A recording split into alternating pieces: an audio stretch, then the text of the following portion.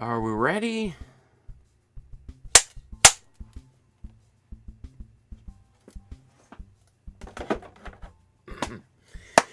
Good morning, everyone. Welcome to my studio.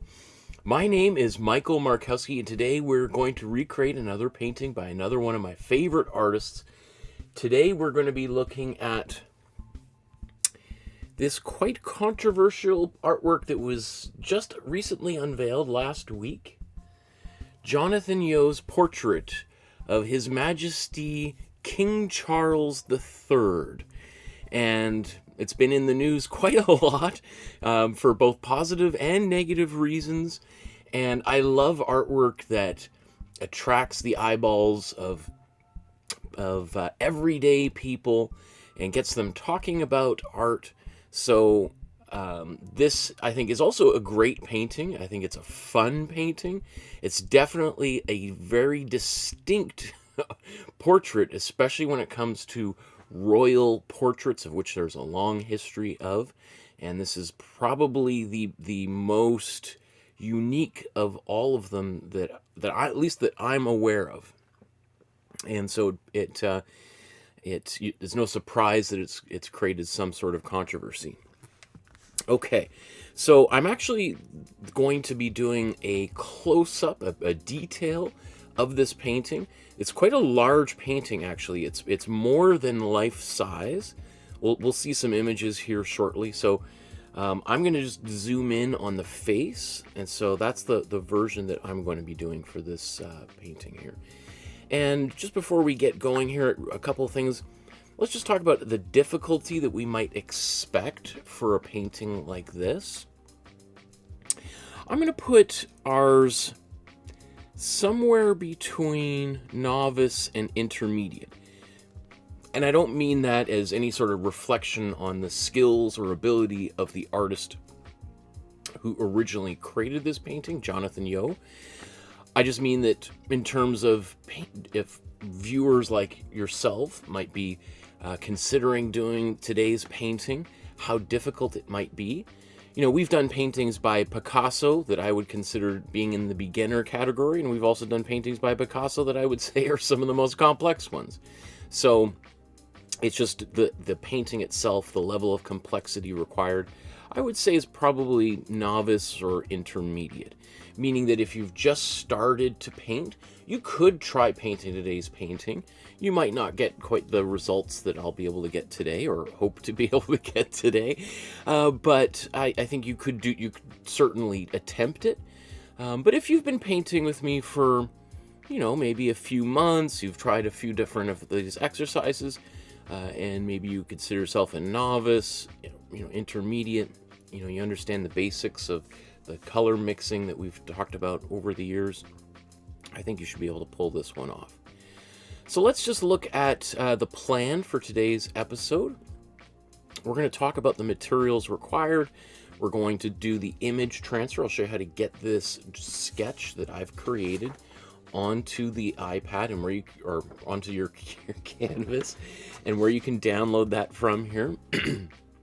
We're going to stain it with some color. While that's drying, we're going to talk about Jonathan Yeo's biography and kind of talk about this really more specifically about this painting itself, although we're going to look at a bunch of his work and give it some context. We'll probably do a little bit of underpainting. The background, this red background, which is probably maybe the source of the greatest controversy. We'll get that started, and then we're going to kind of ping pong back and forth between foreground and background. I'd like to say today we should be, well, I'd like to say 4 hours we should be able to wrap it up, but usually when I say that, that means pack a lunch, we'll be here all night long, although I hope not. Okay. And then just quickly before we move on, just please consider liking, subscribing, hitting that notification bell. It's a huge service for an artist like myself. It doesn't cost you a penny. But if you want to support the channel with a small donation, consider using the PayPal link there below. You can send an e-transfer via email or a check in the mail. You can even donate directly through YouTube in the super chat function, although YouTube takes a pretty fair chunk of whatever you decide to donate. So I would say PayPal is probably your best bet. And it's all secure and everything. So let's start at the very top of the list here. Oh, look at all the folks in the chat. There's Senga and Kalki. Hi, Kalki. Senga says, looking forward to tonight's class. This artist has had a lot of bad press in the UK and can't wait to hear Michael's opinion on it. There's Pampers says, hi, Michael. I'm currently watching episode 38 of your drawing course. Thank you so much for this. I've greatly improved my skills. Just passing by to say hi. Thanks and have a good day. Oh, wow. That's so cool. I'm so glad that you're doing the drawing course. Again, probably a lot of people who are watching for the first time aren't aware of that. There's a link down below to the free drawing course for beginners. I encourage you to do it. Again, it's totally free. And if you've always wanted to learn how to draw or paint, obviously you can take the painting class, of which this is a part of.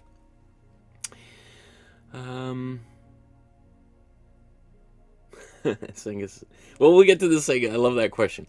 Okay, so let's talk about the materials that could be required for this painting, because obviously different people might have different approaches, but I'll show you what I would recommend. So obviously we need paint and we need some sort of surface to paint on. We'll get to the surface here momentarily. I'll talk about the kinds of paint and the type of palette, the colors I would suggest you use. But I would say all of these things are really helpful to do this painting. Now, I have done entire episodes, 2-hour episodes, going into a great deal of depth about all of this. That's in the beginning of the playlist below, and there's also a PDF that you can download that has all of this information on it, but just so that maybe not everyone has access to the Dropbox folder and the link down below, I'll just kind of quickly talk about this.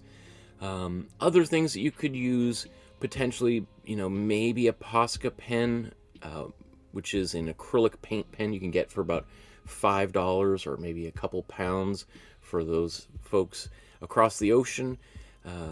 That could be, I don't know what for this painting, but maybe for the butterfly. We'll talk about that as we go. Now, other things to consider is having some kind of method to clean up your mess should it occur. I always think you're going to make a mess, and it's better to be able to clean it up and be ready to clean it up before it happens rather than scrambling after it happens. Okay, so the material, the paint that we're going to be using is part of a method, a technique, an approach called the split primary palette. That's a limited palette of 7 to 8 colors maximum, and that means we're going to have basically 2 of each of our so-called primary colors, because we've split them in half according to their color temperature, because every color is either warm or cool. We'll talk about this as we go. So we have those 6 colors, 2 reds, 2 blues, and 2 yellows, plus white. You can also buy a tube of black paint, although, as you may know if you've watched it a few times, I like to mix my own black. Using the split primary palette technique is it allows us to really focus on color temperature as an essential part of making a painting. And this is really important because knowing how to deploy warm and cool colors can, first of all, help us create a lot of depth in our painting, because warm colors appear to advance, cool colors appear to recede. But it also helps us know how to mix our colors, because if we just ask ourselves, okay, I want to paint this color and it's in the foreground, okay, it's probably one of our 3 warm colors or a combination of those 3. If it's in the background, okay, it's probably one of our 3 cool colors. And that is likely to help us get pretty darn close to the original.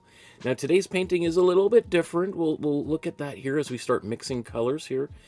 But for the vast majority of paintings created in the West over the past 500 years, those rules pretty much apply. Now, I'm going to be using this Amsterdam paint.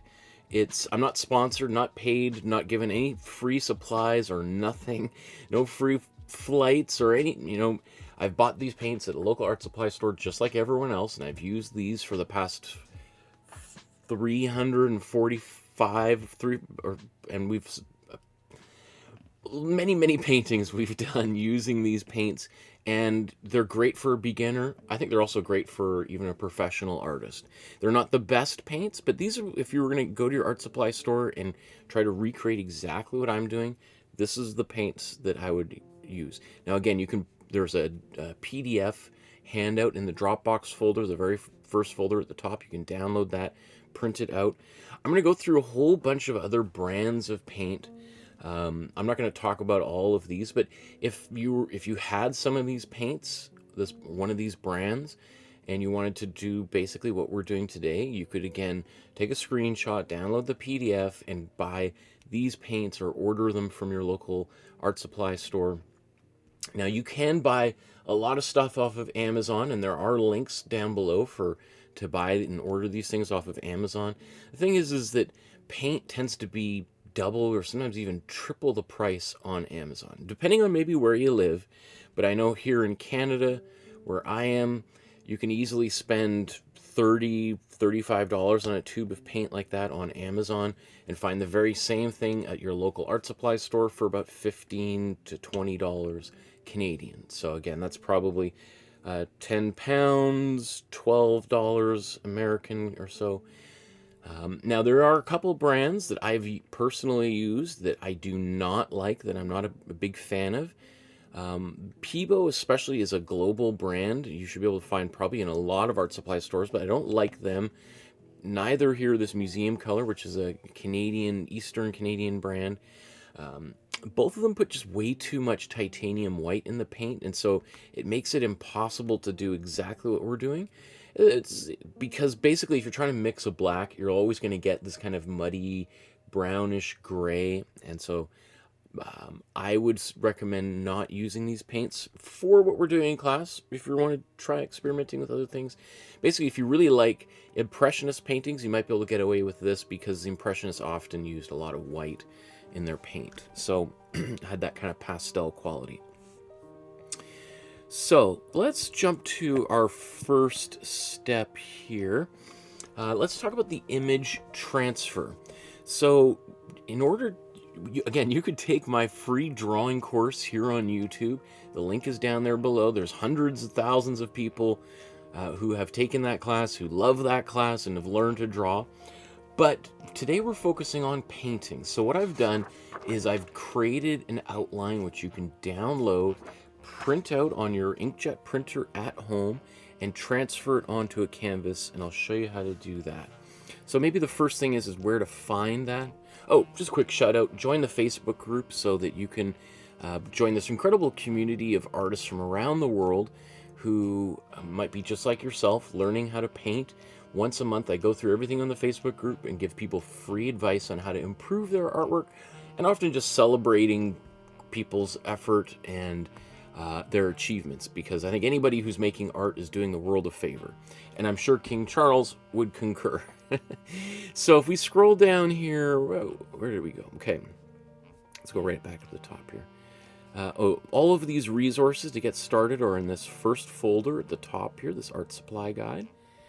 And then if we scroll, oh, it keeps, okay, so it's basically near the top here, and so this top set of maybe the first 50 folders are for relatively easier paintings. I would, again, there are some more complicated things in here.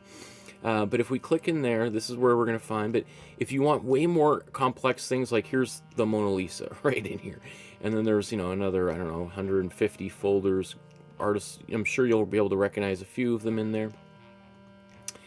And then here's what's inside the folder.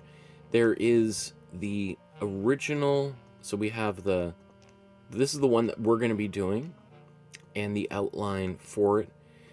And then there's the original painting. Actually, this is even, I think I enlarged it even a little bit more. So I think there's a little bit more of the sword at the bottom here, but just to make it a little bit easier for beginners, I've trimmed that off. Okay, so once you've got that, downloaded the template, maybe let me bring that back here. So once you've downloaded the template onto your computer, then you can print it out on your inkjet, laserjet printer at home. All right, you've just got this photocopy, and we're going to transfer it onto a canvas. And so I'm going to use a 9x12 size canvas panel here. I like this brand. I did order these off of Amazon. They basically they come out to about $2 Canadian a piece when you order them in a set of 12, and I think they are superior to the ones you can get for $1 at your local dollar store, because the ones at the dollar store are generally a little bit cheaper materials, and so their archival quality is dubious at best. Anyway, I take it out of the plastic.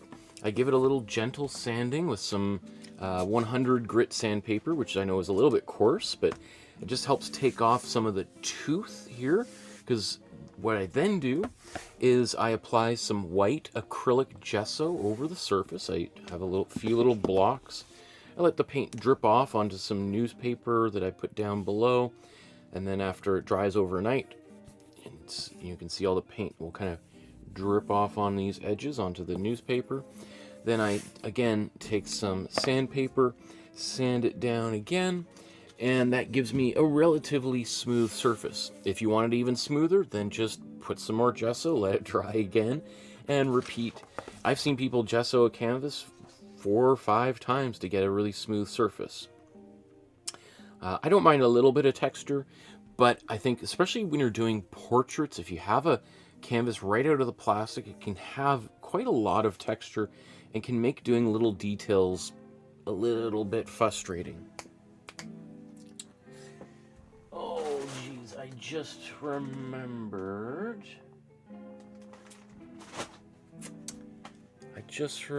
I took... Okay, let me see if I can be creative. I just realized I took my carbon paper to school, and I gave it to... I teach at a local university here in Vancouver, Canada, and I took them to school and gave them to my students for a project they're working on. I think that they might be upstairs in by the front door, but maybe this is an opportunity to show an alternative way, if you don't have carbon or graphite paper, how we could still get an image on the canvas. So what I'm going to do here is I'm going to look for a pencil that I have, or graphite that, let's see, here's a 7B. That's probably going to work pretty well. Okay, so I've got, you could take a HB pencil, but it'll be easier if you have something that is a little bit softer, that creates a little bit more lines. And so what I'm going to do here, you can see how it's picking up the texture of my cutting board below here.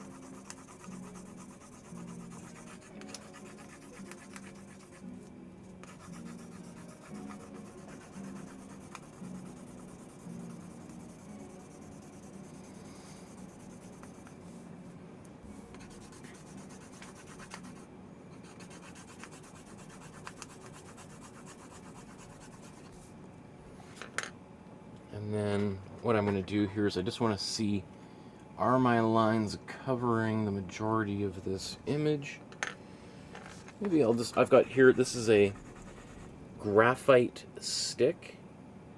So it's just pure graphite. I've also just wrapped it with some duct tape just to keep my fingers relatively clean.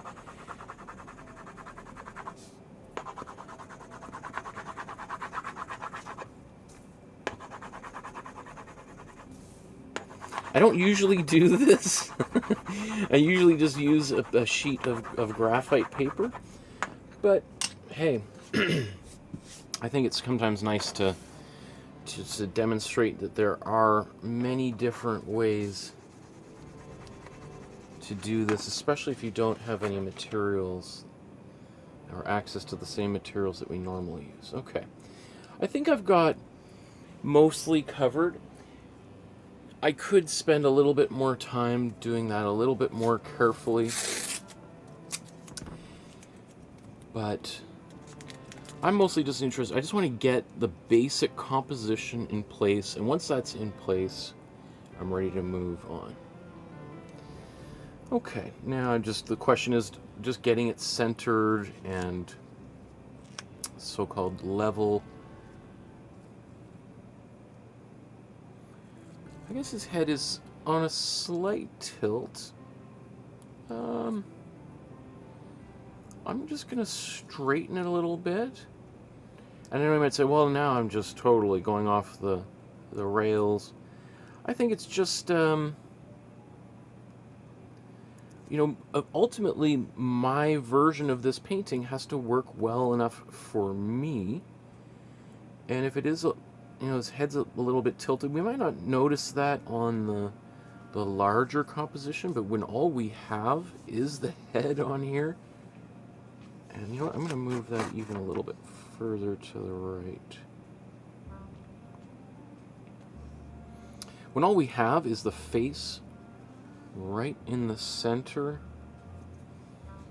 then the little details like that, I don't mean the head crooked. Often I notice when I'll look at myself in the mirror and my head will be all tilted to the side, and then I have to sometimes consciously tell myself to straighten my head. Okay. I mean, it's very subtle, but, it's, again, something to think about.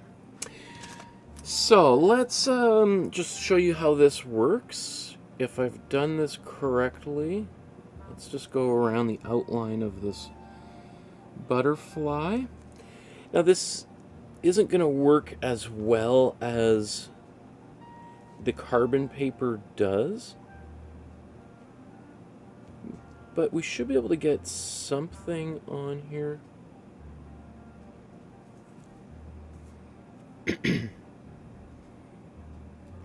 Okay. There you go. So now we've got our line transferring. So basically what it's doing is just pushing the carbon or graphite that was on the back side of the paper onto the canvas.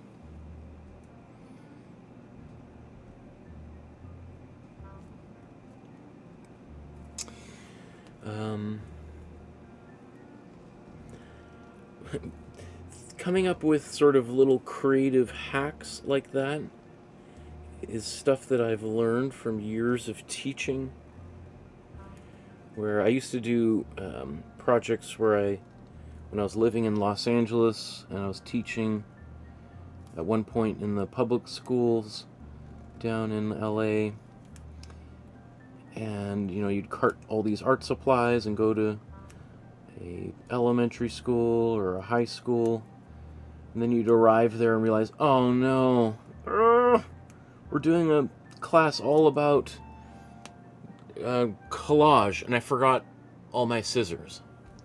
And then you talk to the teacher there, and they'd be like, oh, that's all right. Well, maybe if you want to come back on tomorrow or Friday and bring scissors. And it's like, oh, no, I don't want to come back. I got up, and I'm here, and I drove here, and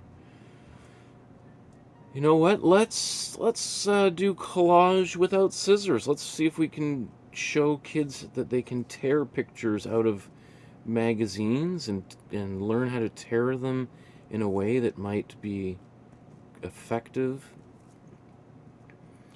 And that's an actual example. That's always the one that first comes to mind, because that's the one where I was like, oh man, forgetting scissors on collage day is a major fail, but it ended up being one of our coolest things that we did, because, and I think it also shows the students how you can make do without having to use the, how you, as an artist, sometimes you have to be really creative beyond just how you interpret a portrait, like in this case the King of England, but also in how you make that portrait, the materials that you choose. So let's just also just flip that up. You can see that things are coming along quite nicely here. But yeah, I think it's important for the students to know that they can use their creativity to make do without having the most expensive materials. And I think it's also good for the teacher. You know, in that case, there's, you know, often when I would go to schools, there would be a teacher in the classroom, you know, helping kind of keep some order in the room.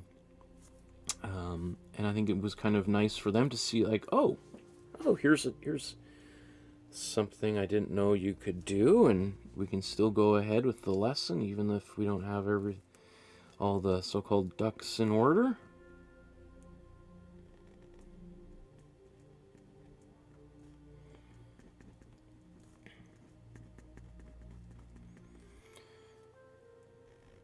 Okay.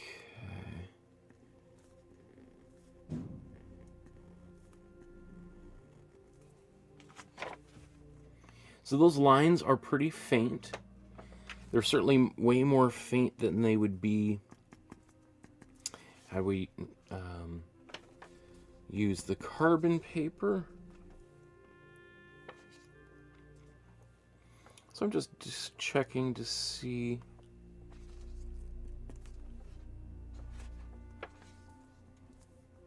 Obviously, I put a lot of lines in the outline that I'd created. I traced this outline on my iPad Pro using the Procreate app.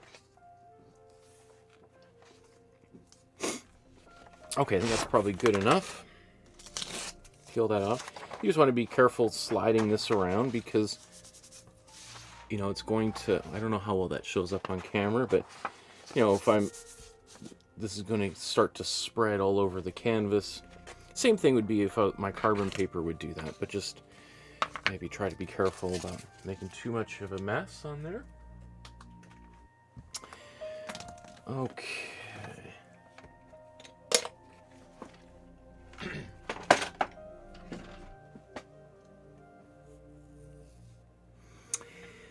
Judith says, I want to paint this, but I'll watch first. I have noticed people often like to do that and just see how it turns out and how difficult, how many struggles I encounter along the way before they decide to go forward. Okay, let's get ready for the next step.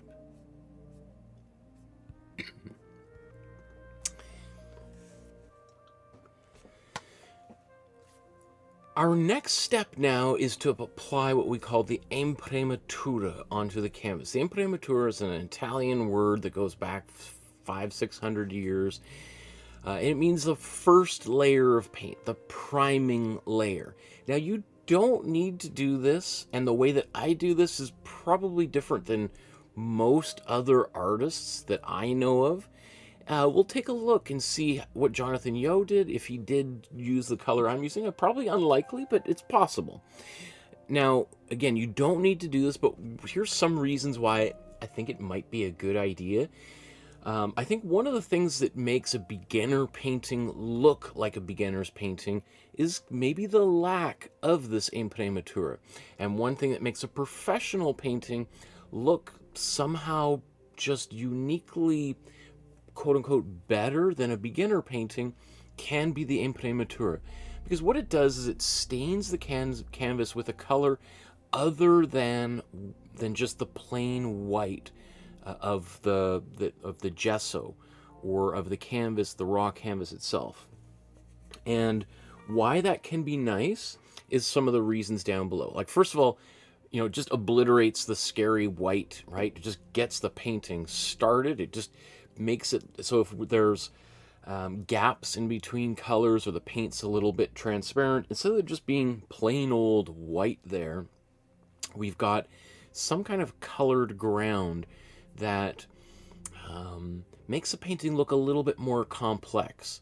Even if the painting gets completely covered and we don't see any of the Imprimatura by the end, it's still there and we're still seeing it. We just might not be aware of it. So an example I often give is it's like pizza sauce underneath the cheese on a pizza, right? And so if you open up that pizza box that you've just ordered and you look at it, you probably or may not at all see any of that red pizza sauce, but you'll taste it when you bite into it. And many people would say that might be the best part of a pizza, a good pizza sauce. Again, well, good crust, that is important. Good cheese, right? I mean, there's a lot of good things about a pizza that make a pizza good, but for this analogy, the pizza sauce is not necessarily visible, but it's there and we taste it. Same sort of thing with the Imprimatura. It's maybe not necessarily people are aware that they're seeing it, but they are seeing it and it's influencing the rest of the painting. And sometimes just giving it that extra little bit of je ne sais quoi that makes people like it that little bit more. And anything you can do to a beginner painting to elevate it, I think it helps, right? So, obviously that's been up on the screen, so I'm going to go through all that. There's many different reasons why we could do this. Often I forget until later on the episode. But let's just take a look at the original here and just see if we can deduce what, if any, Imprimatura Yao used in this painting. So, I mean, I have watched a number of videos of Yao in his studio. I think it's Yo, in his studio painting. And he does often use a Imprimatura. It's probably a little bit more on the brown side, which is very traditional. I'm just looking closely just to see if we can see exactly what color it is. You know, we do see these patches of yellow. I actually think those are probably applied later on rather than showing through. Anyway, I think what he's probably used is a bit of a darker, almost a grayish, greenish brown. So long story short is he has used this technique. I'm going to do something a little bit different that is just sort of what I tend to do with every single one of these episodes, which is I like to just take my warm yellow, squeeze some paint out onto the palette, and then I'm going to put about 40% water to this mixture and just scrub that in here. So the reason why I like to use the warm yellow as opposed to mixing the brown is I like my paintings to be kind of a little bit super saturated with color, and this warm yellow both is very colorful on its own, so if I leave it exposed, well, then I've got a lot of saturated yellow coming through, and if I decide it's too much and I want to cover it, it kind of forces me to use pretty bold colors to cover over top of it. And especially since I see that there is a kind of a yellow quality, this warm yellow appearing, perhaps maybe not as an Imprimatura, but in subsequent layers over top of this, it seems pretty appropriate. Now, I've done this for, I would say about, we've done, this is class 342 of the painting series here. But as some of you may know, I've done 3, 4, 5 paintings in some of those episodes. So I'm sure we're well over 400 paintings that we've done. And I would say probably all but maybe a dozen of them were done with this warm yellow. And I think we've been able to get some pretty good effects with this yellow. My parents were just visiting, staying with me the last week, and My mother and I stayed up late the last couple days. What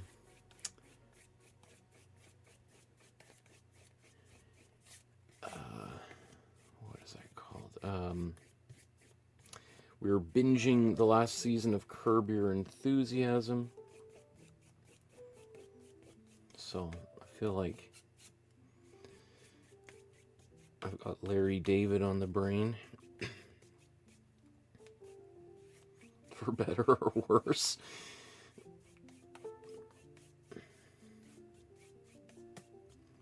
So I'm just holding the canvas up there just so it keeps the table relatively clean.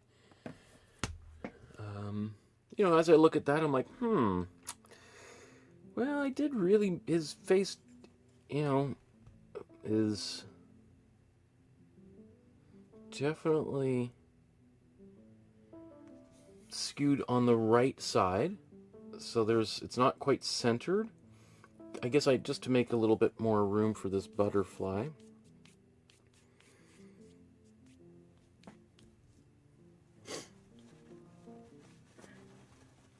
I don't know. I think it's going to be fine. Okay. This, by the way, is the only time I ever use water when I'm painting with acrylic paint. You can certainly use lots of water if you want. It's not really recommended, but there's no law against it. I just think, well, the reason why I think this is okay to use water, even though maybe the manufacturer tells you it's not a good idea, is that we're basically staining the gesso, and that water is going to help the pigments soak into the gesso. Gesso, after all, is basically acrylic paint and plaster powder and white titanium white. So, you know, if you've ever broken a leg before they use those fiberglass strips and you got it wet, you know how well plaster absorbs water, right? Certainly couldn't go swimming in casts as they once were.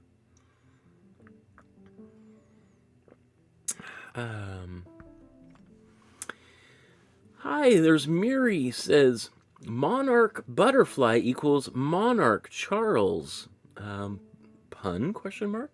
They are migrating orange-black butterflies. First time viewer. Oops, what does this say?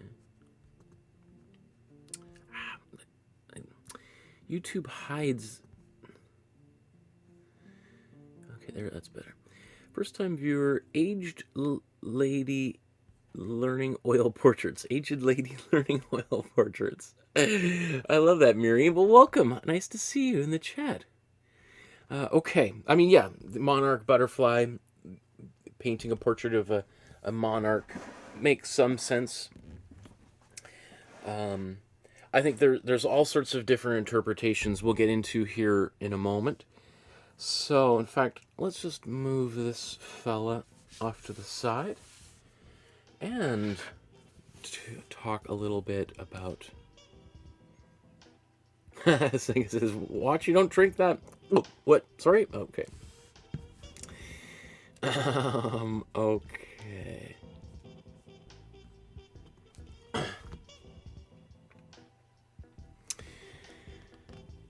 I'll move that out of the way. Thank you for the advice thing. Okay. So let's talk about Jonathan Yeo's biography here. And where should we start? So Jonathan Yeo is a British artist born in London, England, and is a fairly well-known British artist who's been around and been in the public eye for, you know, the last 20 years, particularly gaining recognition for his portraits of celebrities, politicians, notable figures, often English, British, but also some Americans and people from other cultures as well. Let's just sort of take a quick look at his biography. His father, kind of maybe most notably, is a former politician, a conservative MP, member of Parliament in London. And, you know, the Conservatives were the party of Margaret Thatcher. And the Conservatives, like here in Canada, would be compared to Republicans in the United States, right? And so he grows up in England, but as a child he had Hodgkin's disease as he was a little kid, and so that's one of the things that I've seen some discussions with Yo and Charles, is that they kind of share that in common because, of course, King Charles, I keep wanting to say Prince Charles, King Charles himself was diagnosed with cancer recently, so there is that that thing, that disease that they have in common, and which, you know, is one way to create some rapport between a sitter and the artist, and I'm sure there's, I think being a portrait painter requires a great deal of empathy, and I think anything that you can do to make to create a connection with the person you're painting, I think makes the artist's job just that little bit easier, because it is kind of uncomfortable having your portrait painted, having to sit for hour after hour on end while someone stares at your face. Is, you know, if you've ever had that happen, I've had my portrait painted a number of times by friends and other artists when I was in art school and after, subsequently, and it is an odd thing. And of course, as you may know, if you've ever visited my website, I've done thousands of portraits myself. So it's I can certainly identify with the difficulty that Jonathan Yo would have been faced with painting a portrait of someone, not of a king, but I've painted some portraits of pretty interesting people over the years, and it's really thrilling and exciting. It's also kind of a little bit stressful. It's a little bit tricky. But anyway, we'll get into that here shortly. You know, being on a little bit of the younger side of things, contemporary artist, born in 1970, and, you know, who's in his early 50s right now. I mean, he's often, we would say that, as at least historically for an artist, that's sort of like when you're just really beginning to hit your stride. Historically, artists really don't take off until they're, you know, in their late 40s, early 50s, maybe even a little bit later. And, you know, we do see a lot of younger artists becoming quite well known and famous and successful at younger and younger ages, but that is a relatively new phenomenon. Of course, there were examples like Picasso 100 years ago doing fairly well when he was, you know, or at least was quite skilled at a young age because his father was also an artist. But I'm just trying to think if there's something specifically within the Wikipedia page that I wanted to highlight. Let's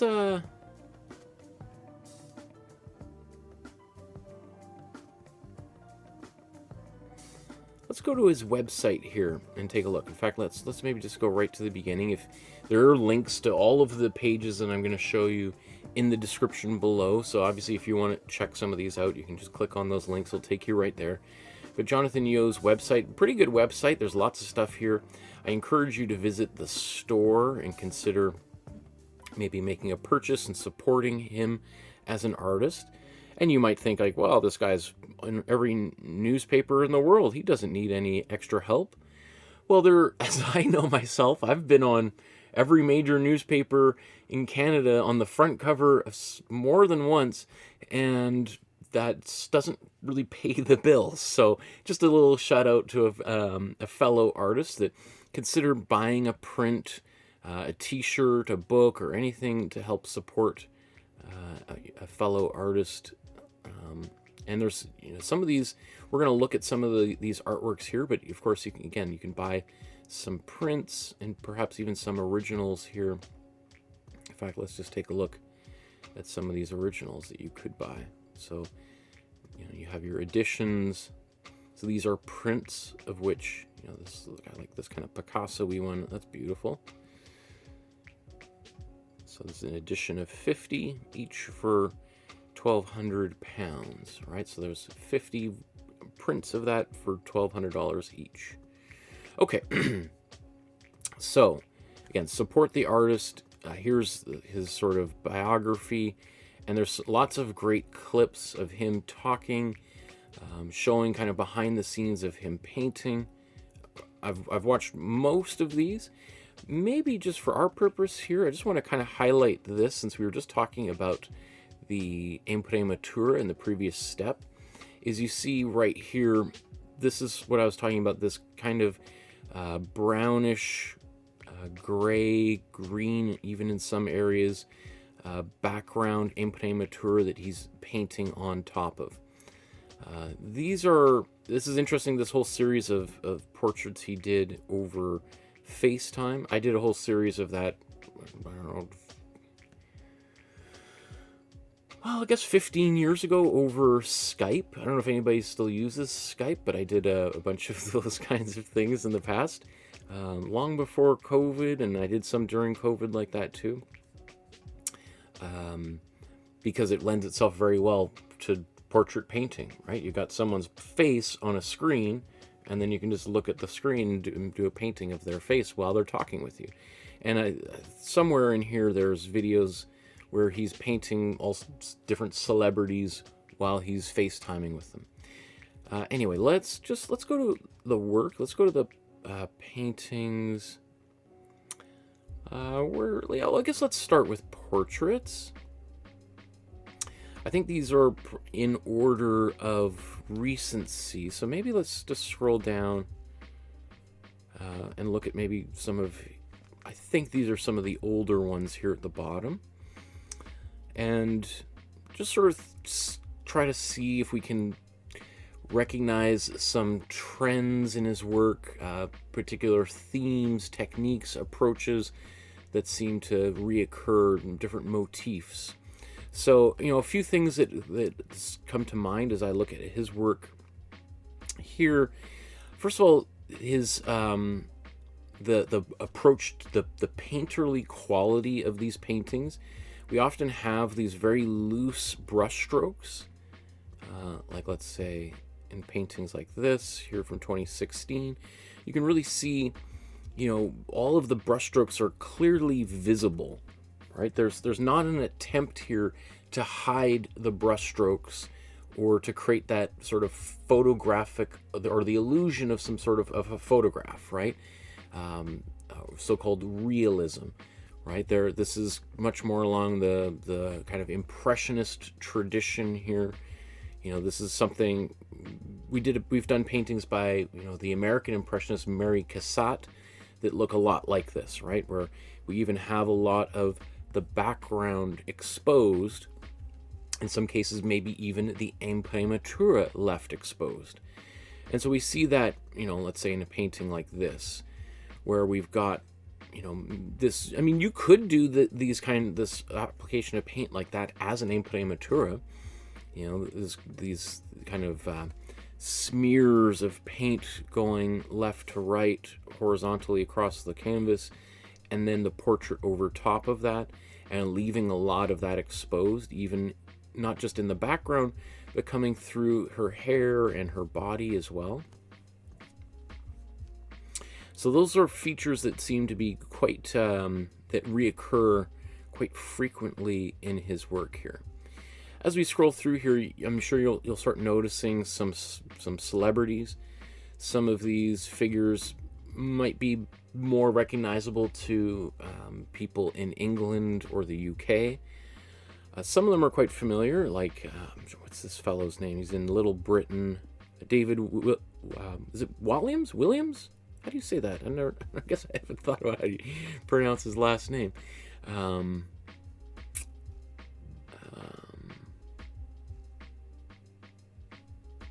Some of these are English actors that I've seen many times, but whose names are, just can't quite put my finger on. Obviously, we could click on each one of these, but I do just want to move forward as quickly as possible. One thing, you see this grid, that kind of reminds me a little bit of, oh, her name just escaped, Agnes Martin, the Canadian-American artist born in Saskatchewan. We did a couple of paintings by Agnes Martin years ago. We did one of her famous, white grid paintings, as well as a self-portrait she did. But again, leaving the canvas or the painting so-called unfinished is something I have a great affinity for. That's been kind of, I would say, probably a quality of my own painting. So I have an appreciation of that might be, again, I've said before, I have been working for a few decades on a book about unfinished paintings. There's something unintentionally very ironic about the fact that I can't finish my book on unfinished paintings, but I mean, I really like this painting here. I think this really kind of helps us also understand the way that he breaks the face down into shapes, highlights and shadows into these sort of blocky forms. And this is a particular approach. Maybe, well, we'll look at the way he paints Charles here in a moment, but this could be one of the strategies we might use to paint today's painting, of which there are infinite different techniques and approaches for doing a portrait. But this, I would say, is one of the more dominant approaches, is trying to break the face down into larger, starting with larger shapes and then refining into smaller and smaller. And in this case, rather than continuing and then sort of softening out the edges between these different shapes, he's left them in this little bit more of a blocky form, which again, some people love and some people don't like. Some people look at this and see it as being very unfinished, beyond the fact that the background has been left exposed like this. So here's an example also of perhaps a different kind of imprimatura, or the way that it's like we've got this white gesso here, but I think it's white gesso, and then it's been sort of scratched into, maybe sort of paint applied and then wiped off, and it's gotten into the texture. And then there's these, I think these are like pencil lines that are kind of swirling and maybe even carving into the surface. And so while that might not be what we would technically call the imprimatura, I think there's something to be, if we think of the idea of the imprimatura in a little bit more of an expansive way, that as opposed to even just color, but also texture and line, I think that could be a pretty adventurous way of reinterpreting that whole process. You've got Rupert Murdoch here, of Fox News and the Fox Empire. Well, I guess he wasn't a broadcaster, just a media mogul. There's Kevin Spacey. This one was quite famous upon being created here. This is during the time Kevin Spacey was head of the Old Vic Theatre in London, before all of the controversy that he was embroiled in and then subsequently acquitted of. But this was painted before then. I think this is a really nice portrait. This is a portrait sort of showing Kevin Spacey as Richard III, as a king. But also, during the time he was in England, he was kind of like a king, right? And very, very popular, very, very powerful person, which of course goes into the whole reason why he was accused of doing some terrible things to begin with. Let's see. I mean, I find these like really beautiful. Like, again, I am impartial because I do really like the background or the imprimatura being visible in some way, perhaps in this case like very overtly. Like, I think that's a really cool painting. It is very strange. I'm not sure what's this sort of looks like the stuff that an optometrist makes you wear when you're getting your eyes checked. But the color combination of that, those blues and pinks, are extremely vivid. This is also kind of a controversial painting when it was done here, of former Prime Minister of England, or of the UK, Tony Blair. I think, that, so again, when we looked at some of those previous portraits where the face was, we saw a little bit more of the brush strokes. It was a little bit more painterly, whereas here things have been softened out more, and so it has a little bit more of that photographic, quote unquote, quality that some people prefer. I mean, I do think it's really nice. It is from a technical point of view very well executed. I remember this painting getting in the news, not as much as today's painting was, but with this, being a little bit off center and being kind of balanced with the poppy on the collar, or yeah, I think it's right on the collar there of the former Prime Minister's suit here. That, for whatever reason, really upsetting some people. So here we see, the Prime Minister sitting for this portrait in the artist's studio. So I'm sure Jonathan Yeo has worked from photographs many times. He talks about taking photographs when he's working with these artists, and certainly probably using them when the person is not there during the sitting process, and then combining those pictures together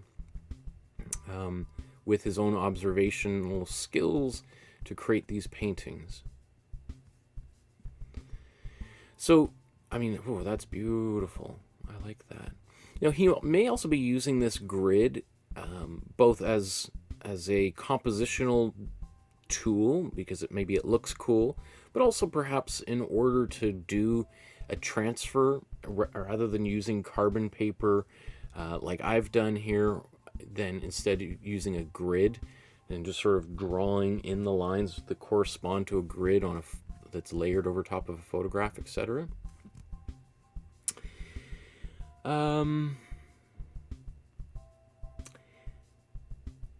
Senga says the David Gilmour one is nice. David Gilmour from Pink Floyd, I assume, but I'm not sure I would recognize David Gilmour. I like Pink Floyd, but I don't know maybe them well enough to be able to spot them in a crowd. Here's a self-portrait of Jonathan Yeo. I think that's quite nice. He really feels like his head is coming quite forward, because the rest of the painting is, I guess you could, again, call unfinished, although he has left it that way, so technically it's finished according to the artist. I think that's really nice.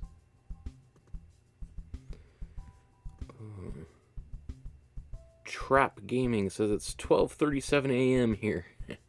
Where are you watching from, Mr. Trap? That is beautiful.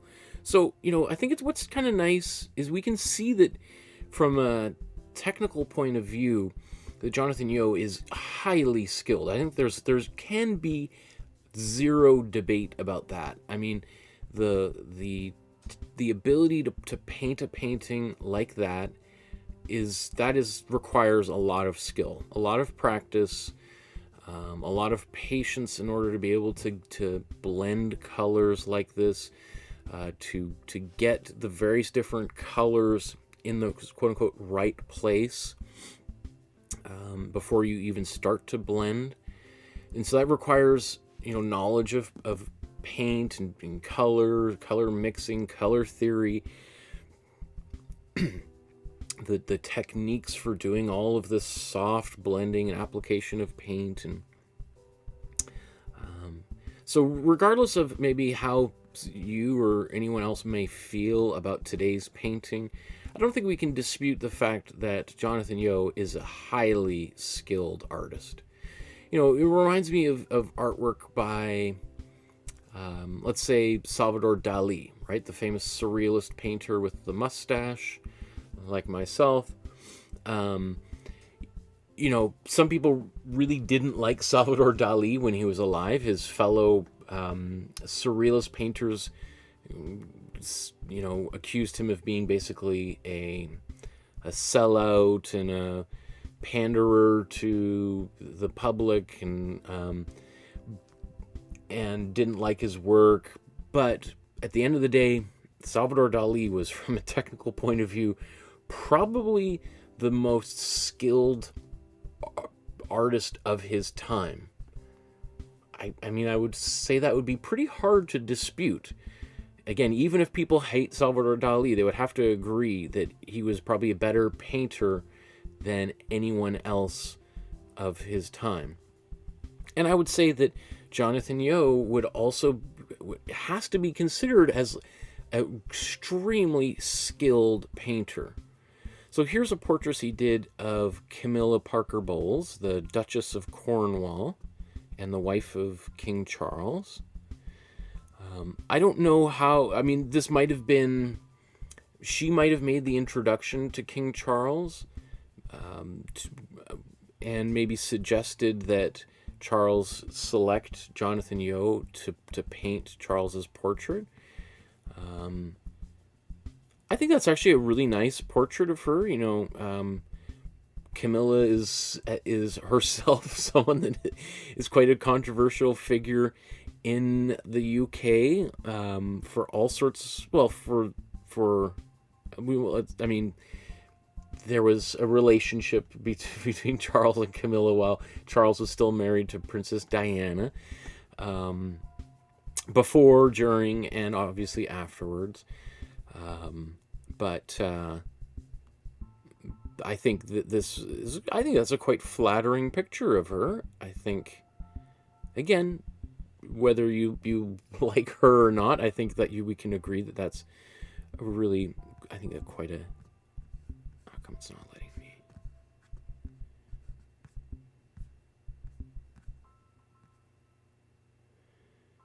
I think that's really nice. I mean, in this painting, she is an older woman, but I think that's quite a flattering depiction of an older woman, right? We see signs of her age on her face, but I think the artist has done a really good job of depicting her, and you know, at her age, without, you know, because you could imagine an artist, let's say, like someone like Lucian Freud, for instance, who is another artist who did a painting of a royal that got a lot of incredibly negative press. Although I actually also really like this painting too. And I think I've actually had this one scheduled for years to do here, because as much as some people really don't like this painting, I think there are some really wonderful things going on here. But this might be an example of the opposite of what I was talking with Camilla, is Lucian Freud really kind of shows us, warts and all, what the former Queen of England looked like at that particular time of her life. She looks maybe a little bit more masculine than I think some people would have preferred, but anyway, I do want to move on and start painting today's painting. I do want to show just a couple other things here, though. It's like, so this is a portrait of a veteran of D-Day, and you can see that Jonathan Yeo chose to paint this painting with this bright red, and like today's painting, also caused some mixed feelings about it. And I think in this case, I think it seems to it was maybe a little bit less controversial, because often, at least, you know, in the Commonwealth countries, we associate red and veterans obviously with blood, but with like poppies, right? And you know, during November, we all wear a little red poppy on our shirts, just like Tony Blair had in the previous portrait that he did of Prime Minister Tony Blair. So there is something kind of, you know, when we're talking about a veteran and painting that background red, that I think there's maybe a clearer association being made here to kind of Veterans Day, Remembrance Day, and I think there's a certain level of poignancy to that. Again, some people would still be upset with that no matter what, but I think that makes some sense. We'll talk about today's painting here in a moment. What else do I want to mention? Here's a portrait he did of the contemporary artist Damien Hirst. We did a Damien Hirst spin painting, I don't know, 3 years ago. And Damien Hirst, you know, if there's any controversial, if there's a artist, a British artist more controversial than Jonathan Yeo, go look up Damien Hirst, and he certainly takes the cake. I think this is also quite beautiful. This is Helena Bonham Carter, a former wife of Tim Burton, herself a great actress who's been in hundreds of movies, great movies, a lot of Tim Burton movies. That's a great portrait. I see these sort of glasses. There's a little bit of a steampunk thing going on here. Malala, famous activist, and that's a beautiful portrait. So this is kind of interesting. Look how we see the face is well articulated, and the background is well articulated, but look how he's left the interior of her clothing,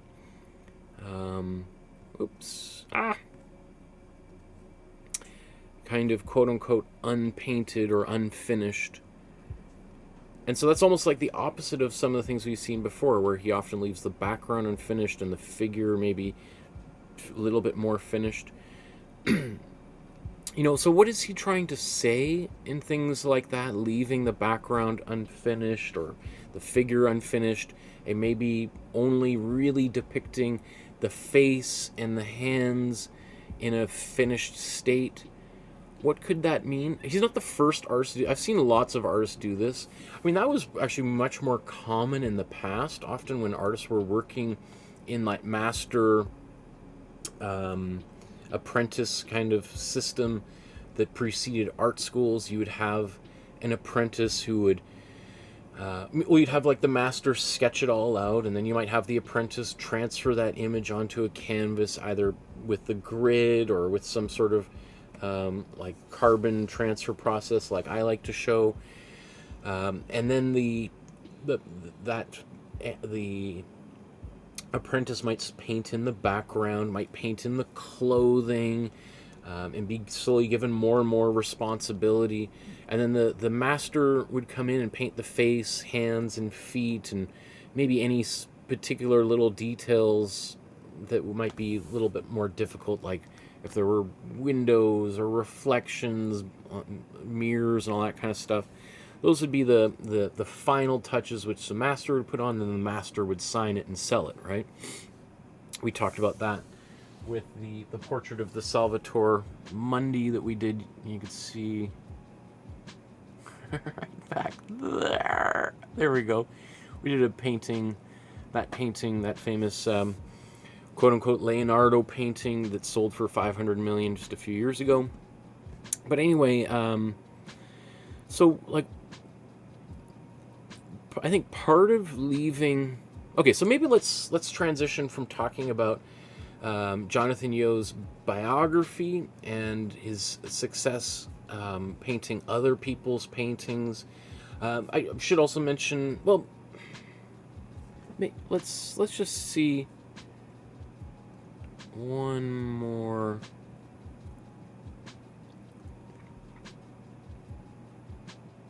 I do want to share just a couple pictures, just because I think it's important just to know a little bit more of the work of Jonathan Yeo. I want to show a few pictures here, which might be a little bit controversial, have some adult themes.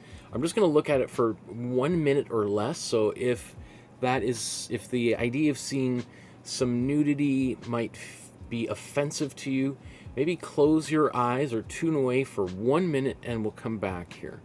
So I just want to share with you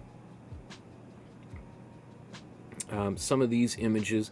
Maybe I won't even zoom in on them because essentially there's this painting here, this collage of George W. Bush, the former president of the United States. This portrait is actually made of collages, cut-ups from pornographic magazines that have been glued together onto his face. And so different parts of the male and female anatomy that have been cut out and glued together. So I think if you're interested and you want to look at these paintings in their full detail, then obviously you can go to Jonathan Yeo's website and check them out, but just for our YouTube audience, I won't. Okay, so if you had just tuned away and you're coming back, I was just showing some pictures, and I didn't even show actually the close-ups of those pictures, but I do think it's just, again, worth just considering. The one of George W. Bush was probably the most controversial artwork that Jonathan Yeo had done before today's, which I'm sure has far and away eclipsed the amount of controversy and particularly negative press that he had received up until then. Okay, so let's talk about today's painting, and I'll just sort of give my reflection upon it. There are lots of different articles and reviews, critiques.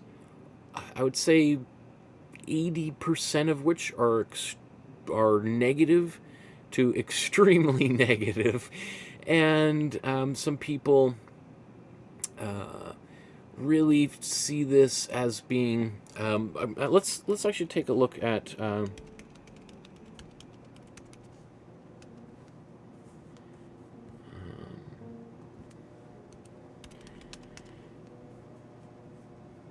So I thought this is funny.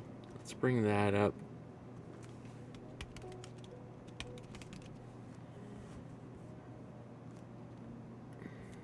Okay.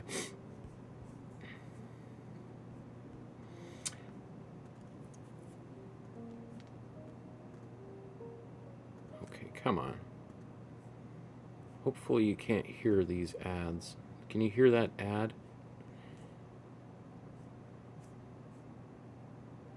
Hopefully you can't hear that. So some people have remarked that this portrait of Charles looks like Han Solo encased in carbonite from, is that The Empire Strikes Back? In which he's frozen into this block of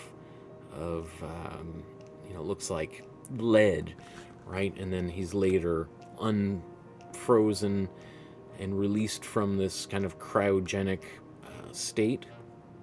And so some people have said that's what he resembles. Some people have also mentioned that Charles resembles this portrait of the villain Vigo the Carpathian from Ghostbusters 2, which I also think is very funny.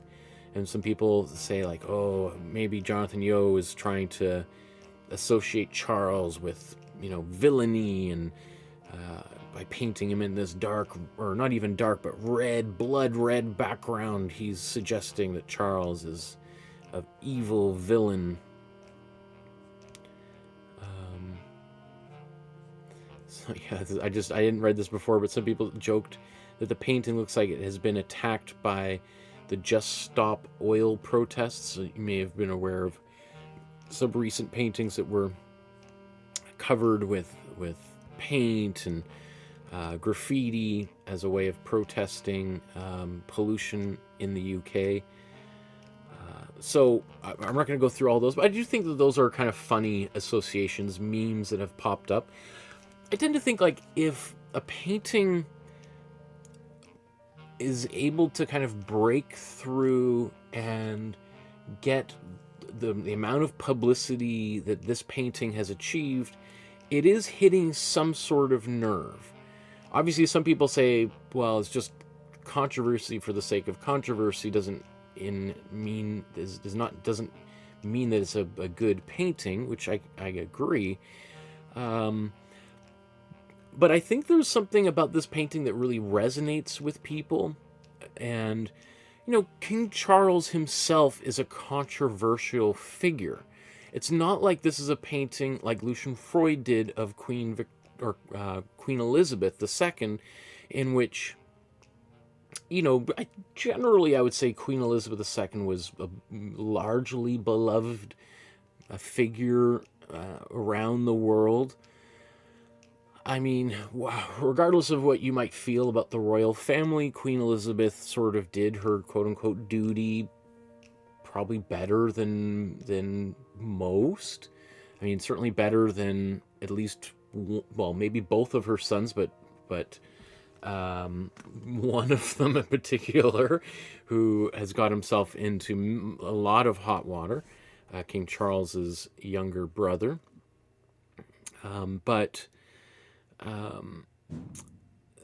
I think, so one might say that to paint a portrait of King Charles in a very traditional way, I think would certainly open any artist up to quite a lot of, maybe even more controversy, because one might then say that we're just sort of trying to whitewash Charles's background. I mean, I'm not aware of a lot of terrible things that Charles has done besides his infidelity in his marriage, which is a terrible thing, no doubt about it.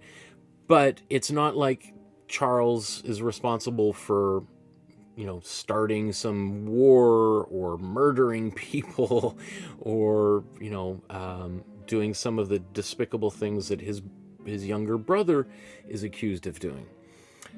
So, you know, I think,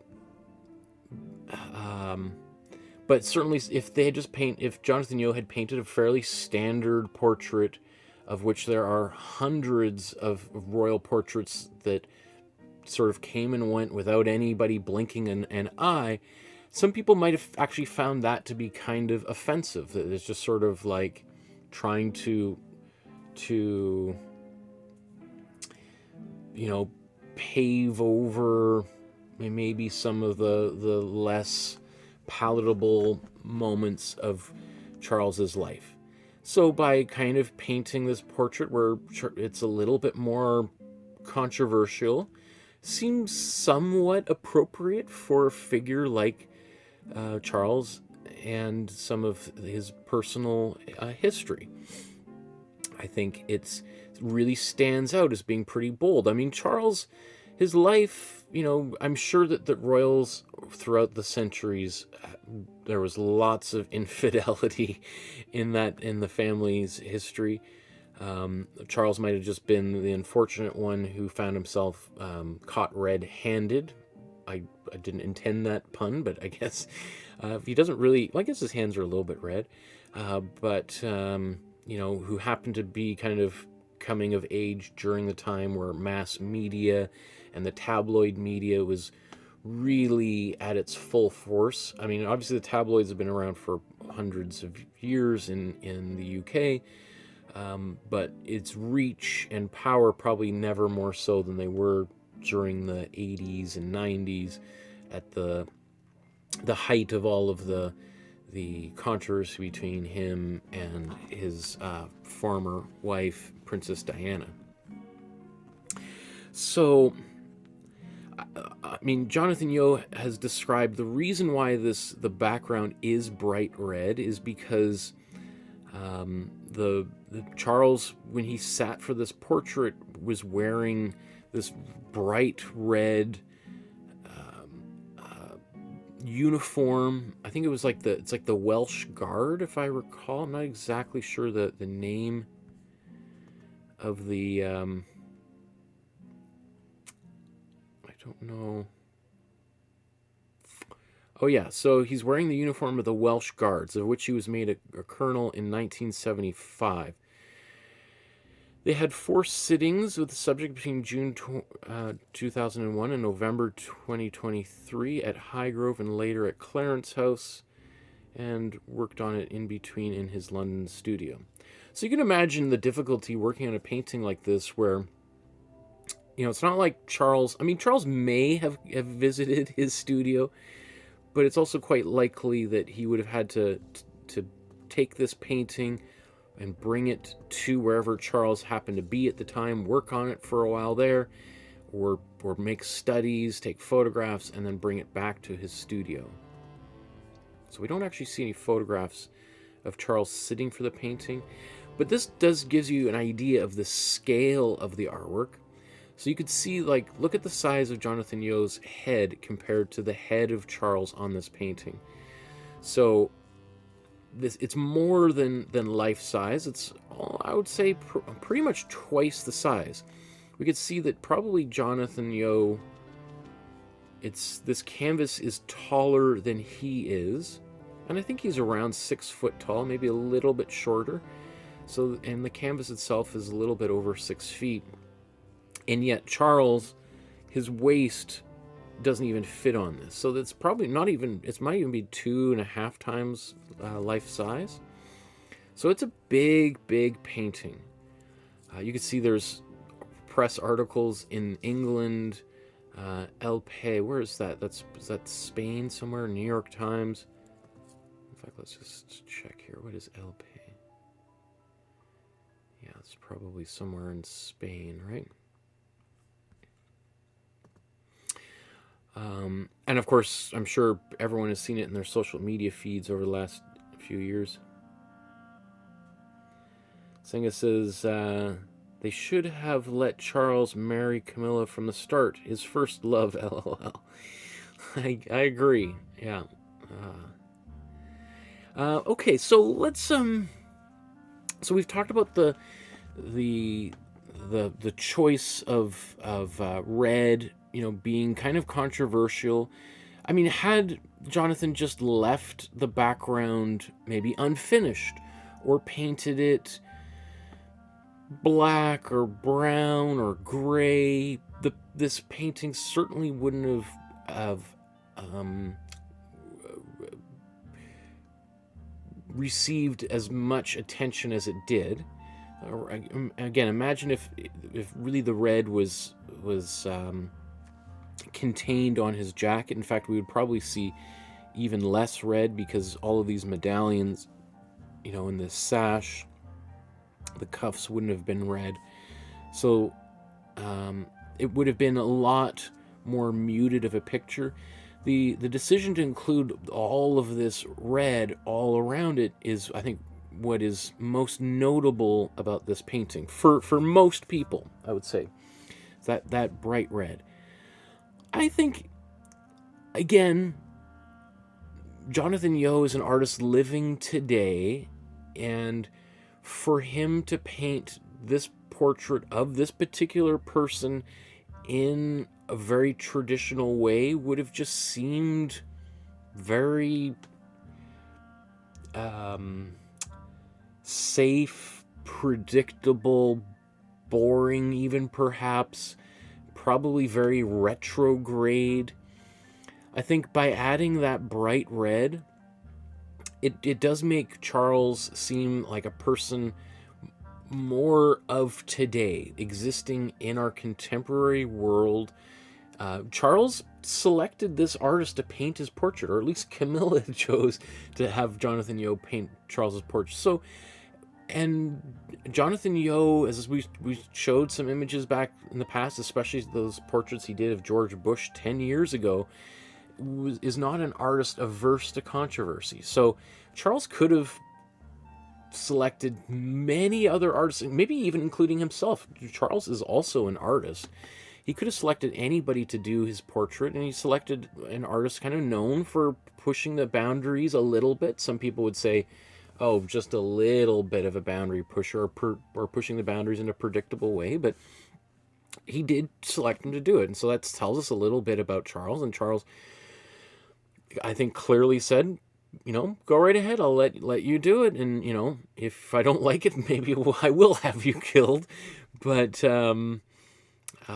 he was there for the unveiling. I'm sure he probably had some idea of how it was turning out as it was unfolding, and was okay with it. And so I think that altogether tells us a little bit about who Charles is that he's maybe not totally afraid to be a little bit controversial, right? He knows who he is and his history, and he probably feels like, you know what, no matter what I do, I could invent the cure for cancer, and people are still gonna, you know, ridicule me and poke fun.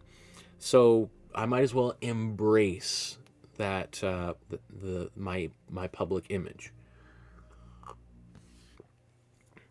The other thing here that has kind of raised people's eyebrows is the depiction of this butterfly flying over Charles's right shoulder, or it looks to be our left. And that butterfly is one of the most distinctive parts of this picture, because unlike, let's say, all of the medals and honors decorations on Charles's uniform, which some of them I'm sure are gold and blue and orange and yellow, those have been significantly muted and are mostly in red monochrome, right? Versus the butterfly, it's also kind of red and got a little bit of yellow, but it is outlined, or at least the sort of veins, I guess you would say, of the butterfly have been painted with this black. And so those, I mean, that's the darkest black, besides perhaps some areas around the eyes and the corners of the mouth and nostrils. I mean, that's the black is darker really than any black on the hands. So it really draws a lot of our attention into that area of the painting. So had Jonathan Yeo included a butterfly, but also made it, subdued it, just like he did with other elements of the portrait, it would be less immediately it wouldn't grab our attention as quickly as it does here. So that is a signal to the viewer that this is important. I want you to look at this. I want you to think about this. I want you to talk about this. Consider it in association with the king himself. So what does that butterfly mean? Again, Jonathan is sort of a little bit cagey as to how he, and rightfully so. I think sometimes it's you know, it's just like a filmmaker, you know, having an ending that's a little bit mysterious, maybe like Stanley Kubrick at the end of 2001, A Space Odyssey, right? You know, Kubrick has made some comments about it over the years before he passed away, but wasn't like, this is what I was doing and this is what it's about. He's sort of like, you know, hints at certain things and allows the viewer to speculate on that, and that's often one of the more, you know, fun things to do after you go see a movie with a friend, is to debate what the ending meaned or something, right? And I think good artwork also leaves us with questions, things that we can talk about. And so I think it's a good idea for artists to kind of keep a few cards to themselves, So, this is a monarch butterfly, as we talked about at the beginning. What does, and so there is obviously a little bit of a potentially a pun there of saying, okay, you're painting a picture of a monarch butterfly on the shoulders. Come on. On the shoulders of a monarch, right? I've also heard some people talk about the idea of a butterfly as being kind of symbolic of Charles's transformation from prince to king. This painting was it began before Charles ascended to the throne. So when he was still Prince Charles, that's when Jonathan Yeo began the artwork. And during the time it was being, they were, Charles was sitting for Yeo, Charles became king. So a butterfly, goes from a caterpillar and into its cocoon, and then emerges as this beautiful butterfly. And so it's sort of the symbol of transformation that artists and writers, poets, filmmakers, children's book authors, the very hungry caterpillar I read to my daughter maybe once a week. It's a highly symbolic creature, right? So it seems perhaps very appropriate for a painting of Charles at this particular moment in his life. I mean, if this painting was done 10 years from now or 10 years ago, having that butterfly, hovering over Charles's shoulder might seem like an odd choice, or kind of like a pun, like, oh, monarch butterfly next to a monarch, very clever, right? But I think, having it at this specific moment during the painting's creation, I mean, it's hard to argue that it's not very apropos. I mean, we could also have seen a painting, like, could we have imagined a painting where Charles is surrounded in let's say a greenhouse with thousands of butterflies flying all around him? That could have worked. Charles is known as an environmentalist, as someone who cares a lot about animals and plants, and so I'm sure that could have been in both of their imaginations, Charles as well as Yo's. Like, well, maybe why don't we go to a greenhouse, and I'll paint you standing in the middle of a greenhouse, and we'll have thousands of butterflies surrounding you.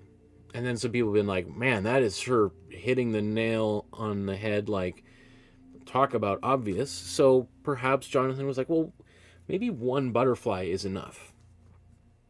And, perhaps that butterfly could have been super muted and been barely visible, and just like these other elements. And maybe it originally was. It wouldn't have surprised me if Jonathan Yeo had done number of versions and maybe had that butterfly painted out and was like, no, I'll put it back in. No, it's too much. And then was like, you know what? Maybe even talked to Charles and was like, well, what do you think? Should I keep this in here or make it a little bit more subtle? And Charles himself would have been like, good lad, I like that.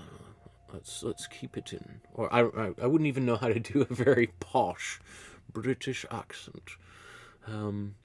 But I think any artwork that causes us to think and question and ponder some of these things that I'm just,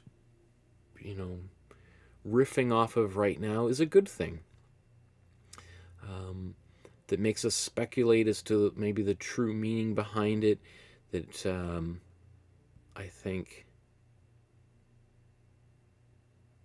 Yeah, I mean, I as I'm saying this, I can think of dozens of more interpretations of the red, of the butterfly. Probably, I'm not going to share them all right now. I'm sure probably they've all been outlined on the web, and I mean, there's conspiracies and all sort. I mean, if you really want, there are lots of websites and that have done all sorts of wild speculation on different meanings here.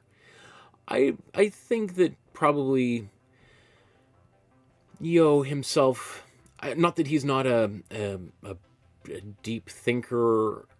I just don't, from just listening to interviews with him, I don't think he had any malicious intent. I don't think he's got any subversive intent here with the color or the butterfly. I think he's probably, just like a lot of artists, worked on it, and as he was working on it, certain ideas or certain kinds of, he might have prepped the canvas with a bit of, he might, let's say, I bet you this is the way that he would have done this painting. I think he would have had Charles sit for him a number of times. We don't see the photographs of them sitting together, but I think he probably did a few studies, took a bunch of pictures of Charles in their initial meeting, and then went back to his studio, probably made some sketches, and then decided, okay, I think I'm going to do a portrait of Charles kind of, against a background. I think I'm going to keep the background kind of plain, like not, I don't think I'm going to paint him in a library or on a outside in a forest or next to the ocean. I think I'm going to keep it fairly ambiguous, the background. And maybe because Charles showed up in this bright red uniform of the Welsh Guard, that probably was, obviously, he might have been using a lot of red, so he might have begun the painting by applying kind of a red. So look, he probably had a brown Imprimatura, but then applied a red over top of it, and then said to himself, you know what? Well, I don't know, this is I kind of like how that red's turning out. Well, let's just see. Let's keep on working on the painting. And then so he starts painting in the face, and Charles comes and sits again, and they're looking at it, and they're like, yeah, it's pretty good. And Charles probably himself is like, so what do you think you're going to do with the background? And then I would say, probably Jonathan would say, I don't know. And he probably would even ask Charles, like, what do you think? What do you think, a gray or brown, or do you think I should paint it green? Like, would you think I should put some trees there? And Charles would be like, Charles himself might have said, well, I kind of like that red. It's pretty wild. It's pretty wild, Jonathan.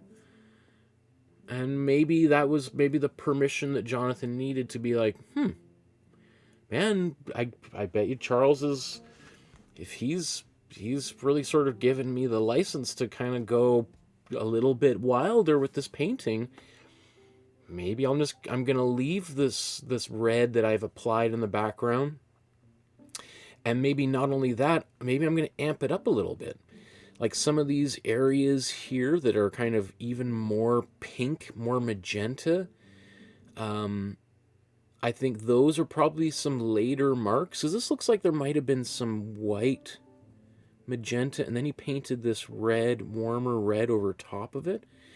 So I think he was probably not expecting to leave that red all the way to the end until later on in the painting. He might have been expecting to paint something over top of it, and then towards the end of the painting was either Charles gave him the heads up or the go ahead, or maybe Camilla herself was like, probably, I could imagine them laying in bed late at night and Camilla saying, Charles, you know what, that young man who's doing your portrait, I think you should let him paint that, keep the background red. I think it's very appropriate. And Charles would be like, oh, I don't know, people are going to say I look like a supervillain. And Camilla's like, people will say that about you no matter what. No matter what he paints, no one's going to like it anyway. So you should just let him do it. So, and then, so I don't know, I'm just speculating here, but that's the way I'm sort of thinking maybe how this painting unfolded.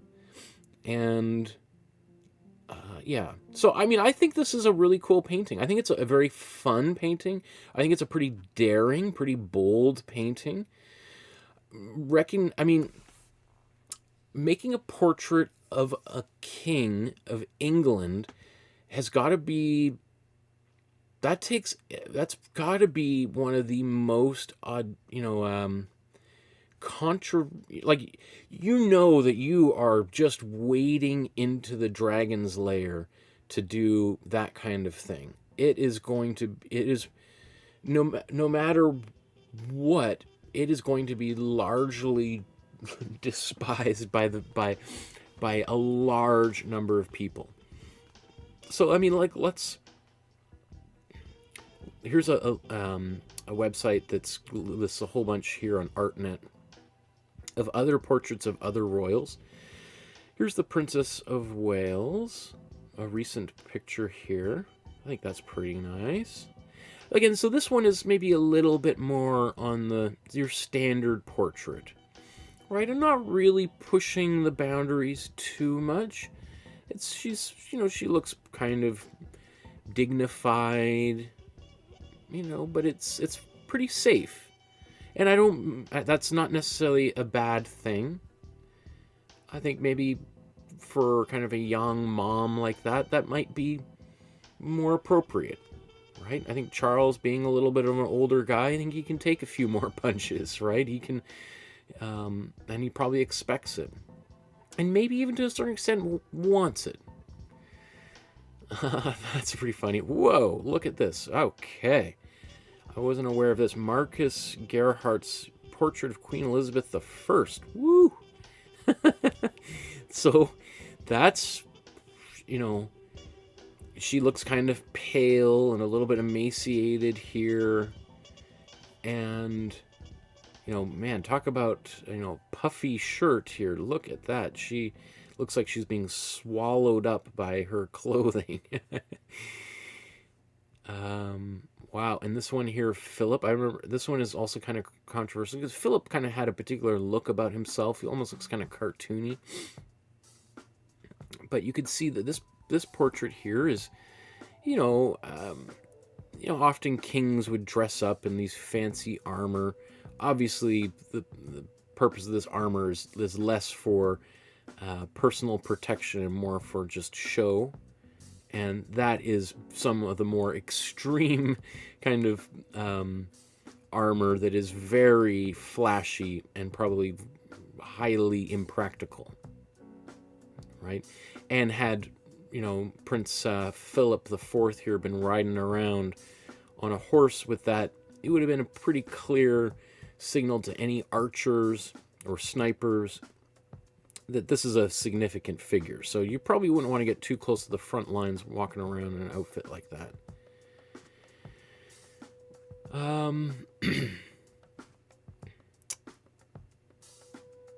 It looks like are these George Condo paintings? That's what that looks like. Some of these portraits of Prince Philip. So this definitely would probably not have been an official portrait of Prince Philip. To paint a portrait of a royal without a shirt on, with a bug on his, his shoulder here, as opposed to a butterfly, that would have been. Can you imagine if they had done that with Charles? Here's another one of Charles, where he looks a little bit more cartoonish. Reminds me of what was that TV show? I remember seeing it when I was a kid growing up. It was a British television show of like.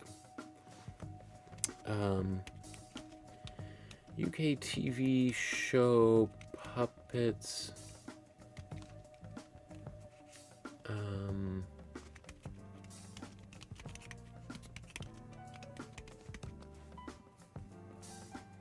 Spitting Image. Oh my goodness. Okay.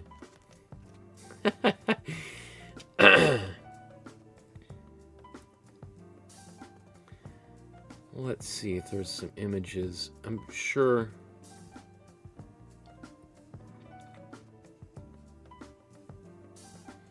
Anyone of a certain age would.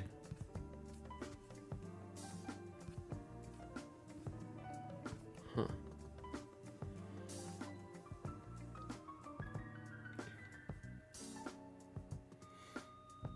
Oh, where are we? Come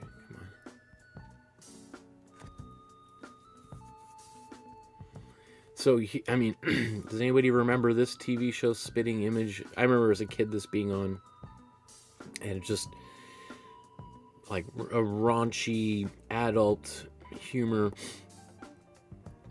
But, so that's, you know, this could have been Charles's portrait here, and clearly that was not the version that Charles chose for himself, right? Okay, I think I have prattled. Whoa, okay, more than long enough. Let's get to painting here.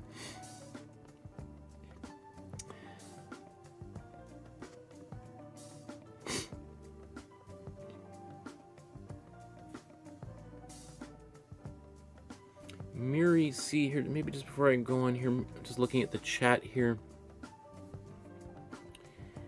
Miri C says, Princess Catherine.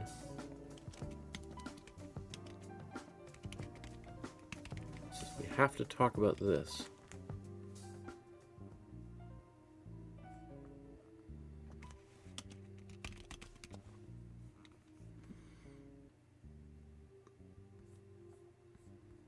Is that the one that I was just showing? It was on the magazine cover here.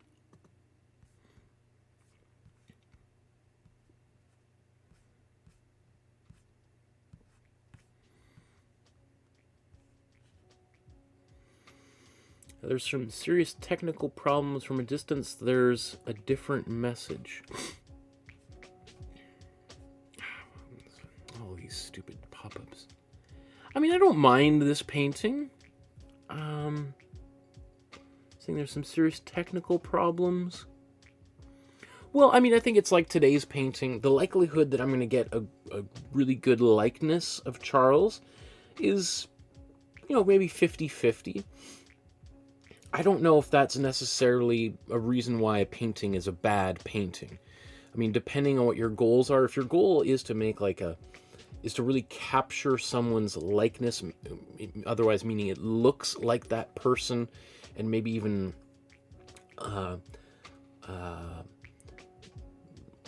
unveils something about that person that maybe a photograph might not, might tell us, reveal something about them that might be, it gives us a deeper insight into the way that person behaves or thinks behind closed doors, kind of thing.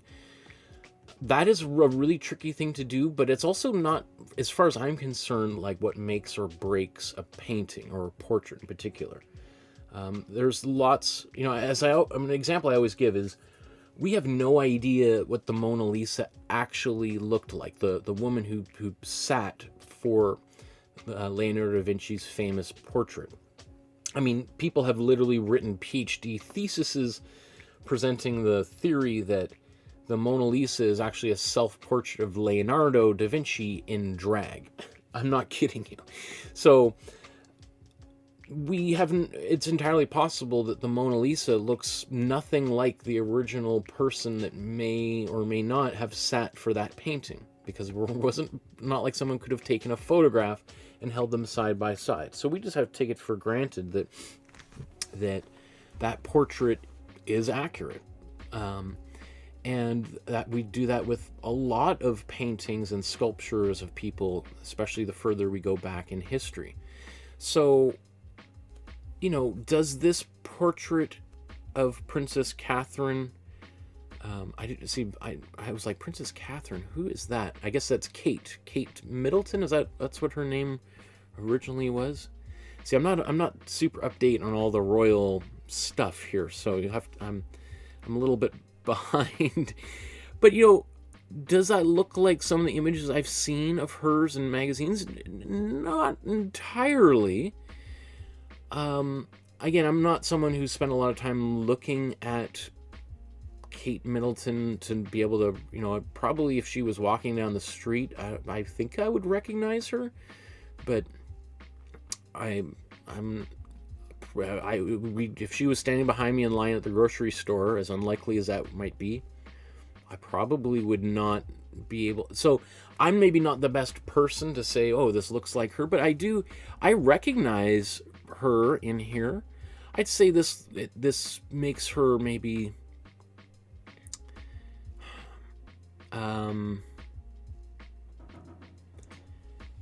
like, I would say this is actually a fairly sanitized portrait of her, right? It might be sort of taking away maybe the more casual charm that I think people associate with this person. I think that's why some people really like the younger royals. They seem kind of more approachable, more like us kind of thing. And so I think maybe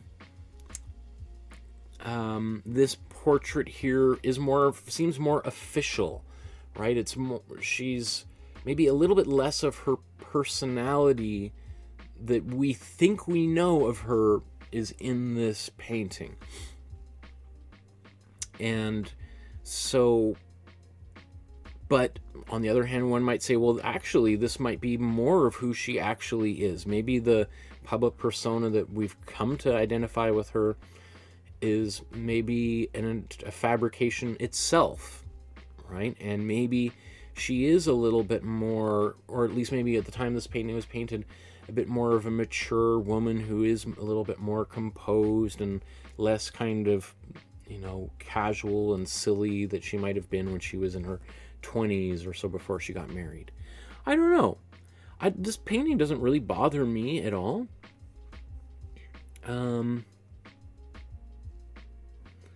Here he says, yes, the technical problems can't be seen from problems. Mouth is crooked, or mouth is crooked? What does that say? Eyes are different size, not straight.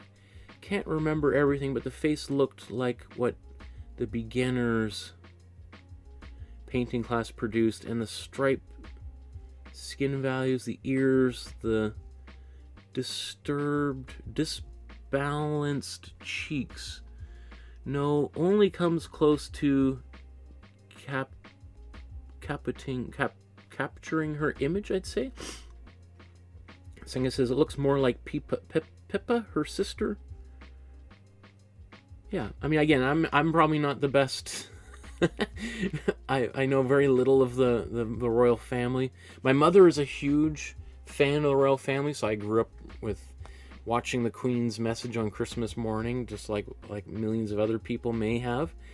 So maybe in some ways I'm more familiar with the older royals, like Charles and Princess Diana, than this new generation.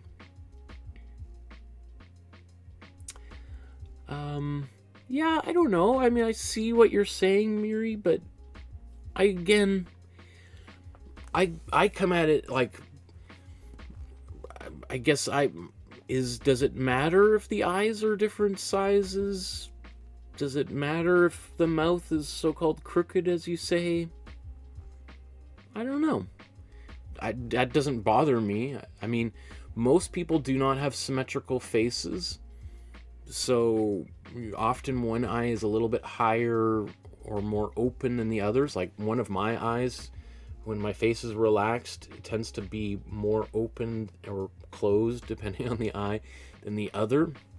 And so if someone was painting my portrait, as much as I would like for them to probably, you know, glaze over any of my so-called defects or unique facial qualities or characteristics, it probably would be less accurate if they did that, right? They'd be doing some kind of like analog plastic surgery to my portrait. So I don't know. I guess I have maybe a different point of view on those things than some other people. Likeness for me is, I mean, it's I guess I think it's something. It can be, I guess, nice if there's a little bit of a likeness. But as you know, as I mentioned earlier,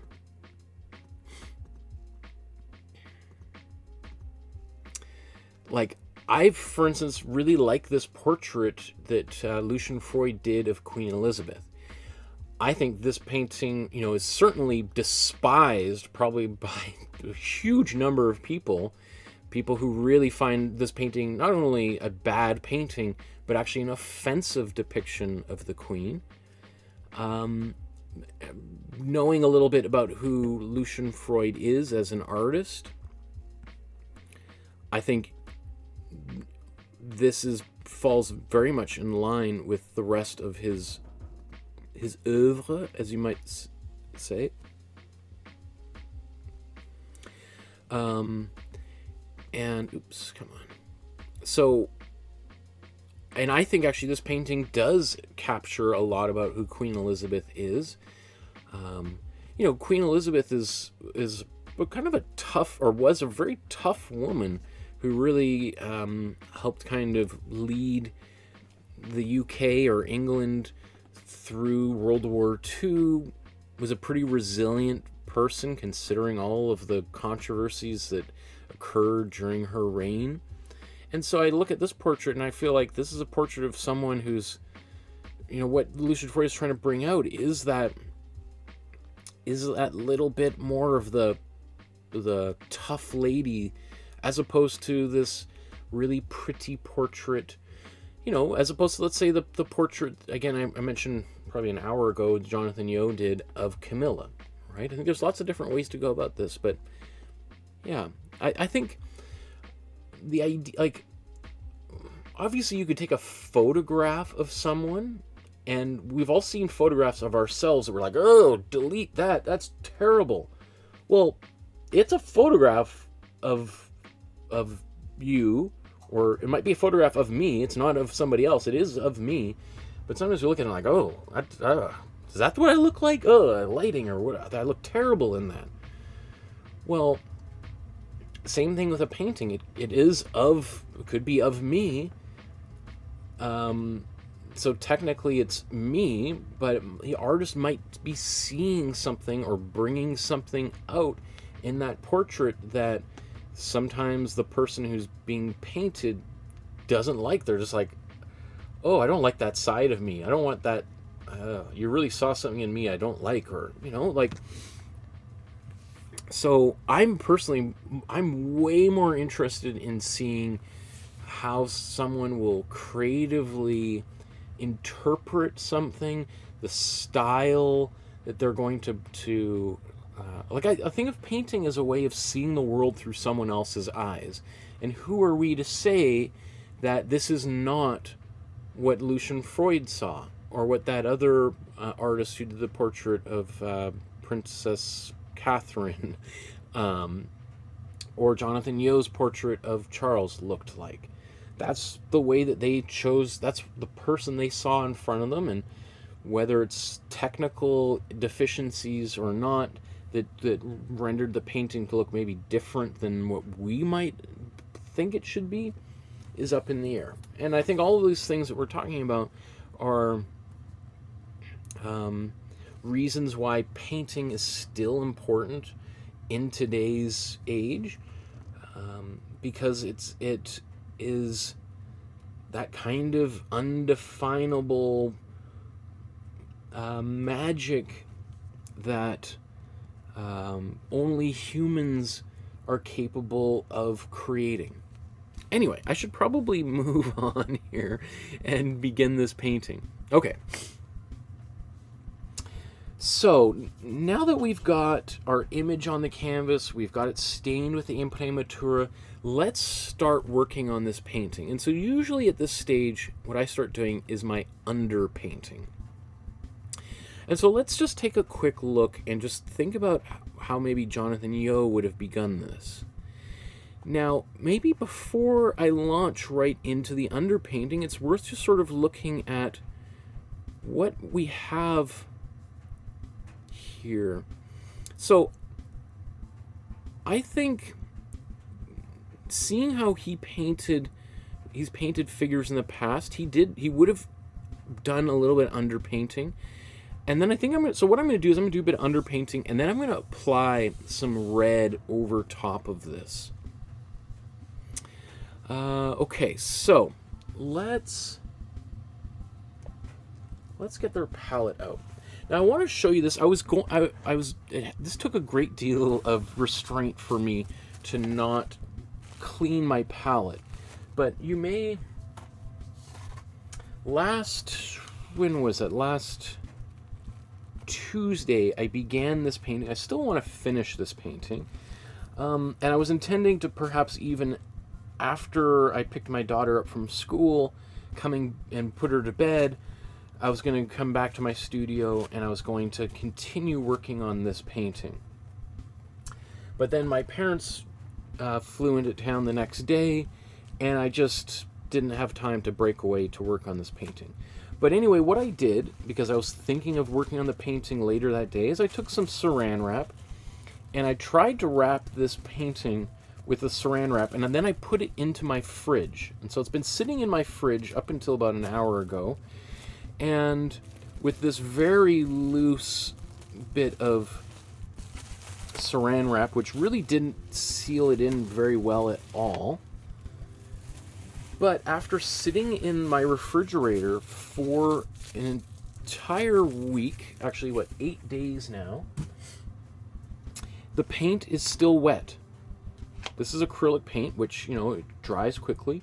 One of the reasons why it's still wet is I just took, I think, like, this is a napkin, I think, from Starbucks, or maybe toilet paper, I don't know, and I got it wet, and I just plopped it right in the center, put that very loose saran wrap over top of it, and then put this in the refrigerator. It sat in the top shelf of my refrigerator for 8 days, and then the paint is still largely usable.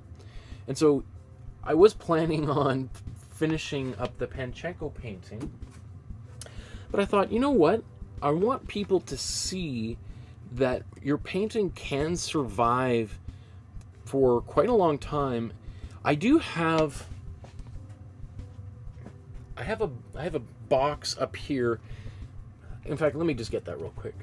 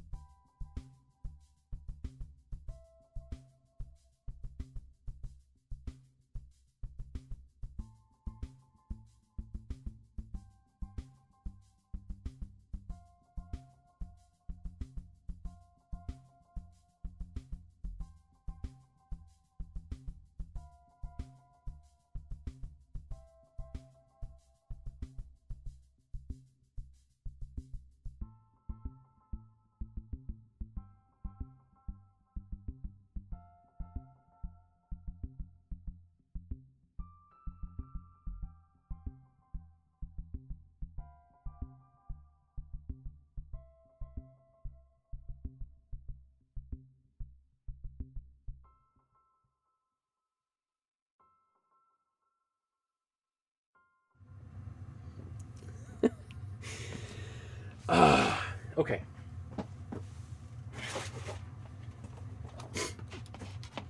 Sorry. Here I am talking for a while without my microphone plugged in. So let me just do a quick little... So this thing is ostensibly what you can do is this is a little sponge that you can get wet, right? It's kind of like the ShamWow thing, you know. Basically, this kind of sponge will soak up like a whole gallon of water, right? And you could just, you know, you spill a gallon of water on your kitchen floor, drop this on there, it'll soak that all up.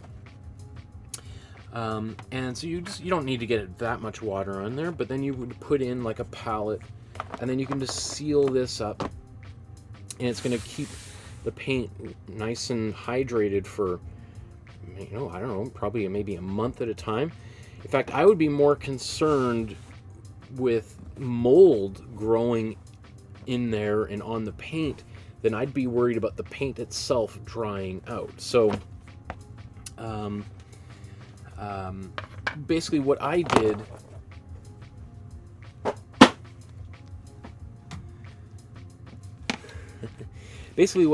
here was, you know, that very, you know, sloppy saran wrap job and the tissue paper was doing what that is intended to do, but this is the much lazier version. I didn't put it into that container because I thought I would be probably painting using this palette within about an hour or two, but I got too tired and went to sleep. So I'm going to use this palette for today's painting. I was going to, before today, just scrape it off and just start with a nice clean one, which is what I usually do, but I thought, you know what, as a teacher myself, sometimes these are teachable moments, and maybe it might be nice for people to see that they can still use paint after it hasn't been used in 8 days, right? Okay, so let's, I'm going to paint my underpainting here. And let's look at Charles here.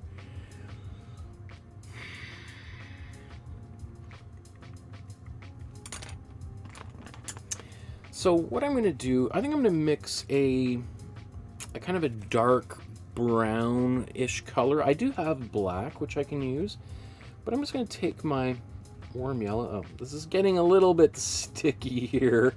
This paint, yeah. Okay, so 8 days in a poorly sealed, or really unsealed container.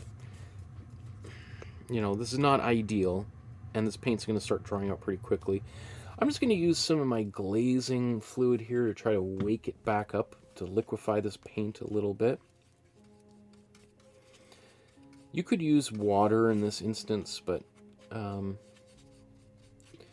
water is going to dilute the adhesive properties of this paint. Because this paint has started to kind of dry up, it's already kind of going to have low adhesion. So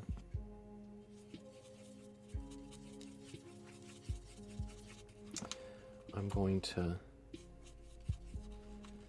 try to maybe amp that up a bit. So I'm going to make like a fairly dark brown. Sorry, I'm not on camera here.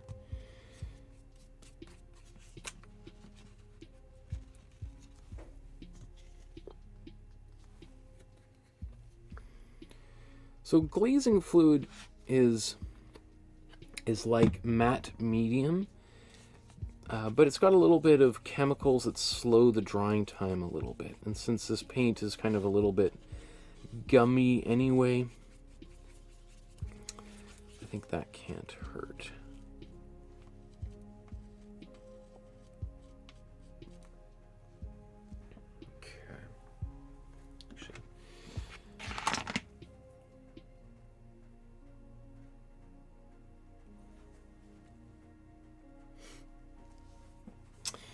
So, let's see.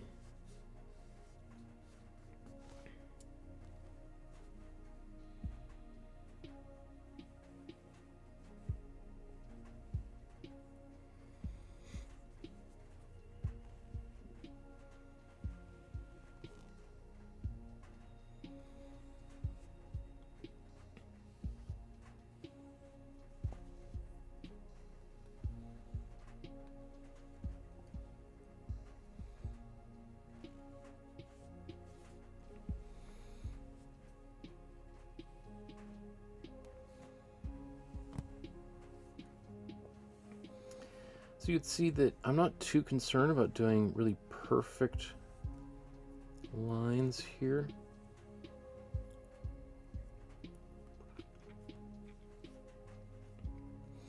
Especially with like the style of Jonathan Yeo's here, like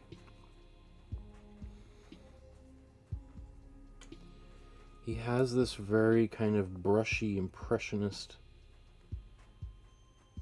kind of approach, so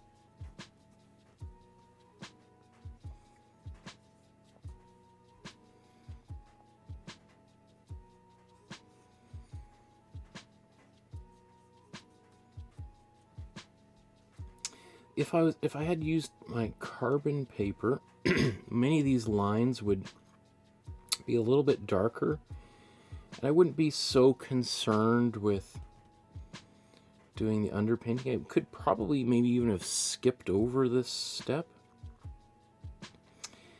but because I forgot my carbon paper at school, or maybe it's just upstairs, this becomes kind of more important to do. Otherwise, I would lose my composition.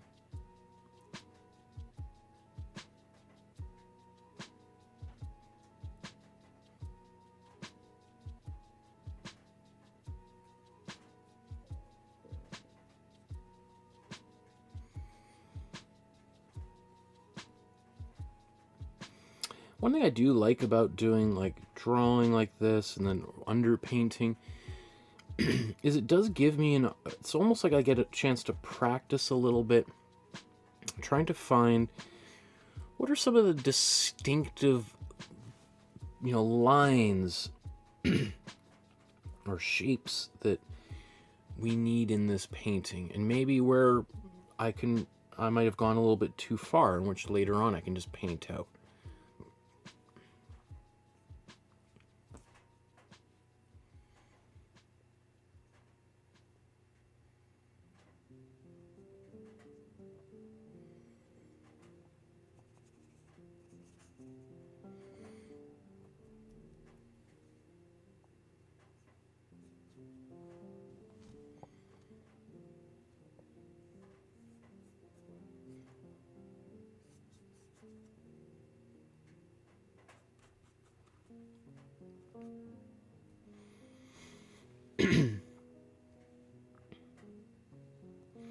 One thing you might have to be a little bit aware of is just the texture that you might create. All right, so if you're a little bit worried about texture building up here, you may just want to go over and kind of brush those out or just smear them with your fingers. Or on the other hand, if you're planning on being kind of thick with your application of subsequent layers, you may actually want more of that texture so that you'll be able to see maybe, let's say, where the tip of the nose is when more and more paint gets filled into some of these areas.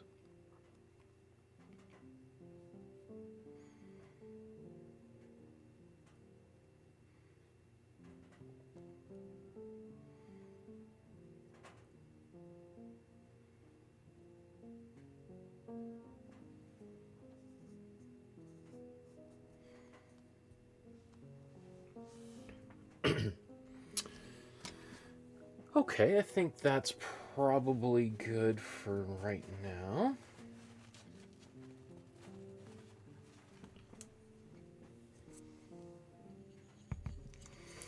Singa says he definitely looks like his mum. Barbara says, I just use cling film, the British version of shrink wrap. Excellent.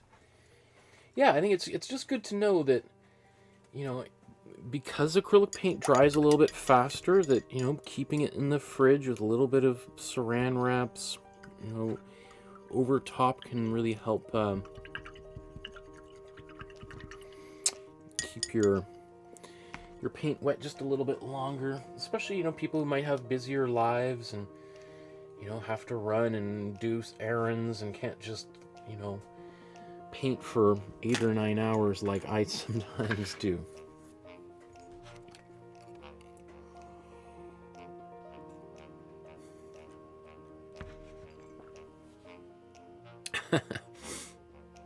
I do think it's very funny. Like Pascalino, great to see you, Pascaline. Oscari says you're muted. Barbara says, Michael, the sound cut out. And Singa says, I wonder how long before Michael notices. LOL. Let's sing all the hands. Like everyone, I think it's funny in the chat. People try to get my attention as I'm just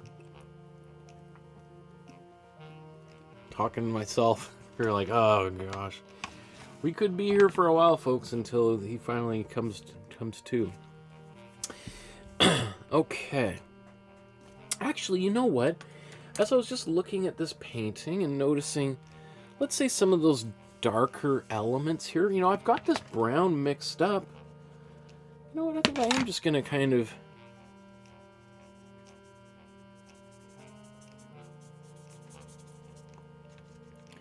add some of that.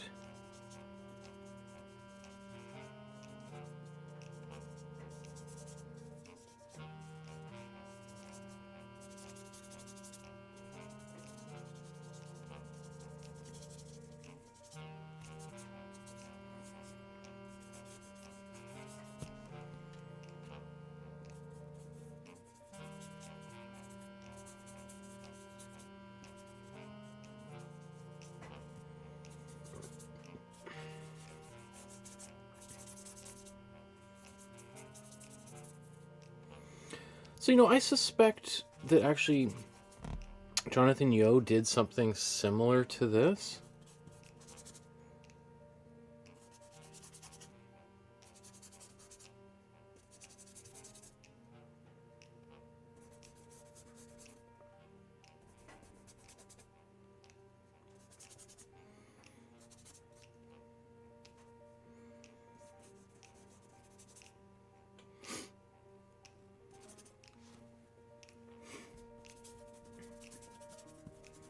Sort of brushing in almost kind of randomly. You know, why would he do that kind of randomly? Well, you know, it's the same sort of thing like I like doing my Imprimatura for, is that, you know, just sort of putting things there that you can react to. And if you don't like it, you can always paint it out, but then it gives it some kind of texture.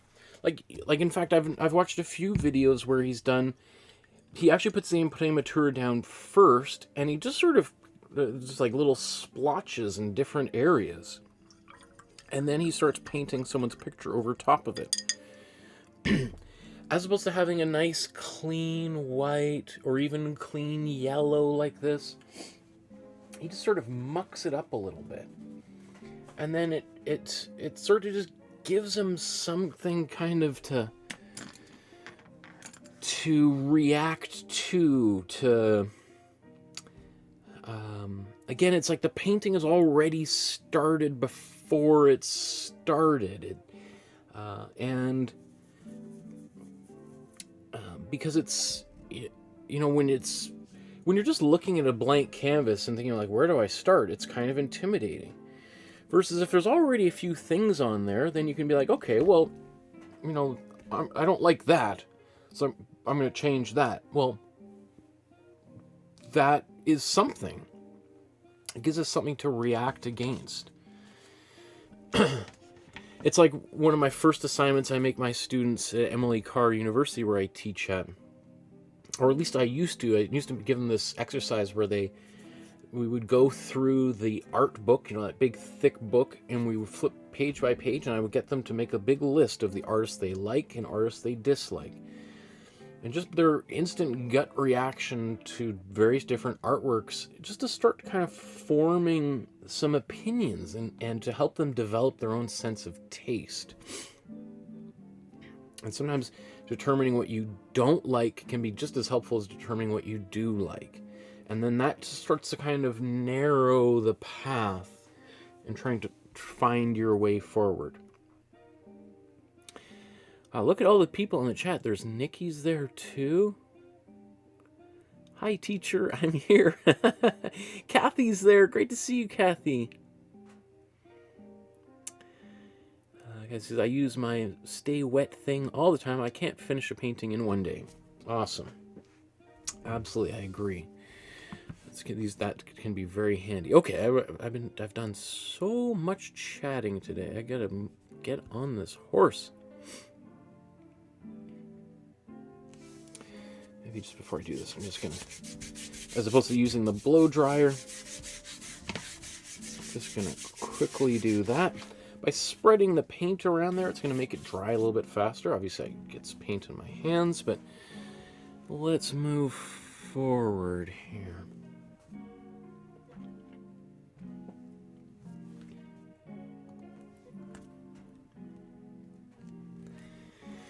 Next step is to paint the background, and I think I'm going to paint the background over top of the foreground as well, because when we look at the way that Jonathan Yeo approached this painting,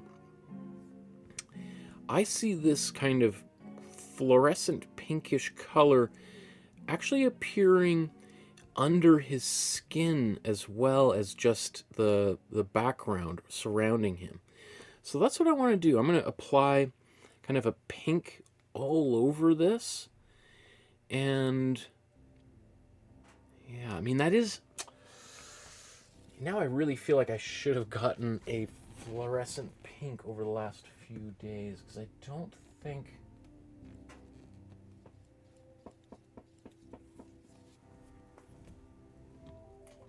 ooh, I might have ink. No, I think I know I've got an ink, but let's just stay with paint here. So I need some more cool red.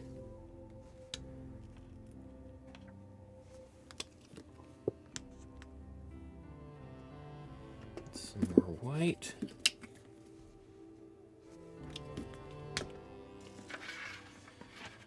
And actually, let's do this here.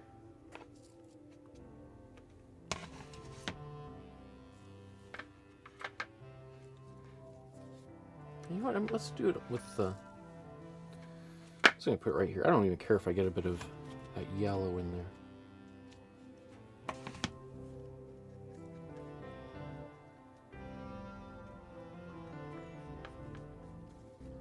So I'm going to begin with this much cooler red, this kind of magenta, and then we're going to paint a warm red, a thin warm red over top in places. Just added a whole bunch of matte medium to thin this out. In fact, let's take a bit of this warm red right now.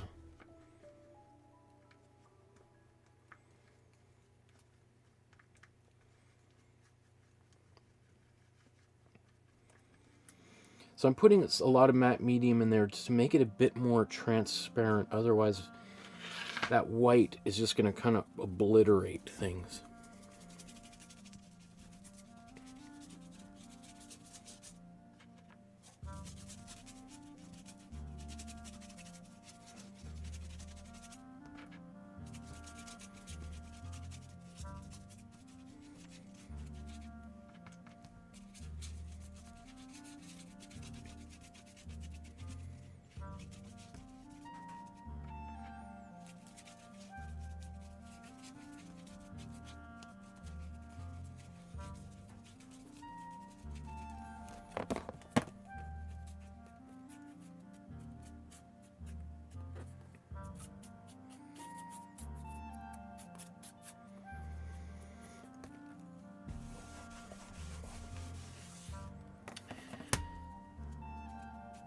Okay, so notice how I painted that kind of unevenly. I think that's also kind of how Jonathan Yeo would have done this, is just sort of get it on, but not necessarily in a super, like, clean application of paint, that it might be a little bit more in some places than others. I'm just going to take this paint, build it up into a little pile in case I want to use that again.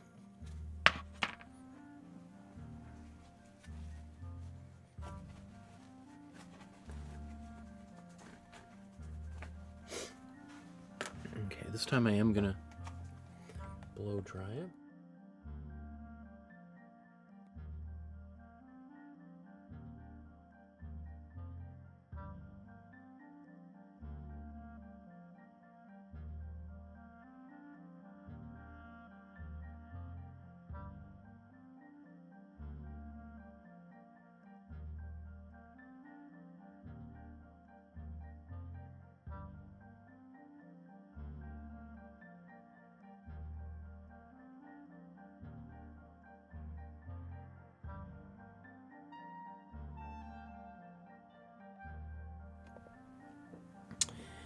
Now, I'm going to try...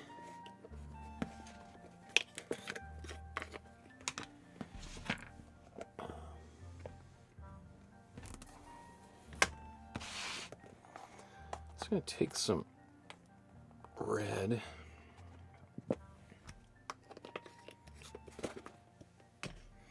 So this is my cool red, my magenta that I previously, had.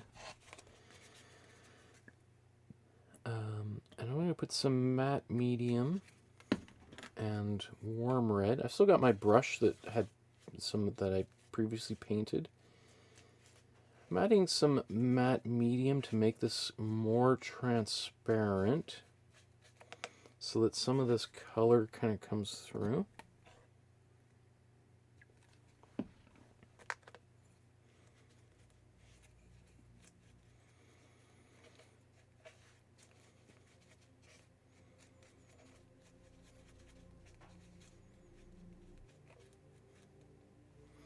So now I've got some very transparent red.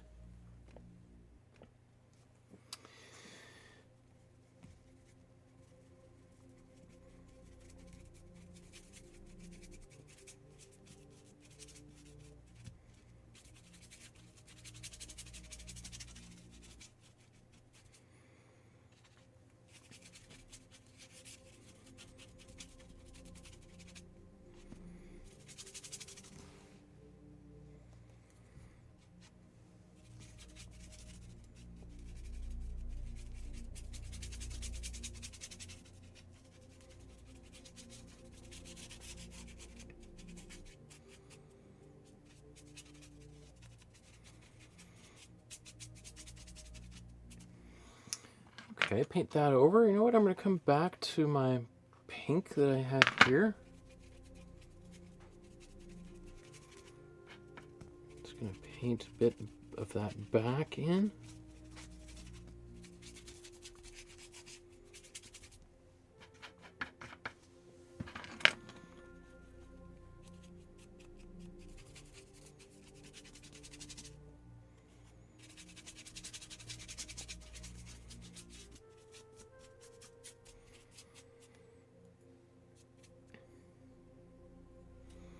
Maybe let's take a bit of this yellow even.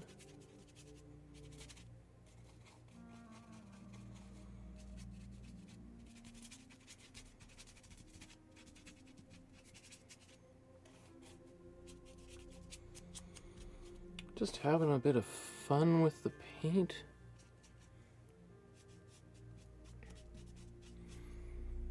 I'm not, okay, I haven't been looking at the original much, but there's a bit of yellow up there.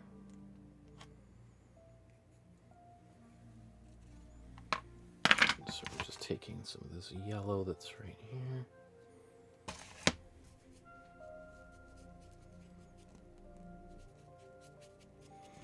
Now I can do some of this later on at any time.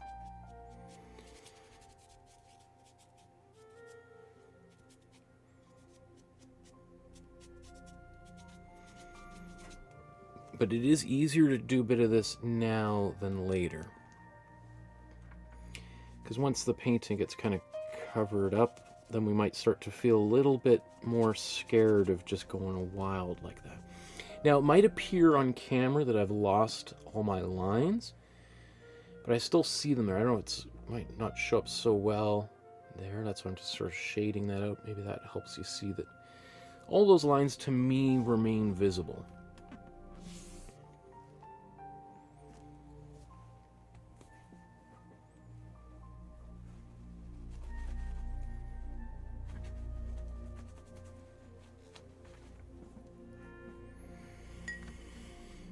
Johan says, "Oh, hello, I loved your work. Thank you, my friend." Singer says, "Mine looks like scribbles."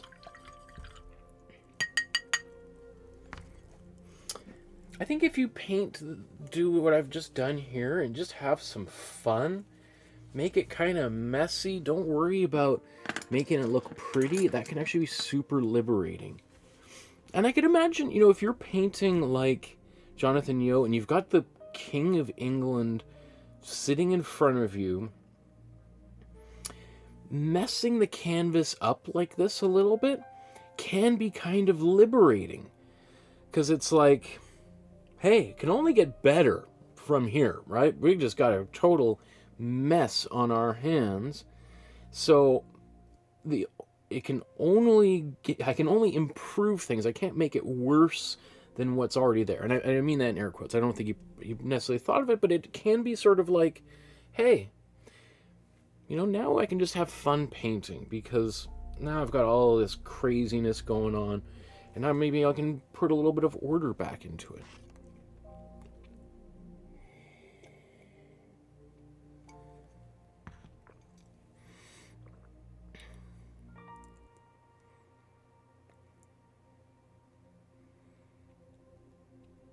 Okay, so I think that looks good for right now.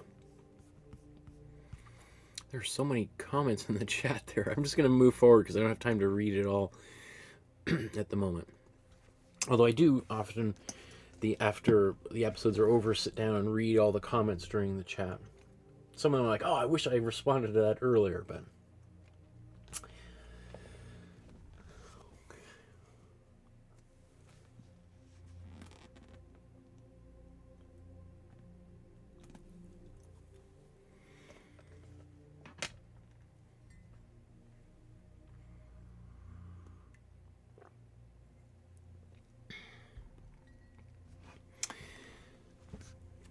Now that we've got the background established, let's start painting the foreground here.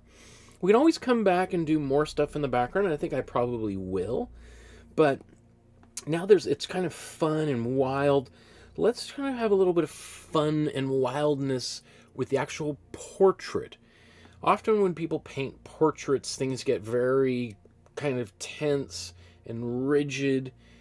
I think one of the things I like about Jonathan Yeo and the way that he paints, he can be very expressive with his paint. So I want to see if we can bring a little bit of that expressive quality into the painting when we're doing a portrait, especially if somebody's so highly recognizable like King Charles. So let's go back to the original here. Again, the full-size portrait is, we're not going to do that whole thing. We're just zeroing in on the face today. So, unlike some of his other portraits where... Oh, sorry. There's the original. We're just doing the detail. So, this portrait sort of falls kind of halfway between his sort of extreme styles, some of which... we see a lot more loosely painted brushstrokes and some where they're highly refined. And here we're sort of got right in the middle, right? Not too wild, not too refined, right? And so we still have a little bit of that more painterly quality going on. But I think he still would have approached it in the way that I want to go in next, which is to start blocking in larger areas of color. So, where should we begin? Often what artists will do is kind of start with the darker areas and kind of define those, and then start to put in, to kind of build to some of the lighter values, and then maybe go darker and then lighter. So with this one, I think what I want to do is probably go for some of, maybe not the darkest colors in here, but kind of like maybe a bit of like a, maybe even a bluish color. Right. And that'll help, because blue's going to react quite strong to the red underneath here. So what I'm going to mix is probably one of my cooler blues. And then we're going to paint that, and then even move into some greens from there. And then go into some of the warmer skin tones.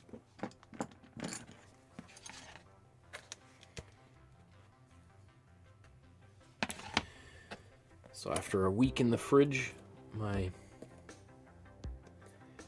cool blue has dried up.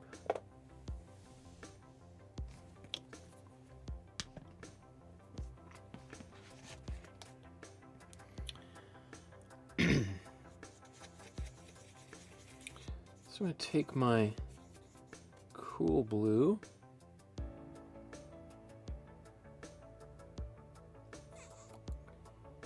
take a bit of white,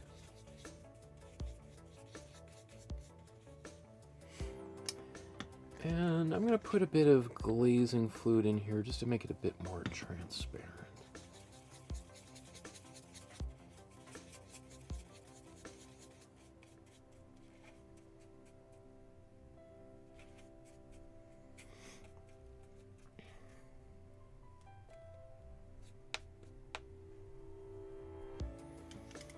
I'm going to make it even more transparent.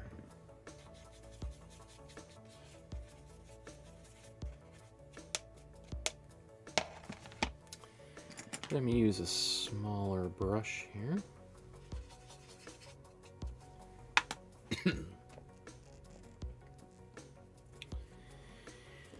So, where should we start?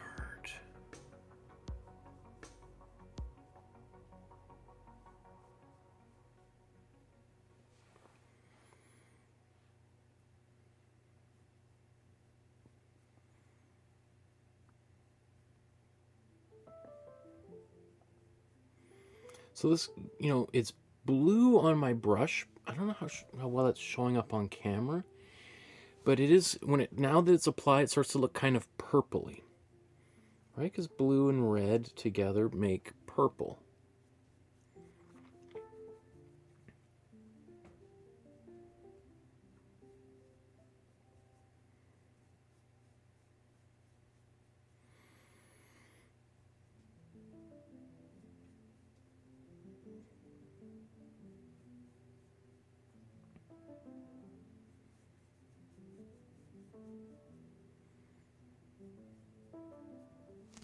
Man, I don't know if that's showing up on camera at all.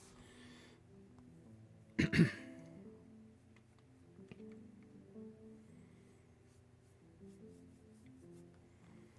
is super subtle.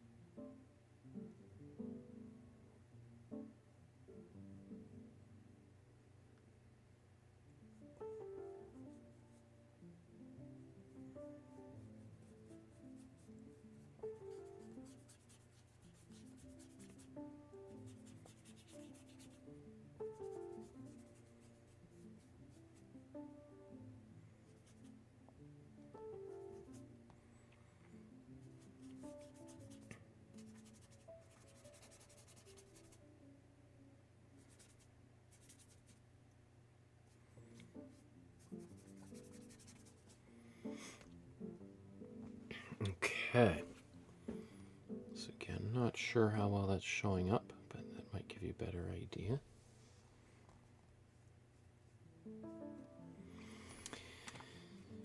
Now I'm going to take this color, I'm going to add some of my cool yellow to it, which is going to give me a green color.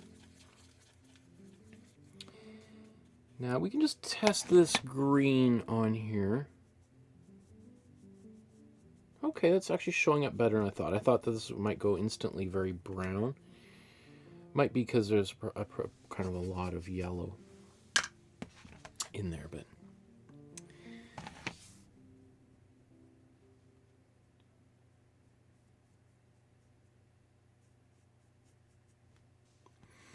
You know, often when you start painting a little bit of green on faces, people are like, what? Are you crazy? There's no green on that face. Well, if you look at yourself in the mirror, you're going to see all sorts of colors appearing.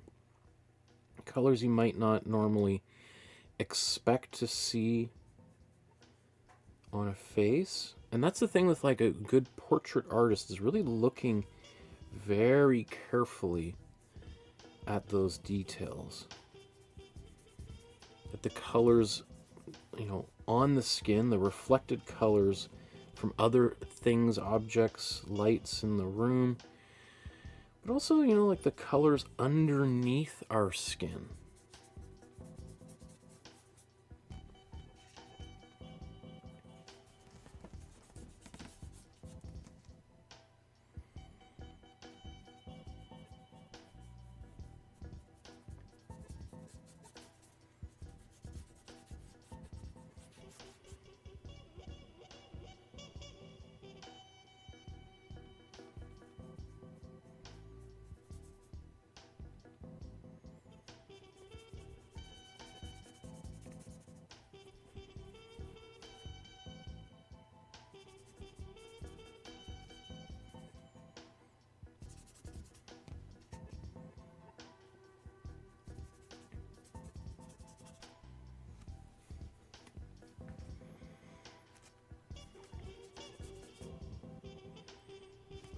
Not sure how well that's coming across, but I can see it on my end.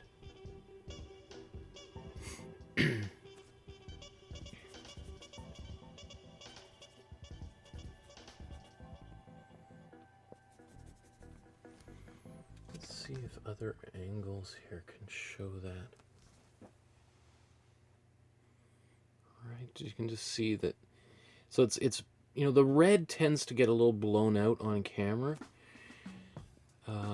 But, you know, when I kind of give it a little bit of shading, it kind of, you can see it a little bit more clearly. So those colors, they're there. They're pretty subtle at the moment. And we may even want to, as I go paint a little bit further, bring some of those greens and blues and things back afterwards. Okay. So that's good for that part so far. Let's see. What should we do next?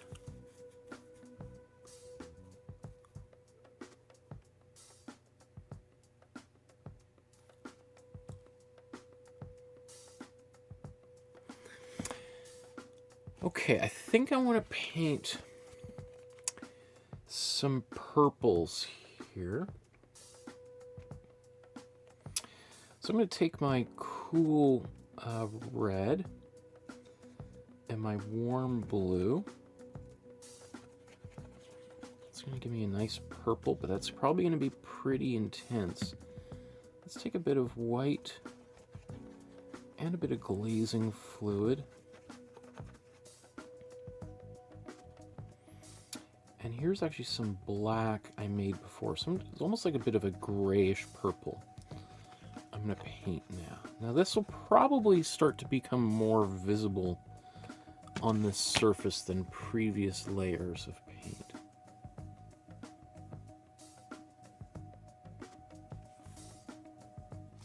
It's still pretty subtle.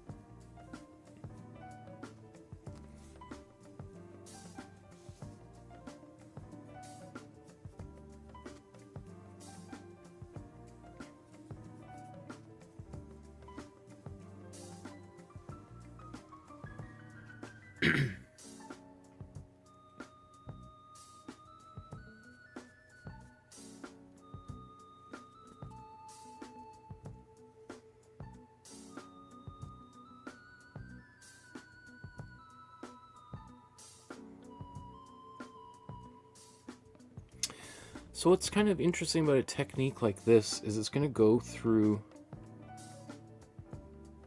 a few different moments that can be kind of scary, where it feels like the face might disappear, it might be kind of getting submerged from all these colors. And then our role as an artist is kind of like rescue it. So it's sort of like we're challenging ourselves to kind of bury it and then resurrect it, or, you know, dig it back up again.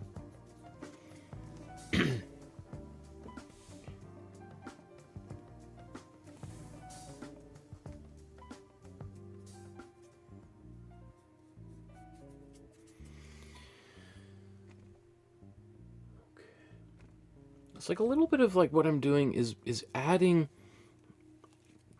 colors, textures into the shadows, complicating all of those spaces so that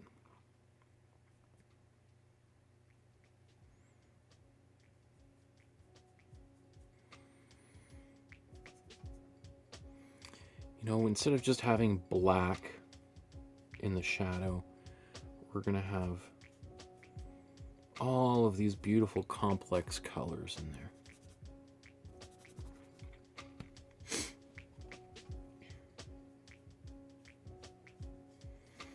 Like, for instance, you know, some people might say, well, it's, his hair's gray. Just get some white and black and boom, boom, boom, done with it, right?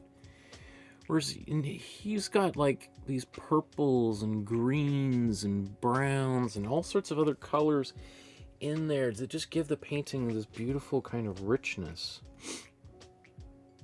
And there's a lot of depth in that.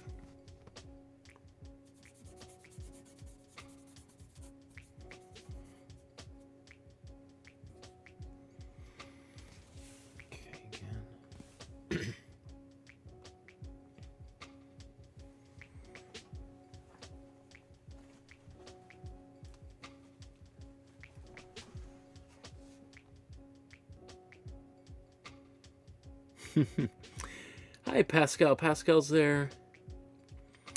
I think this painting would be nice on the back of the $50 Canadian bill.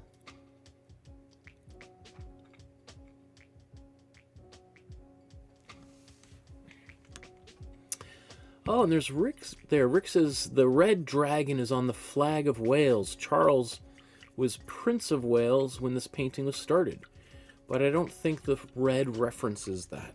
Interesting. I didn't think of that. That's true.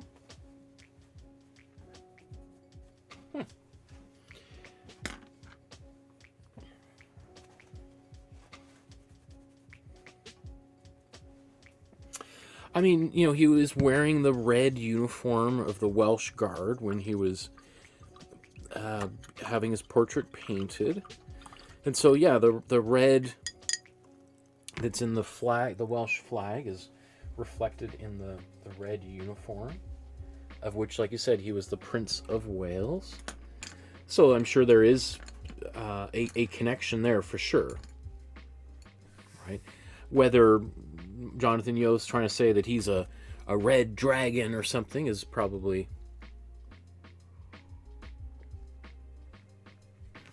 another thing.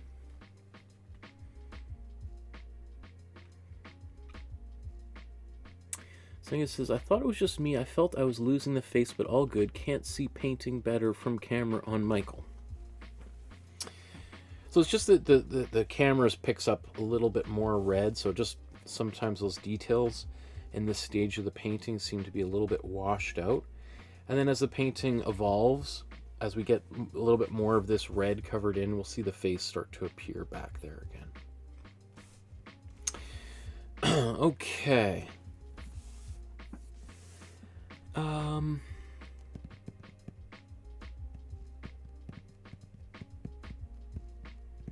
Let's go to some browns again. So I previously mixed this brown here that I applied earlier on. This is actually for my underpainting. Well, let's use this again.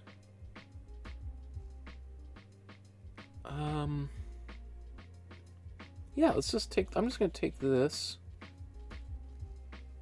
right out. Actually, let me use a smaller brush.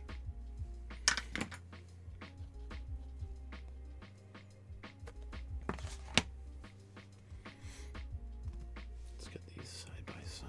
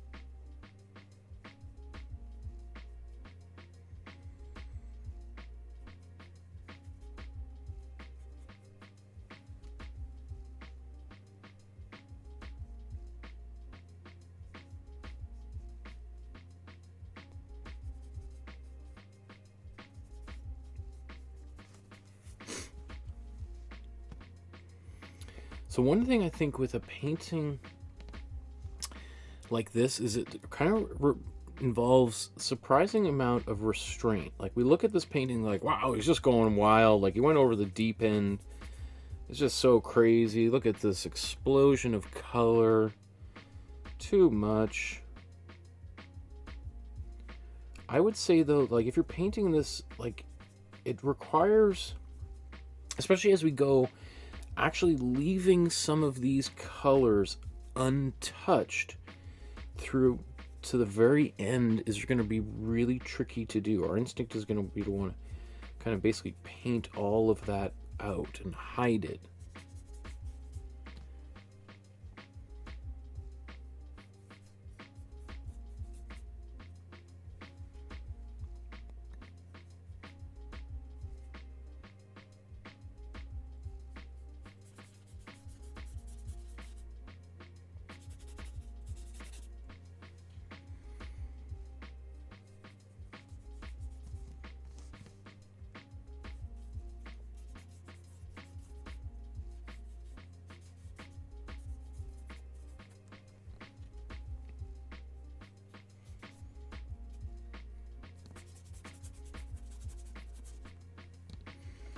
So I'm using this brown, this kind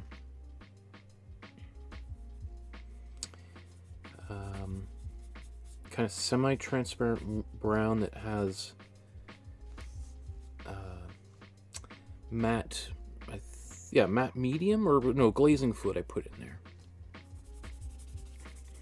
So it's kind of semi-transparent, so it's a dark brown, but it's transparent. So that means that I can kind of add it in places, smear it out, blend it, without it feeling like I'm making a radical alteration to the surface.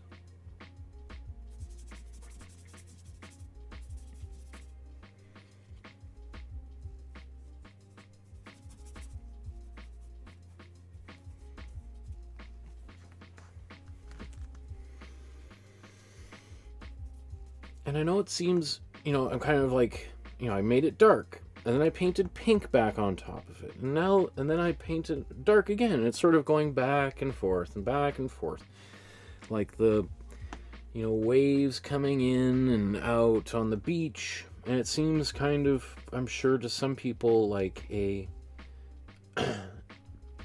very inefficient way of working. I like to think of it as like,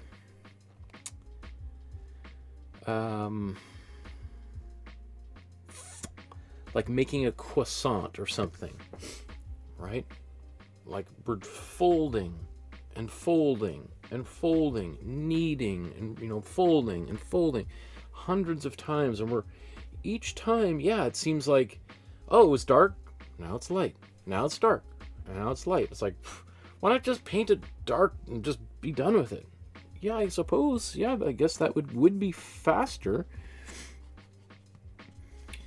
But if you're like me and you like your croissants, right, there's something about how all those layers come together to make for a really delicious pastry, right? And I think that extra little bit of patience really pays off. There's also something like, especially with this way of working, that feels like, I don't know how to, there's like a, it's a dance. It's like a courtship, like you're coaxing this painting out of the murkiness here. You know, it's like reeling in a fish or something, right? You don't just, the fish bites and then you just reel it in. You kind of, it bites, you reel it in a little bit, and you let it go. And then you reel it in a little bit, and you let it go.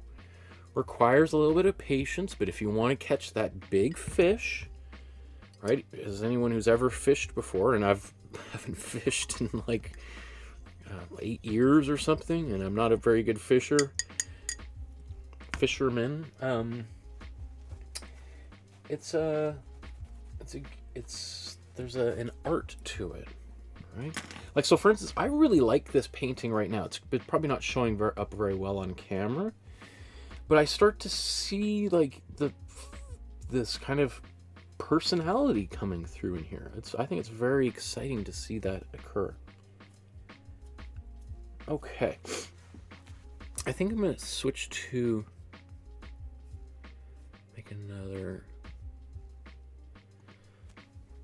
title here. So I really like how this painting is unfolding right now. We've sort of, like I would use the example of the croissant, we're kind of building up layers and layers, mostly of the darker layers thus far. And I think that's useful to generally to start with the darker layers and then to kind of build that up. And then now what I want to do is build some of the lighter highlights here. And the way that I like to start in the center with my values, get a little bit darker, then get a little bit lighter, and I'm sort of slowly pushing at those edges. And then that reserves kind of this lower area for the darkest darks and my lightest lights. And so towards the end of the painting, I'm pushing those extremes further and further away. I know that there's maybe some other people you've seen on YouTube who really might advocate for going to those extremes first. Go to your blackest black and your lightest light, put those, and then work your way to the middle. I suppose that could work. I always just kind of like reserve. I always think of like black and white as like fire extinguishers, only in case of emergency, right? And so I like to kind of save those to the very end so that if I need them, I can break them out. But if I don't need them, I don't need to even use them. So, we're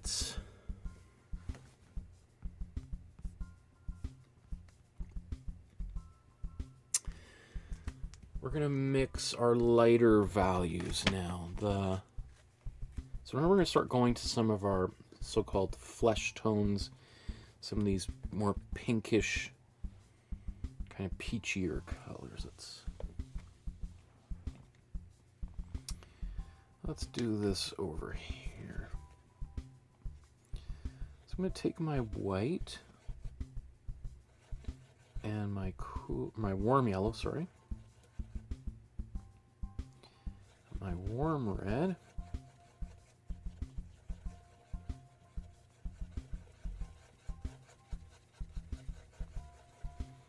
It's going to give me my peachy colors. Now that's pretty extreme right now. So I'm going to bring this back into the brown, kind of side of things by adding a bit of blue back in here. So that peachy color would be nice maybe towards the very end. But again, I want to start with more of my mid values. It's getting this color that's almost, now it's got a bit of almost like a grayish quality going on here. And let's bring this up here. Maybe it's worth zooming in a bit now.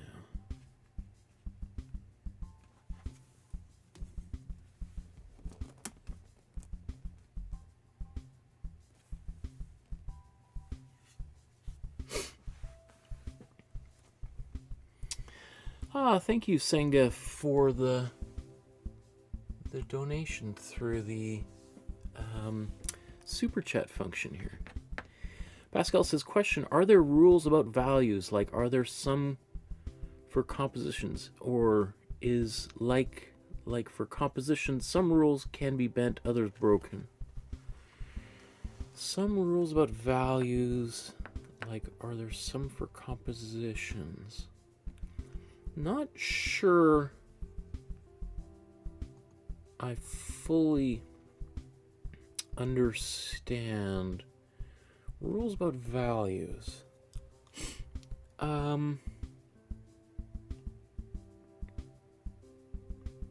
there rules for values in a painting?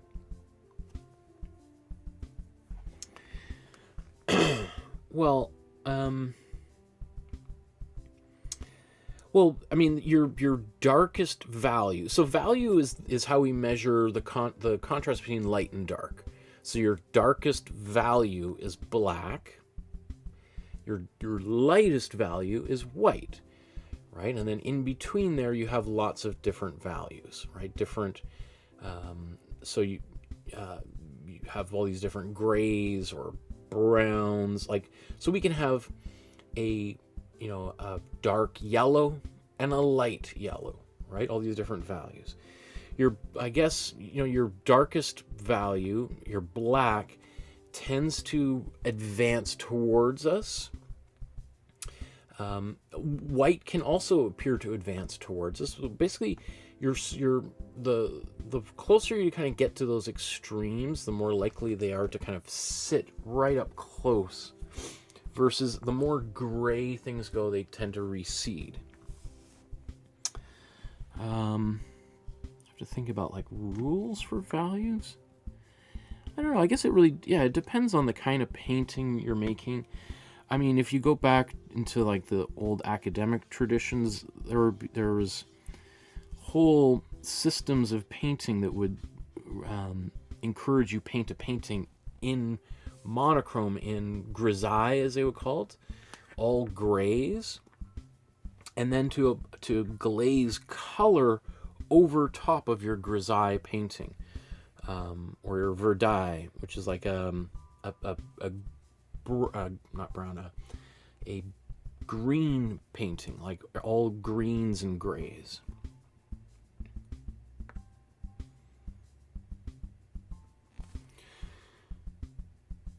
We heard there are some for compositions, but values. Yeah, I mean, I don't know. Like, again, I don't know if there's compositional rules. There's compositional strategies.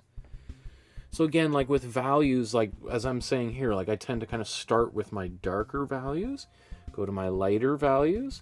So I start kind of in the middle, and I kind of go a little bit darker, a little bit lighter, darker, lighter, darker, lighter. That would be my strategy for dealing with values. But as opposed to rules, I don't know. So let's go back here now. So we've got some of these darker values locked in, or place holding, right? So let's think about where some of these lighter values, we can start painting in some of the highlights, right?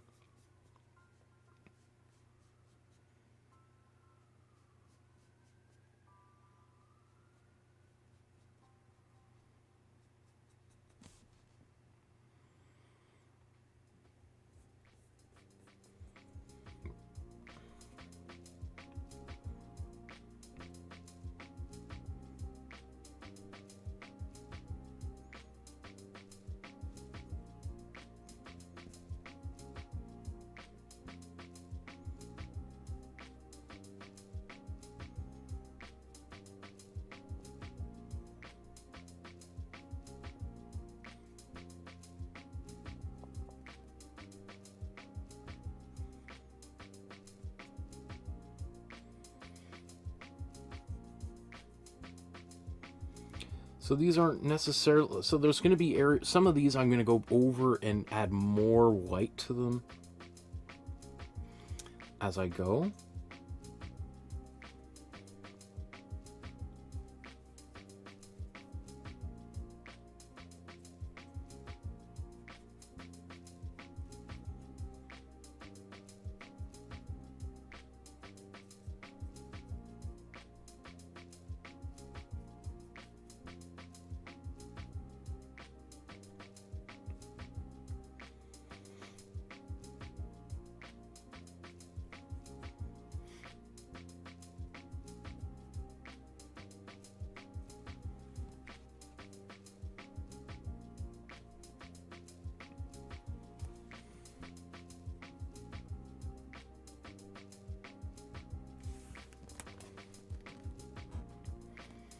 Pascal says, so I got it. There isn't really any rules, just more effects and strategies. Thanks.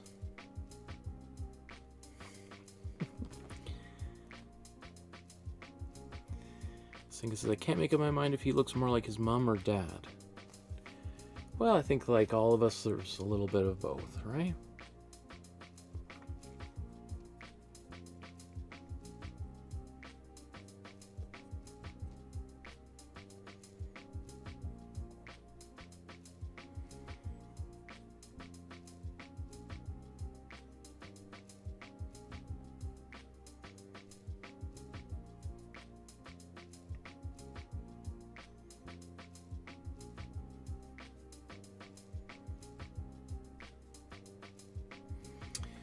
So, you know, like, as I'm just going around, I'm looking at the original, I'm thinking, like, where are some of the lighter areas? And because this paint's semi-transparent, I can paint back over the same color a few times, and that's going to make it look more opaque or a little bit lighter each time.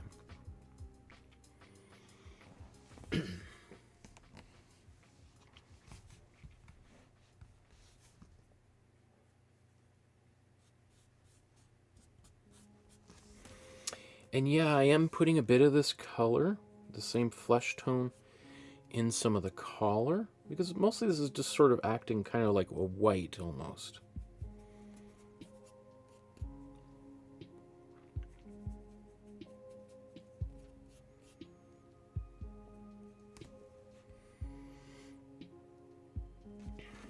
Okay.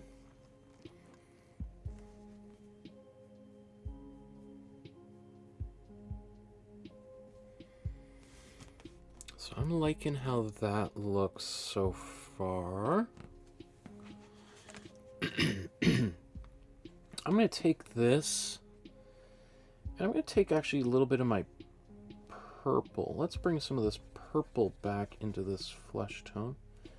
Maybe give it a bit more white. Let's get a bit more purple in here.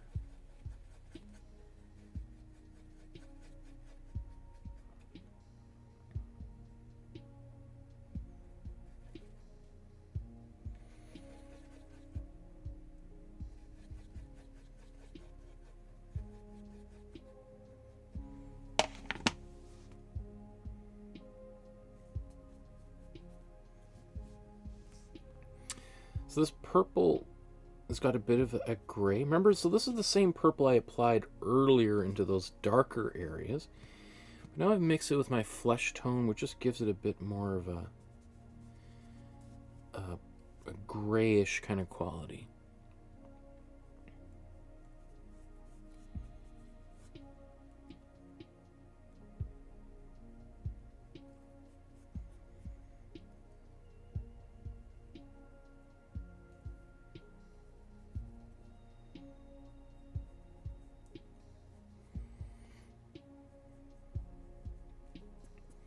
Again, it's all semi-transparent, so I can paint over top of other things. You can see me using my finger just to kind of thin it out a little bit.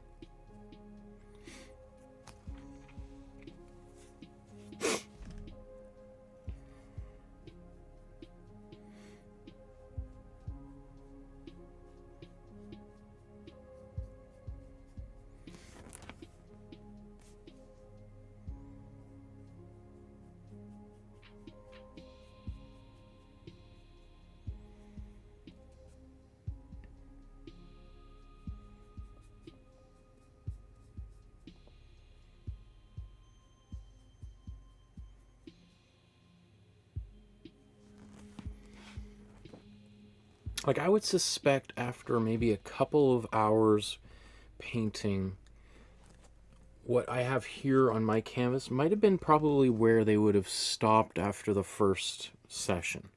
So probably I would imagine his painting, I mean, he's a pretty fast painter. He probably got a little bit more done than this, but I think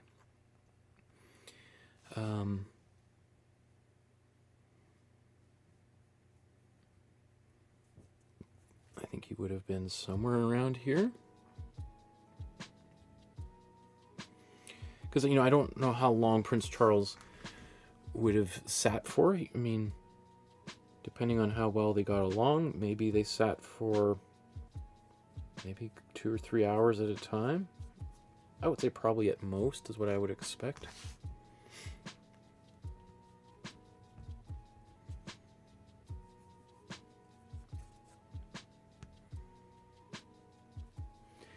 And also that tends to be like sometimes even if you're doing someone's portrait, you don't necessarily want them there the whole time, because it's, you know, when I've done portraits, you know, you want to meet them, you want to study their face, but it's also hard to, it's like what I'm doing right now, trying to paint and focus on my painting and also have maintain a conversation.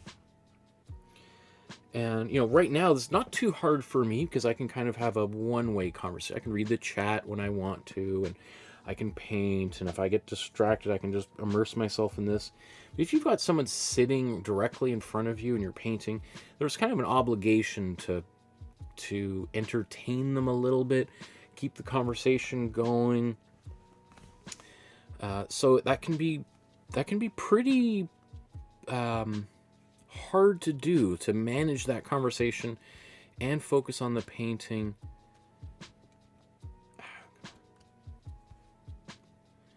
Barbara says the painting is way too complicated for me. I haven't painted any of the masterclass portraits yet. I think you need to do some practice pieces before attempting this.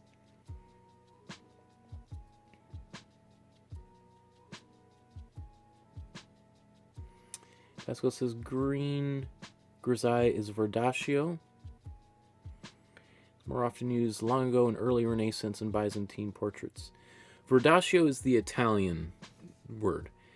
Verdi is the French version, right? Grisaille is French.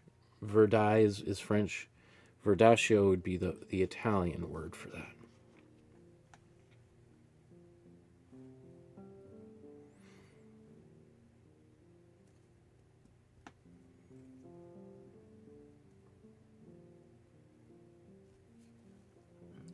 Okay. I think I want to be careful about putting too much gray on this face. What should I go for now? I think I want to go, let's go the other way. Let's get more of the pinks. Let's maybe go, where should we go? Let's go a bit more. Yeah, let's brighten this up.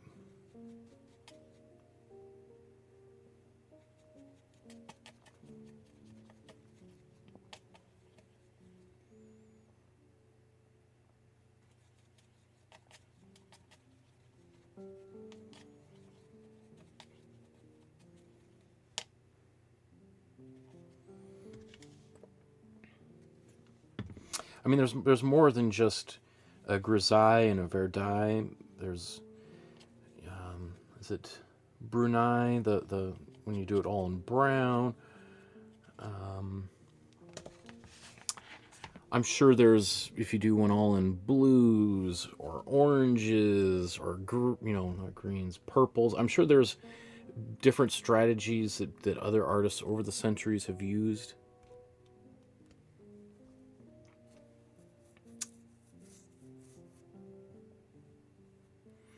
Senga says, I saw the artist say he took photos of Charles sitting.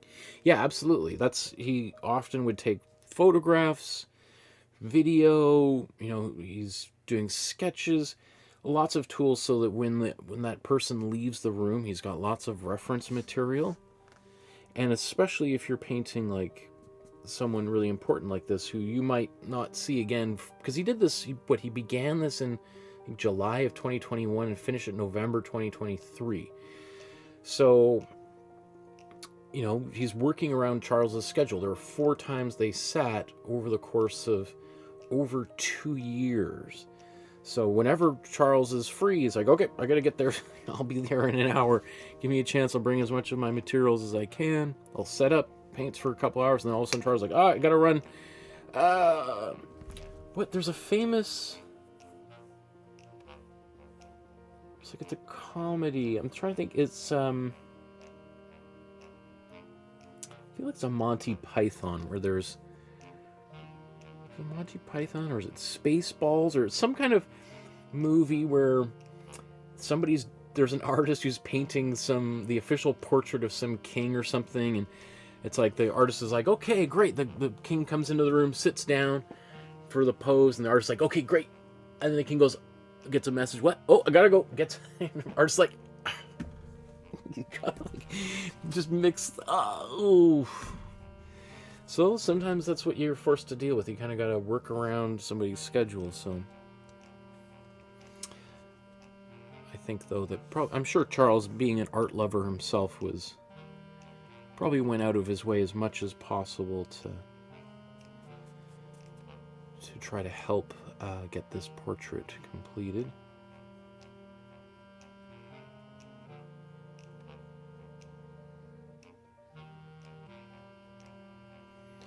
So this yellow kind of, well, it looks yellow on camera. It's actually like a flesh tone, pretty, you know, it's a little bit more in the peachy end. It really kind of sticks out pretty strong, at least right now.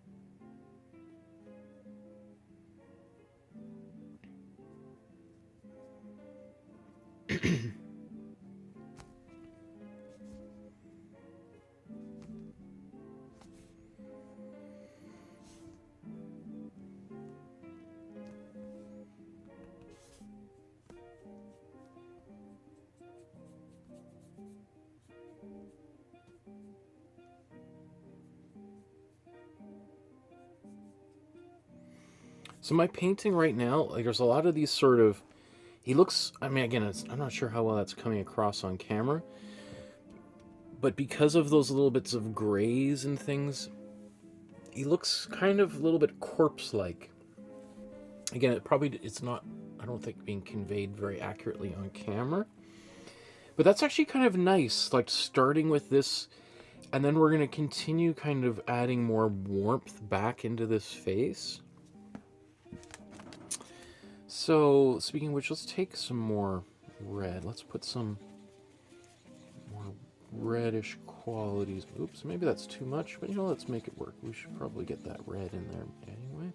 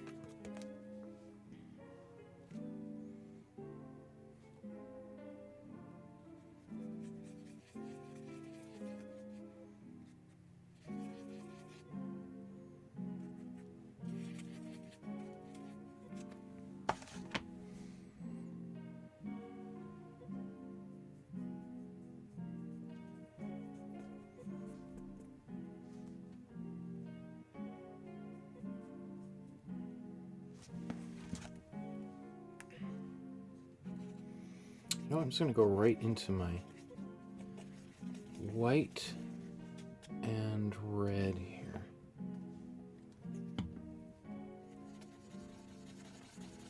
Just for the sake of pushing this painting forward a little bit more quickly.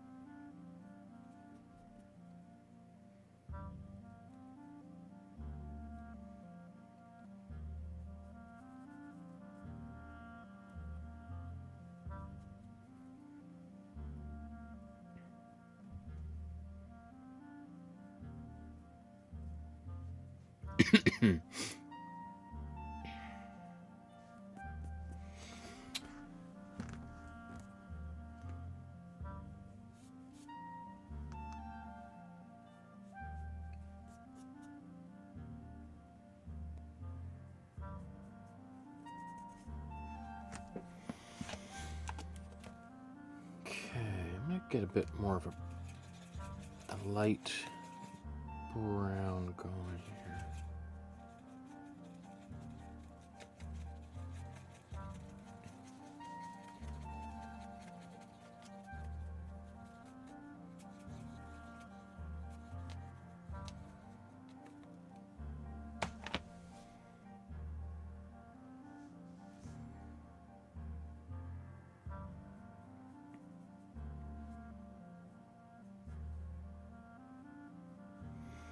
So you can see this painting is going to be like a lot of kind of back and forth painting highlights, reducing highlights, darkening shadows, reducing shadows.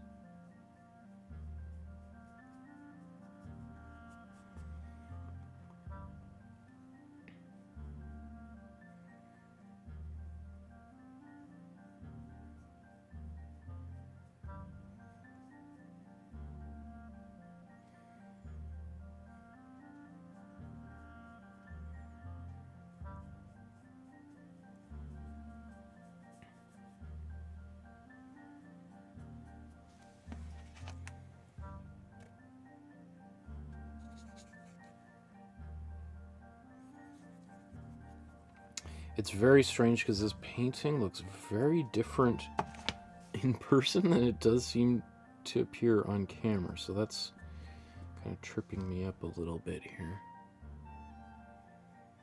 Because I'll be like, oh, it looks great in person. And then I'm like, oh, yeah, well, that's weird on camera. So I'm just trying to first paint it so it works in person here. That's the main objective. But obviously I do care that it works on camera too.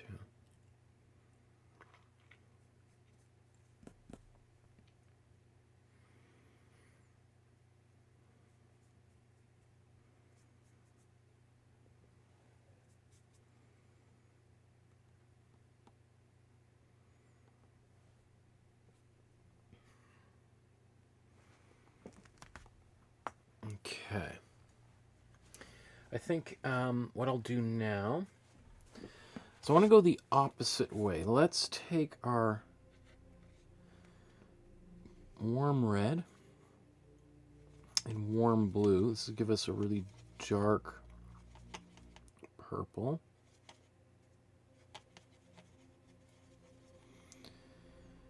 I'll take a bit of warm yellow just to turn that back into a brown.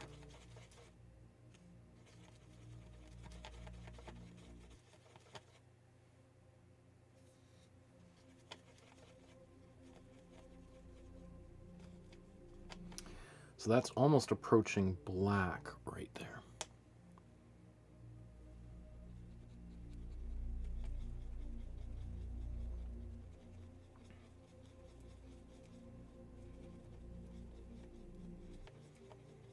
And here's now kind of like a almost a greenish brown. All right, so that's really dark. It's almost maybe almost too dark. So let's just take a bit of this white. Again, I'm gonna opt for not going so dark so quickly when I was talking about values. I want to reserve my darkest darks for the very end. And I think I'm now going to switch to a small brush. Obviously, the way that Jonathan Yeo painted this painting is he worked on it for months and months. I'm going to try to finish this painting in maybe the next hour and a half tops, right? So, I think hopefully that's understood that we're going to have to cut a few corners here. So,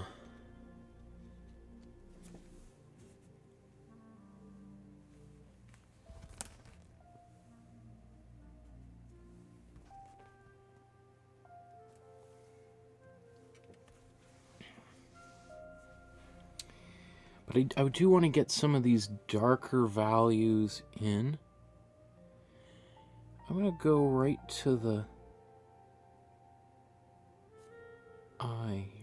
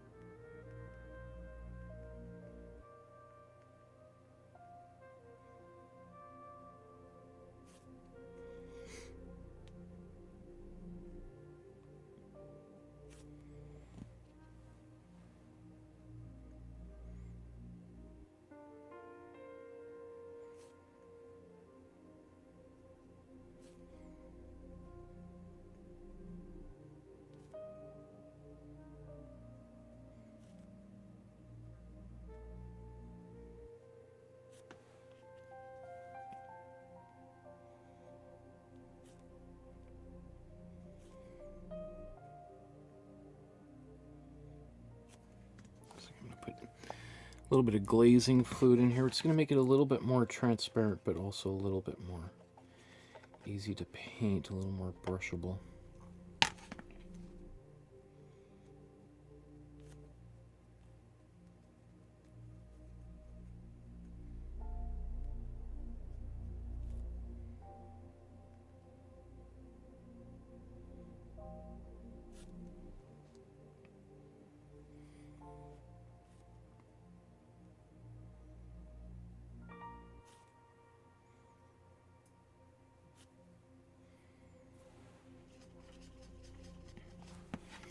Because that glazing fluid is light, or making the color more transparent, I'm actually going to bring some of the darker color back in, because it's getting a little bit too light, too transparent. Or it's getting too light because of its transparency, so...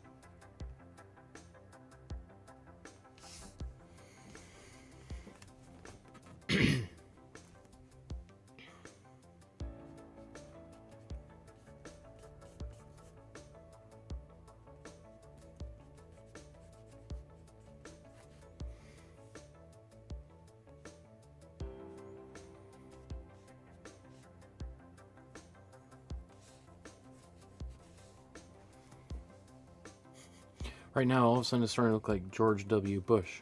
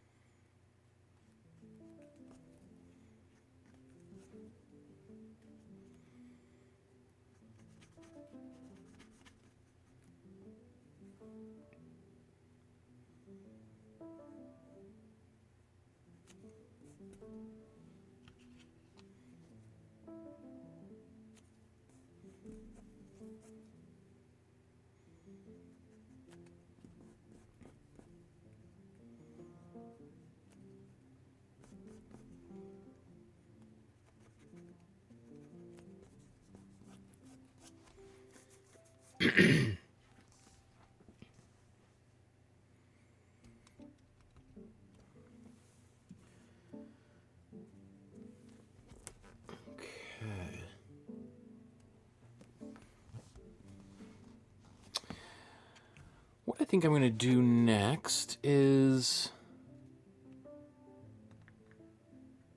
I like that green, that kind of greenish brown. I want to now actually go... I'm going to take my warm blue and my warm red and just basically make a really dark red. Let's get some more.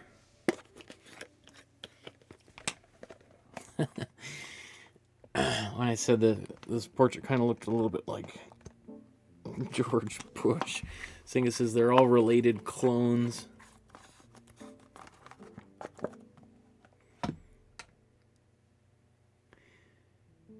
Seeing it says, I'm in the flow tonight. Managed to keep up with Michael for the first time ever. For the first time I feel like it's painting itself. That's so exciting, Senga. Great.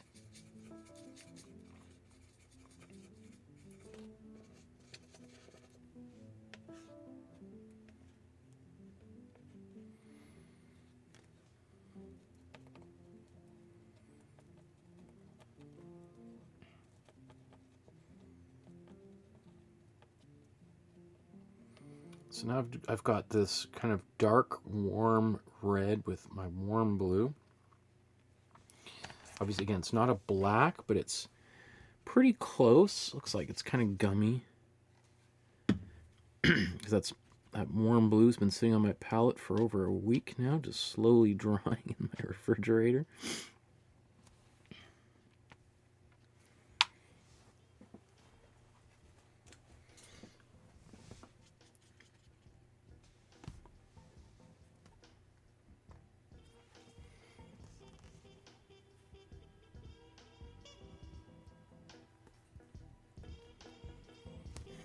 That's a little bit too dark. I'm going to use that for the eyes, but I'm going to come back up here where I had a little bit more red.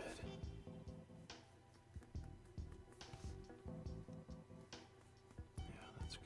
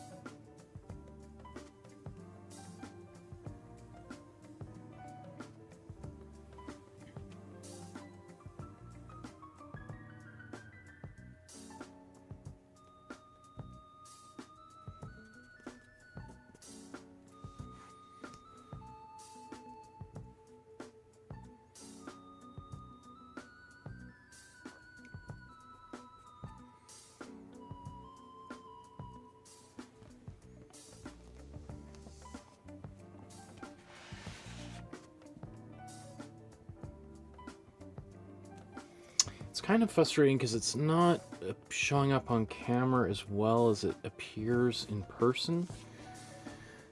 So that's a little disappointing. Because I think on camera it looks like very yellowy, orangey. In person I think I'm getting pretty good, pretty close to where I want it to be.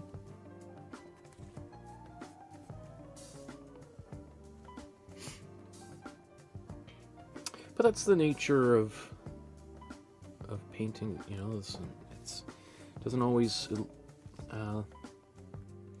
look good on camera, right? That's why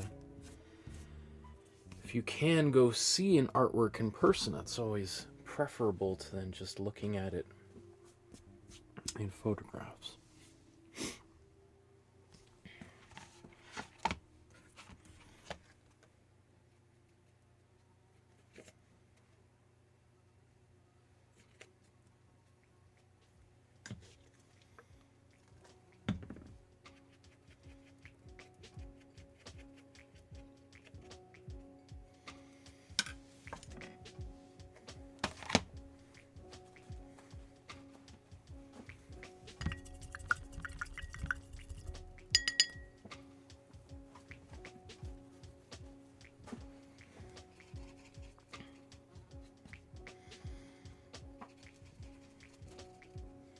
Barbara says, I hope Charles doesn't end up like Jonathan Yeo's George Bush claws. Take a close look at the images he used on that one. Yeah, we talked about it. I didn't zoom in on those pictures because they're not safe for work, as they say. So I kept that a bit muted, but I did mention what pictures are of.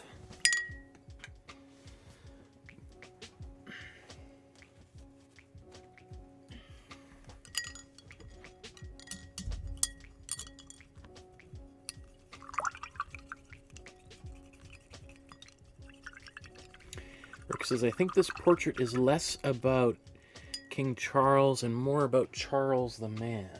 Interesting.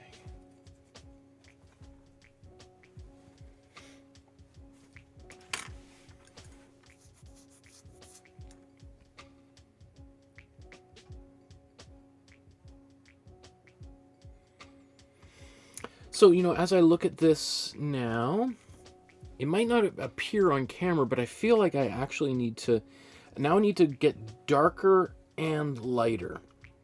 I get pretty close to some, not white, but lightening up further and further and further. So I've got this kind of peachy color. I think I need to add a bit more white in here.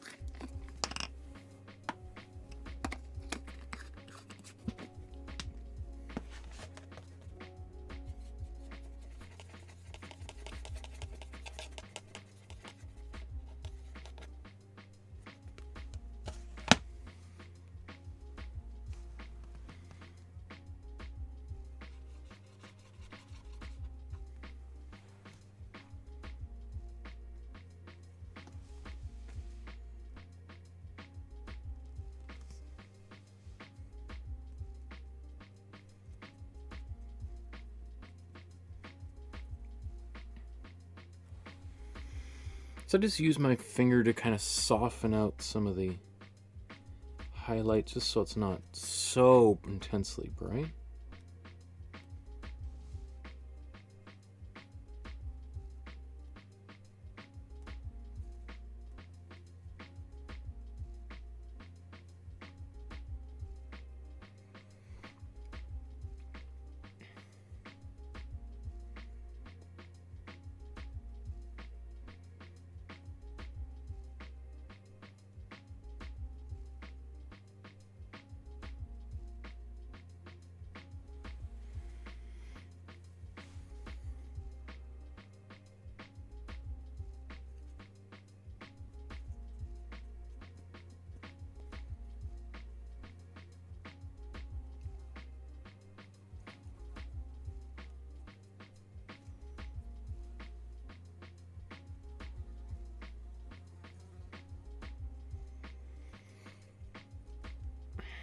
I got a special guest, George McFly, in my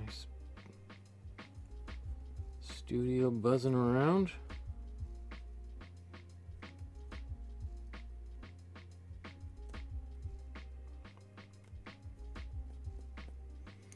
He's having a hard time sitting still. Just flew in from outside. Been in the sun all day.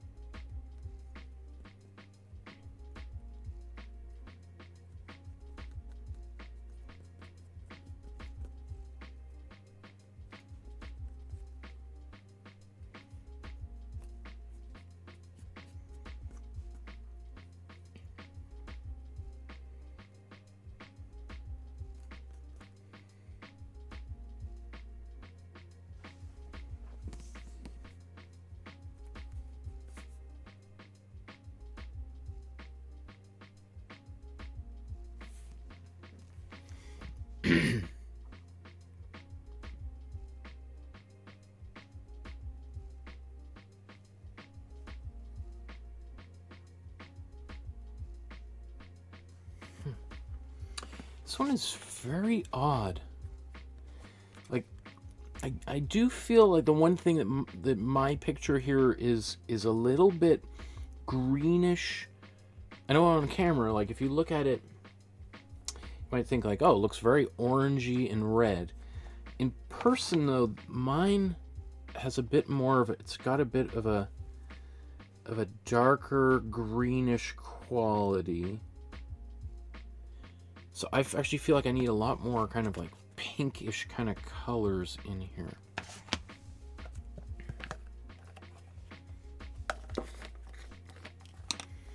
To bring more life back into the painting.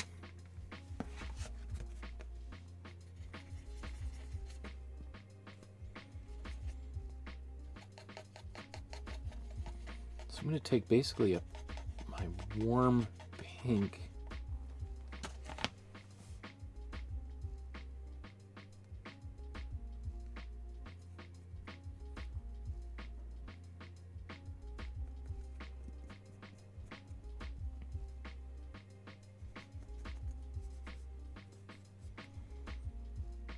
Okay, that's helping a lot.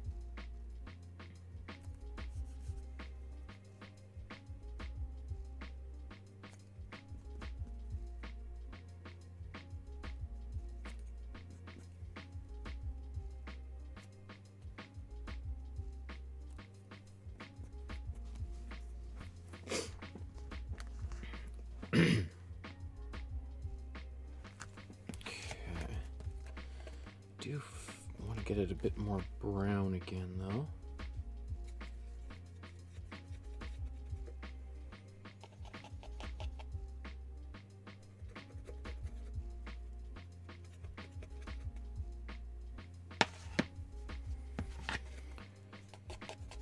I want like a brownish red.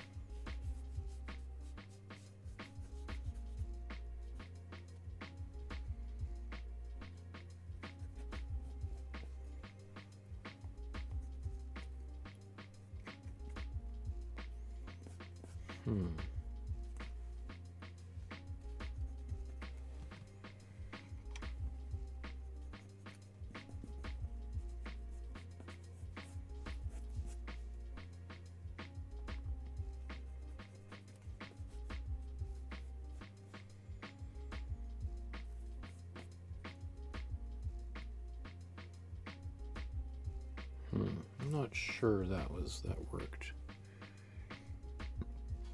I'm gonna bring this pink back in there.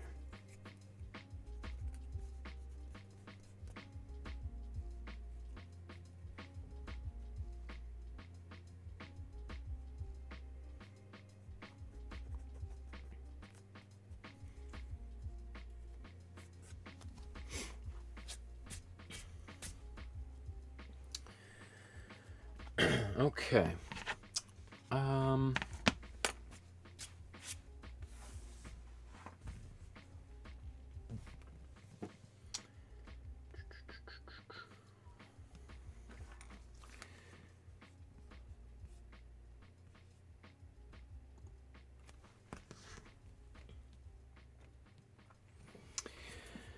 So we've been painting for a little while now, and I really like how it's turning out.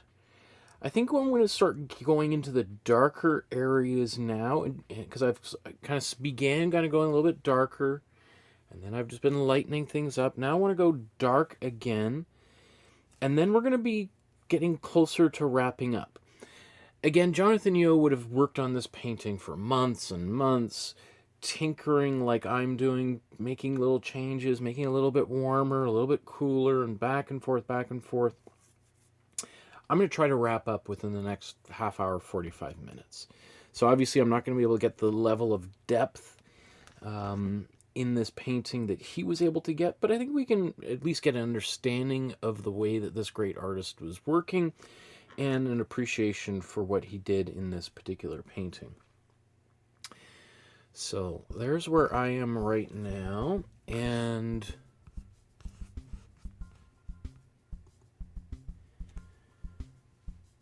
we'll put them side by side here. So I've previously mixed up this dark purpley color.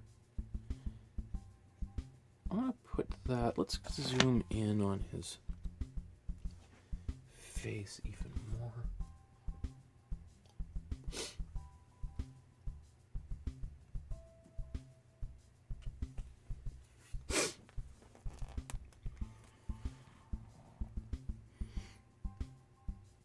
He does have a little bit of blue in these eyes, so I think I'm going to take my color, oops, and get really kind of a bit of a cool bluish teal kind of thing going on in here.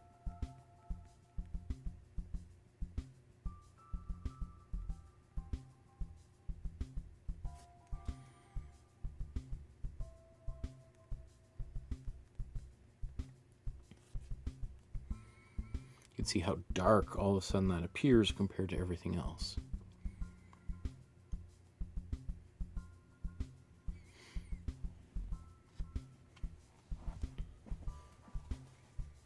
Put a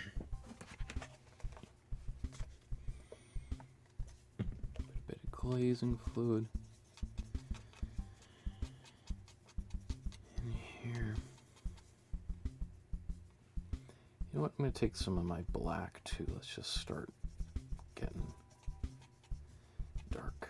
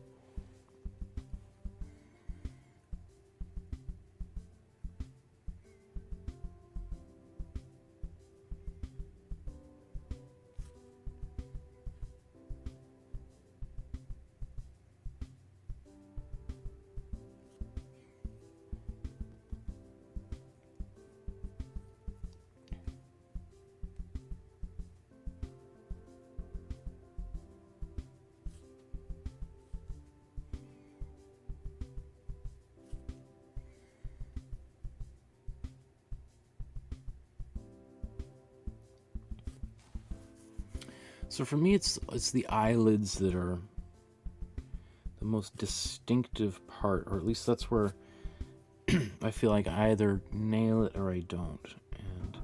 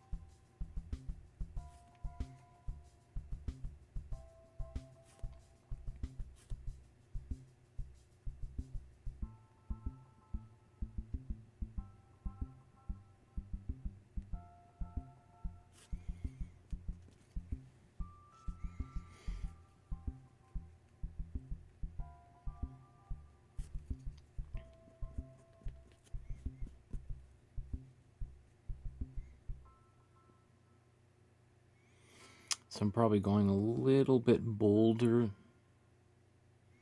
than I should at this stage for.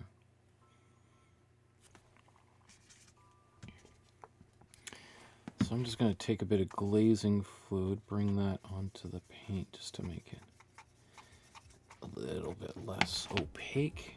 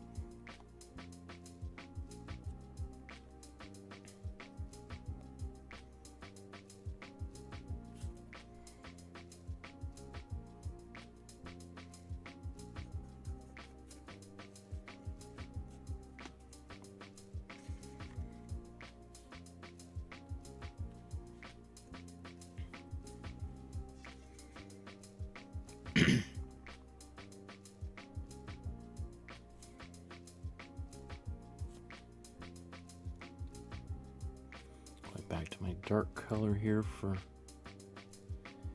areas around the mouth and nostrils.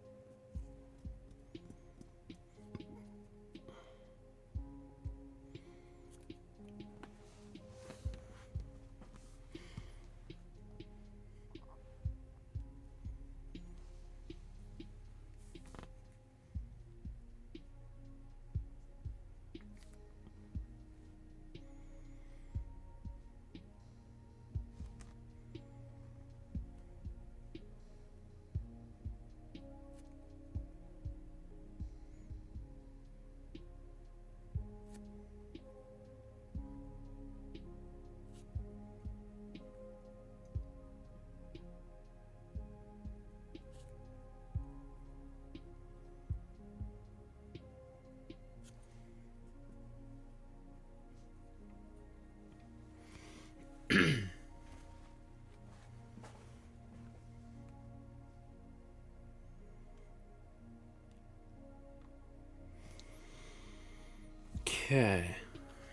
let's blow dry this.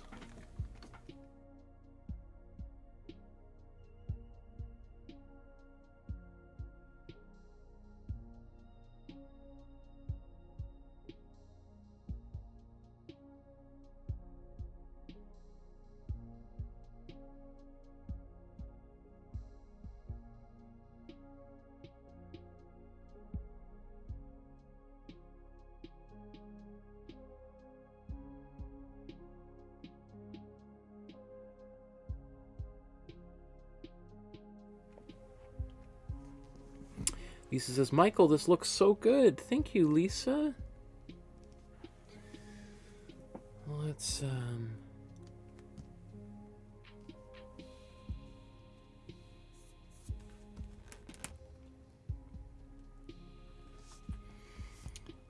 back in.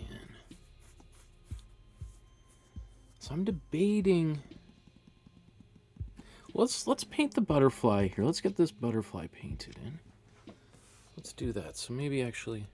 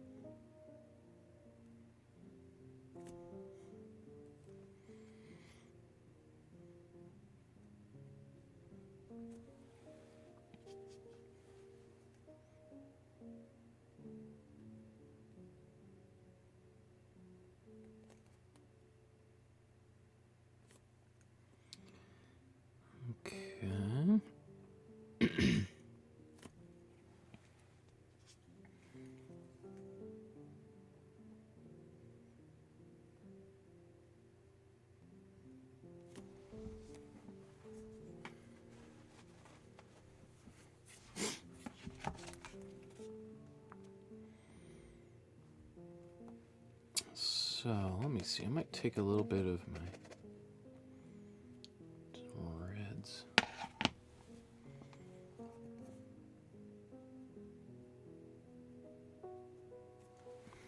Actually, you know what? I'm going to go the opposite way. I'm going to get a little bit more yellow. A little bit more red together. Oops, sorry, that's not on camera.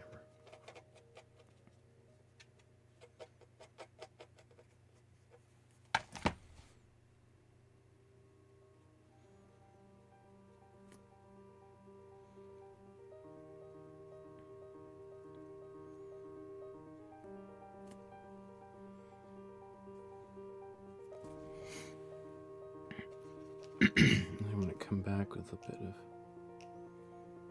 red in some of these.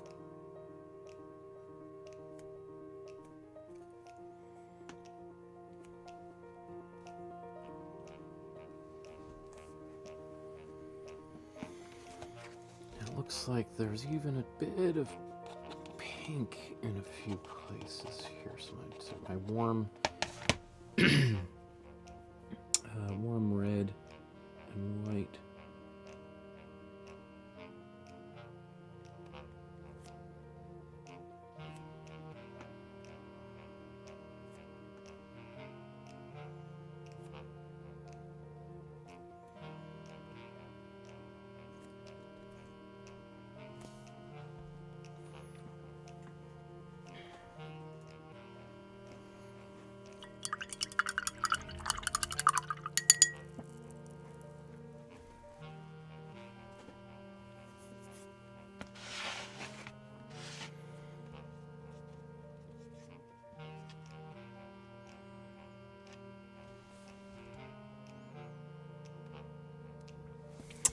Need to blow dry all that.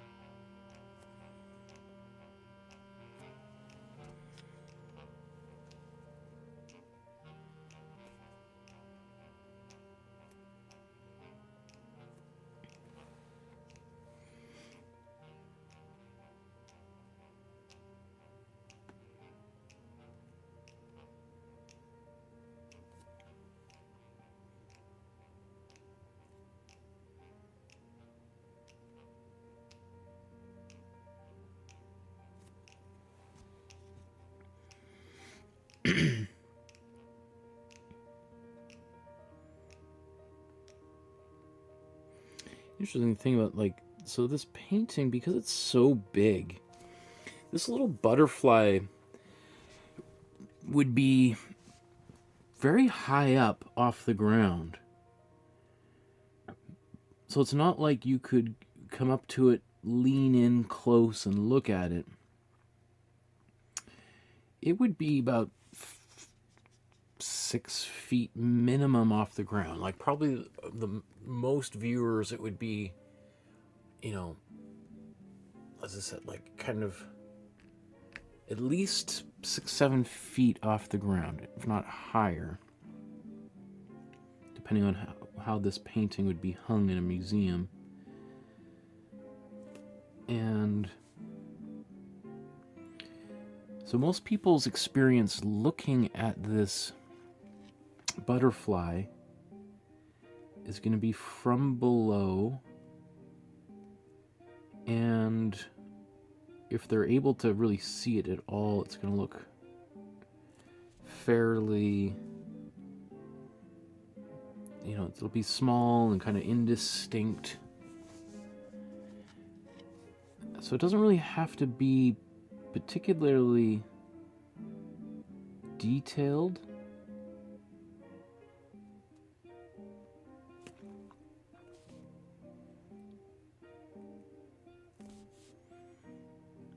because the vast majority of people will only really be able to see it or examine it through the reproductions.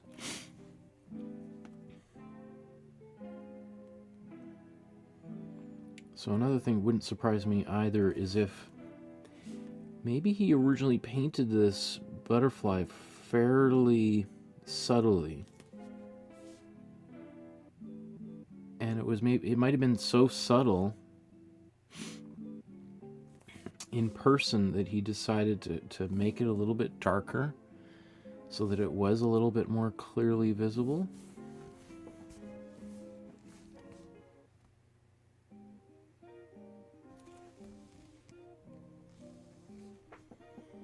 Again, I think the colors that I've used are fine. Like, you know, when I look at that, I feel compelled, well, I need to make that much more darker and red. And then I look at it and I'm like, you know what?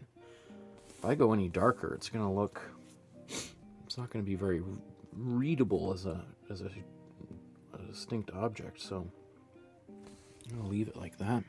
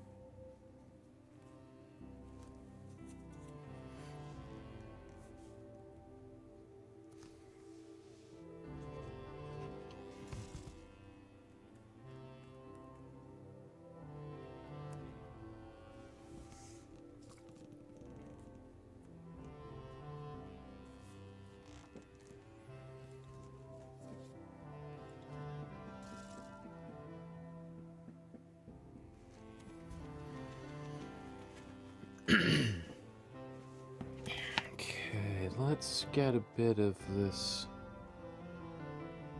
hair back in here. Let's take...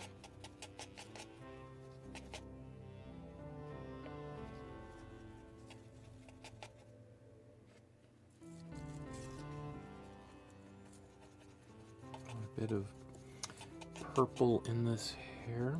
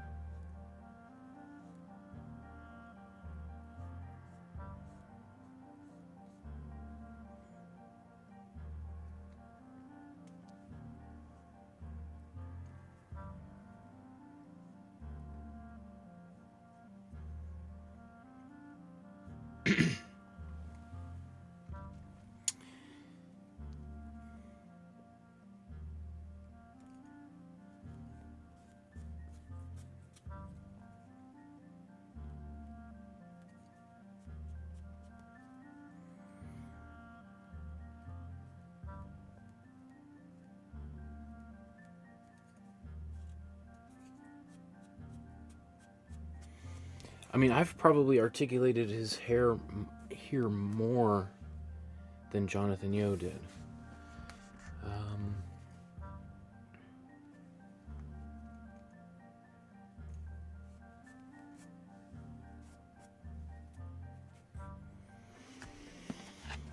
I feel like now I need to go a little bit darker now.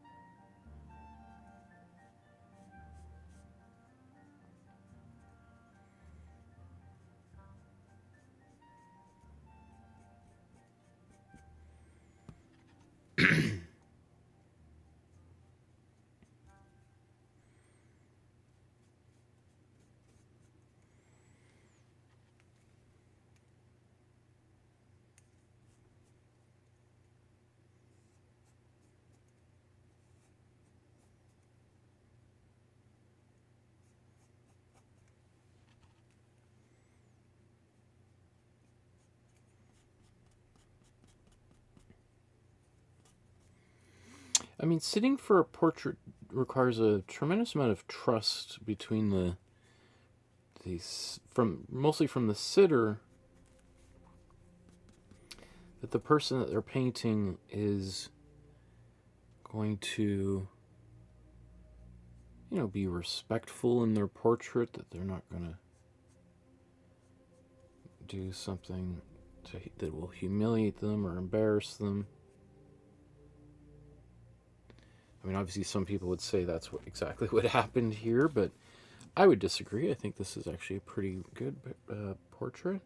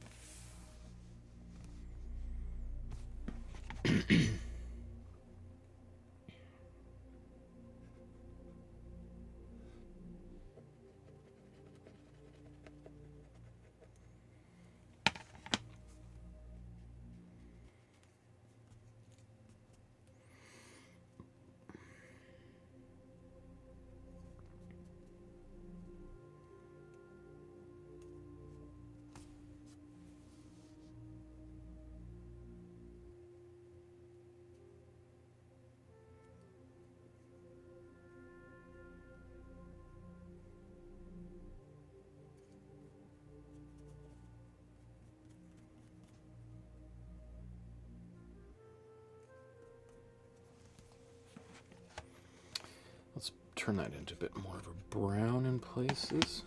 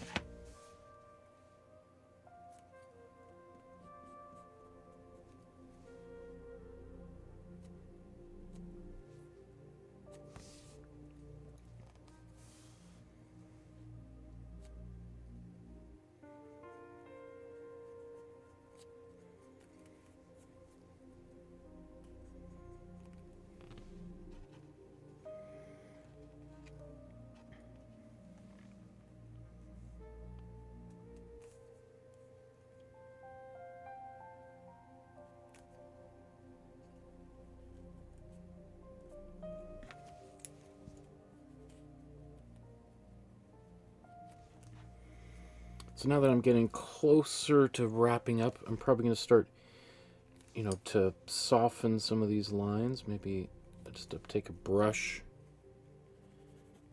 to do that so that they're not quite so bold. Or, also my fingers aren't maybe, can't kind of get the same amount of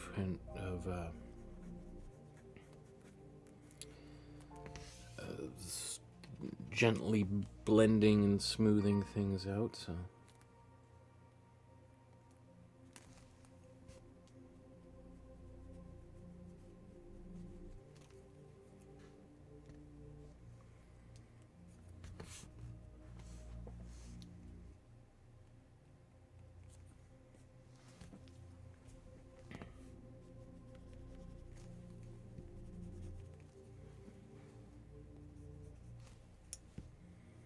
The saying goes, you pretty much can't make red or ears too red. You can always add more and more red to ears. I think it's not quite true, but it's surprising how much we'll accept when it comes to reddish like ears.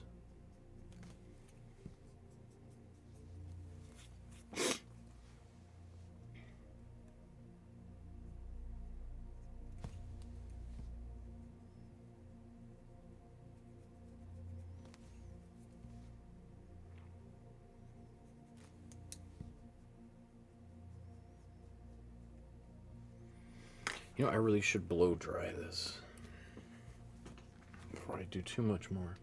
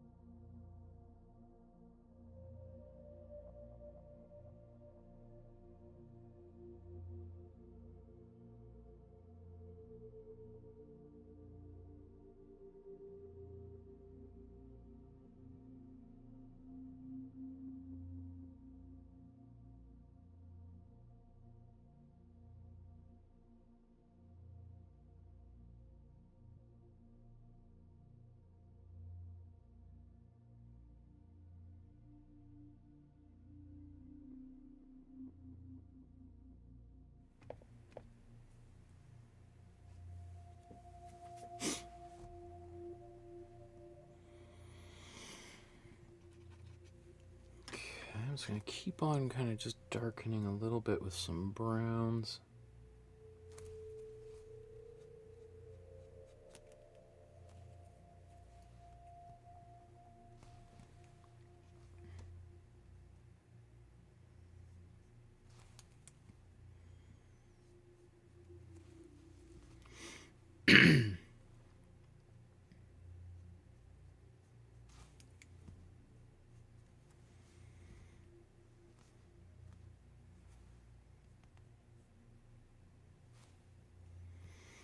One thing I think is really beautiful about this painting is Jonathan Yeo's beautiful attention to kind of the human face as it ages.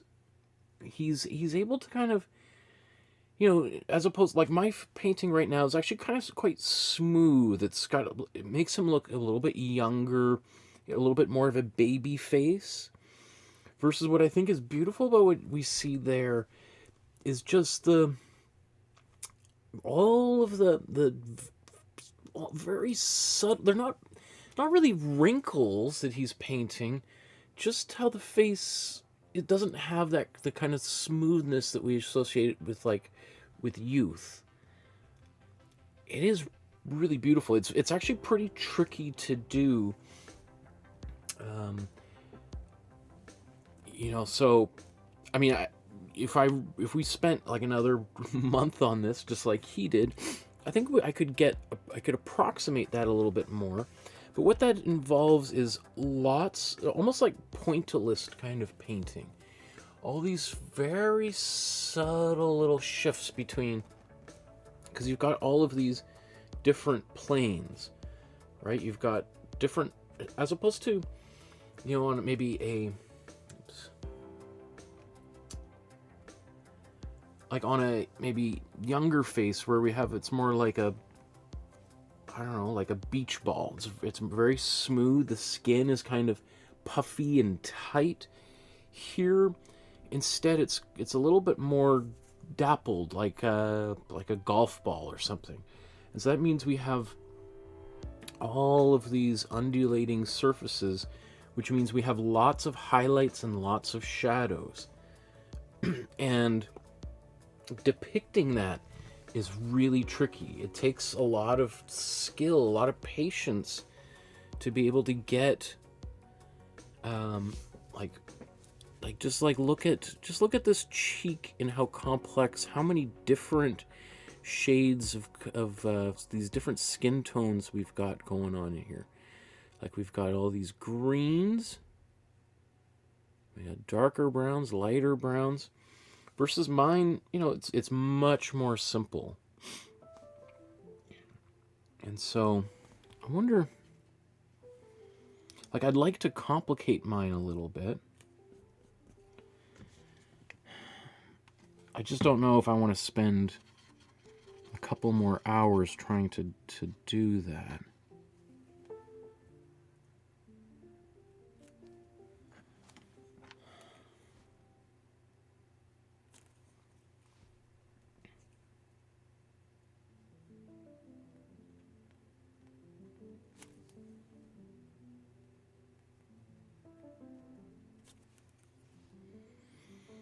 Alright, so it's this kind of thing I'm going to try to do a little bit of here.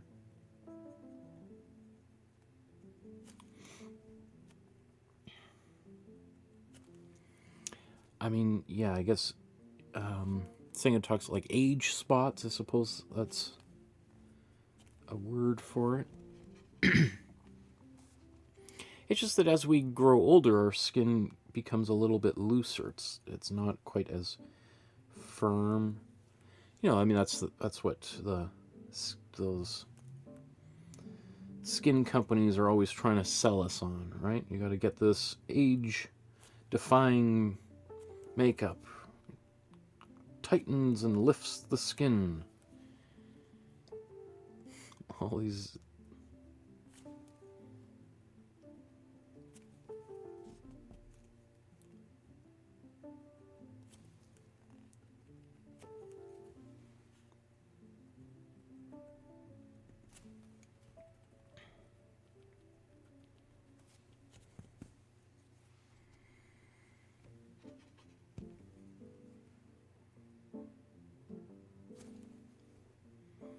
So I could be kind of reasonably certain that at some point Jonathan Yeo's painting probably looked kind of close to mine. And then I bet you what he spent the majority of his time on was doing kind of what I'm doing right now. Trying to give way more nuance to the texture of the skin here.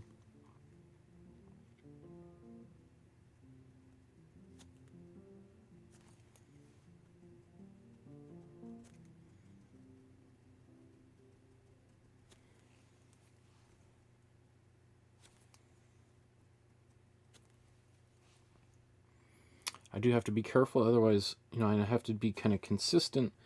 Otherwise, it's going to look like he's got the measles or something here.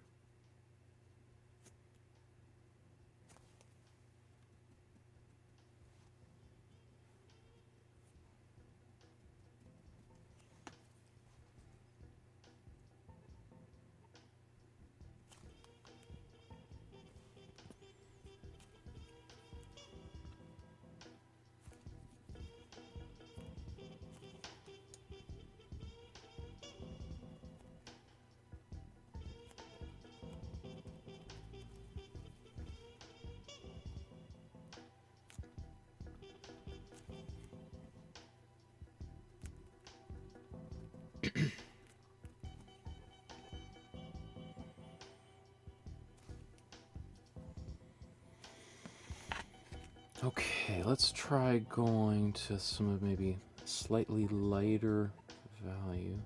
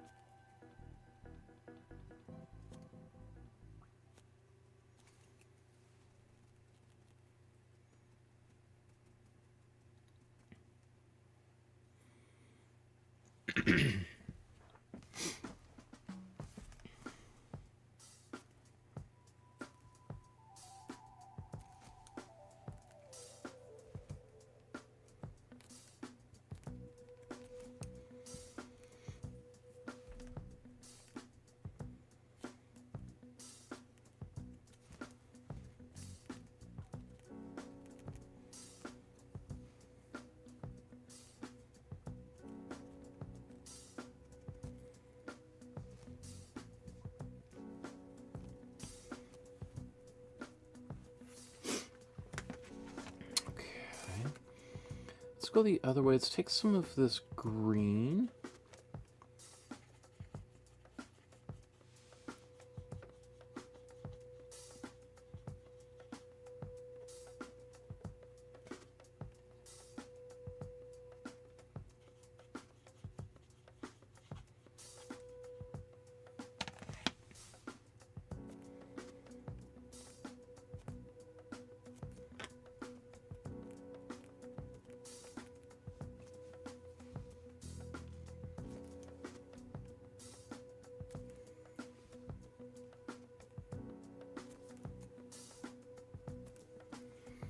I want to try to wrap up here in about 20 minutes. So I don't want to spend too much longer on this, but I think this starts to kind of give you an idea of what would be required and to pull this off. Yeah, and you've got to show, again, a certain amount of restraint to do this. Otherwise, if you kind of go too far, it's going to kind of look pretty silly.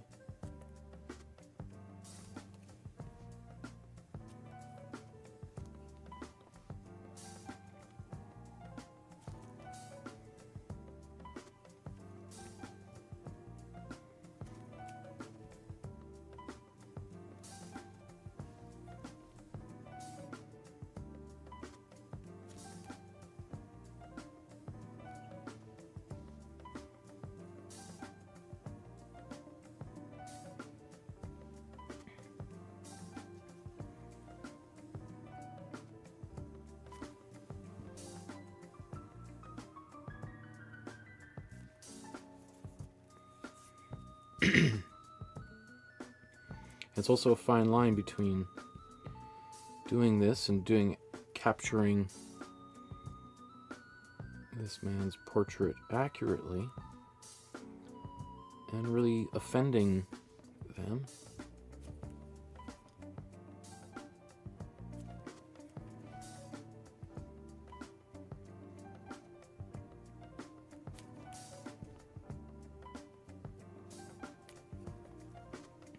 You don't want them to be like, oh my goodness, is that what my face really looks like? Ugh. I feel so embarrassed.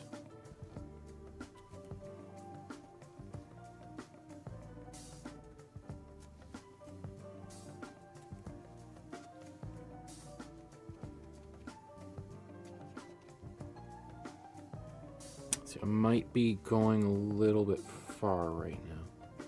I'm also using this cool blue and cool yellow.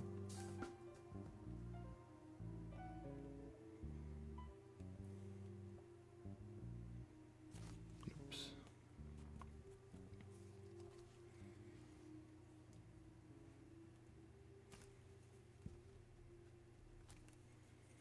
Just to push those areas, make them a little bit more extreme. Okay,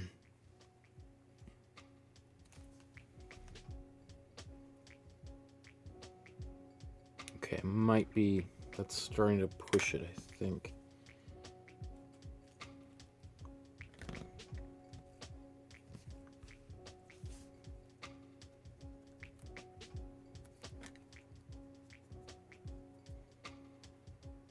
Might have gone even a bit, well, I think I haven't gone too far. I just would have to continue. I'd have to keep evening these things out.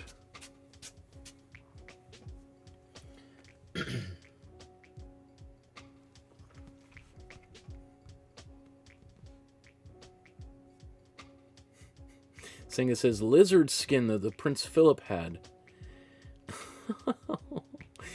Lizard skin. I have heard the conspiracy theories that the royal family, that David Icke, you know, is that the world is run by giant lizards who take the form of humans. I think is quite funny.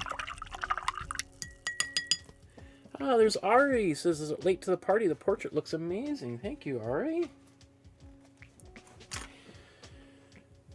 So, we're getting pretty close to wrapping up. Just a few little things. I want to put some highlights in the eyes. Do I want to make the background even more red? Ooh, hard to say. Well, let's take a look at the original.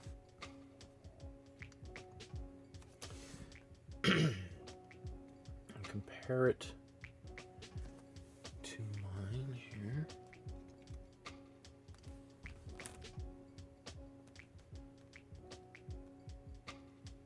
Yeah, I mean, I feel like I could especially continue darkening and darkening. But let's start with these highlights. Or actually,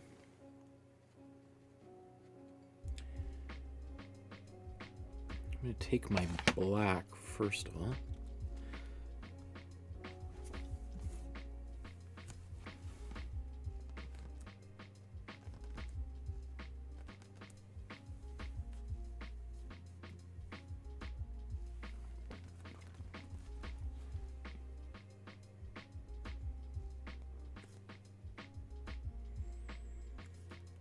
Darken in his pupils just a little bit more.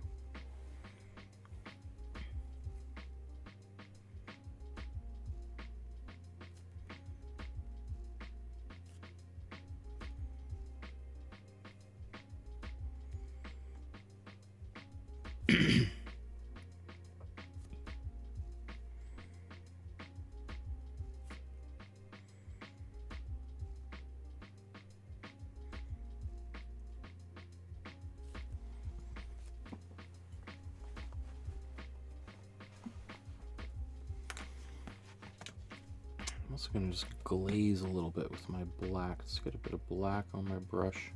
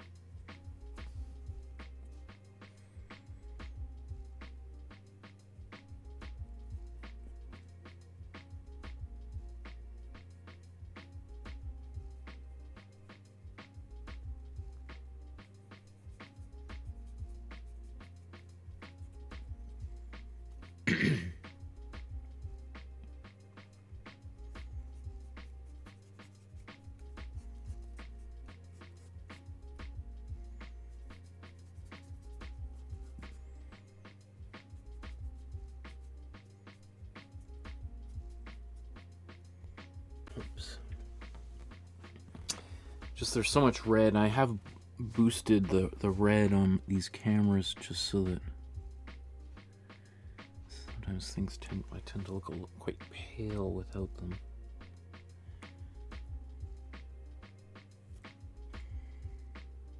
It's a pretty big dot.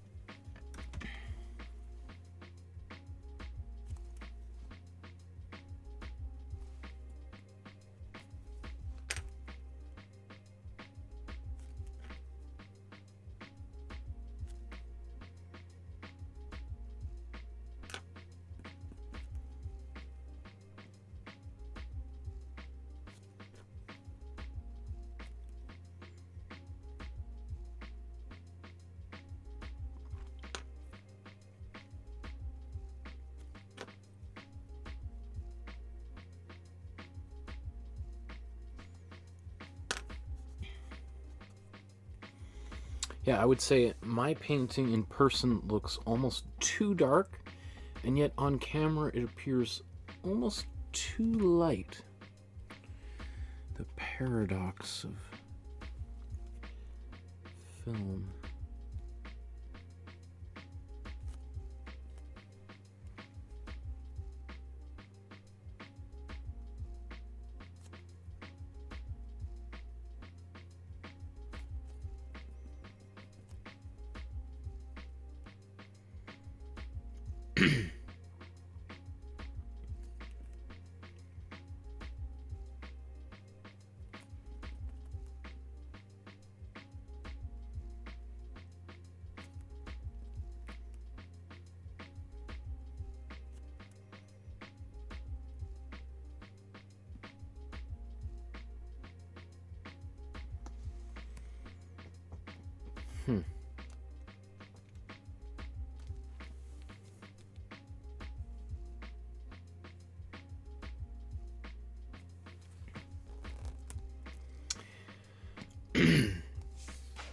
Question myself now is, do I want to darken, put more red in here?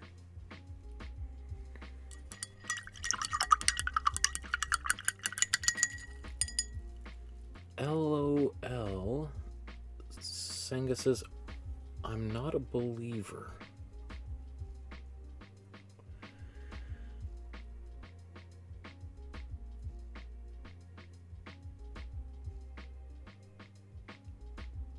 Oh, I didn't realize there's so many more comments there.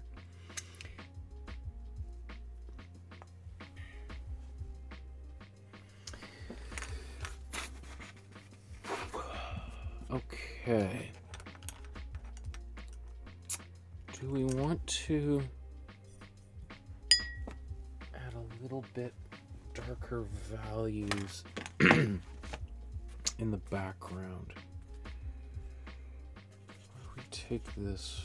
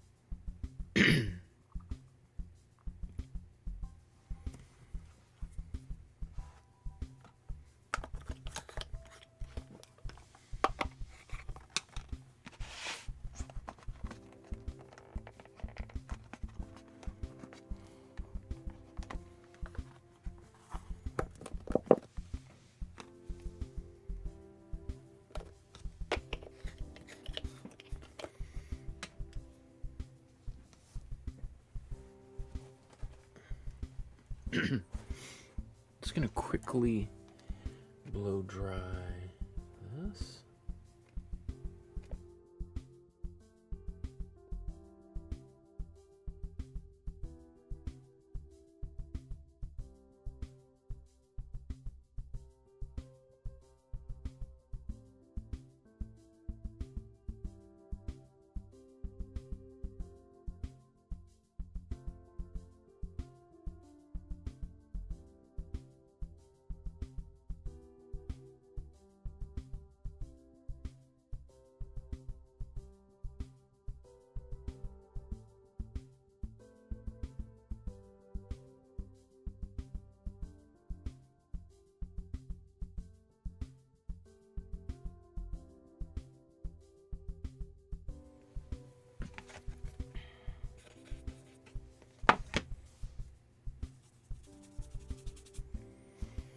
I'm just taking some of my cold red, my magenta here.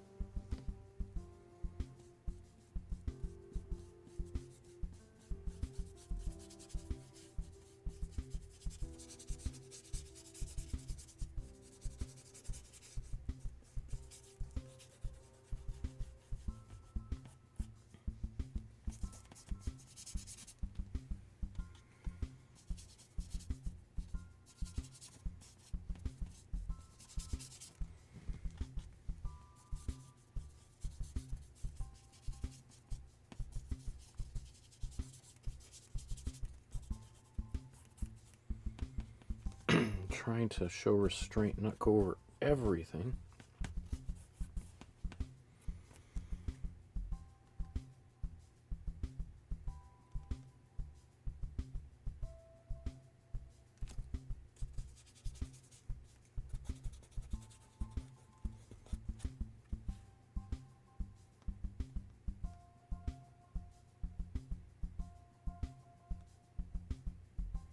Man, it's so weird. This is one of those paintings that it looks kind of totally different in person versus on camera. It's super frustrating because I look at this and I'm like, man, it's too dark. And then I look at the camera, I'm like, ah, it's too light. So it's yeah. And then in my mind, I'm like, well, most people are going to, almost the 99% of the people who ever see this are going to be watching it on camera on YouTube. So it should probably as long as it looks good on YouTube, it doesn't really matter what it looks like in person. And I think that's ridiculous. I have to live with this. It's got to look good on my end. And then it goes back and forth, back and forth. So it's a little bit in between. I'm pretty happy with it though. So let's just give it one last blow dry here.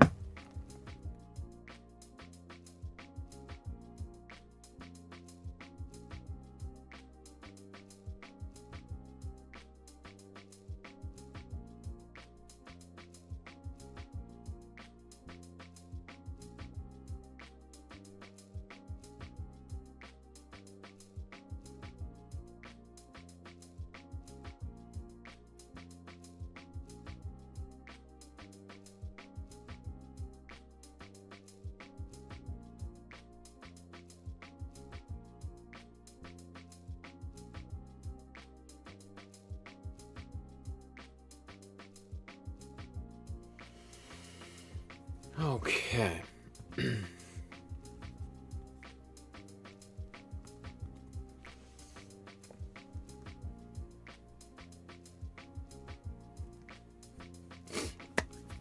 We've reached the end of the episode.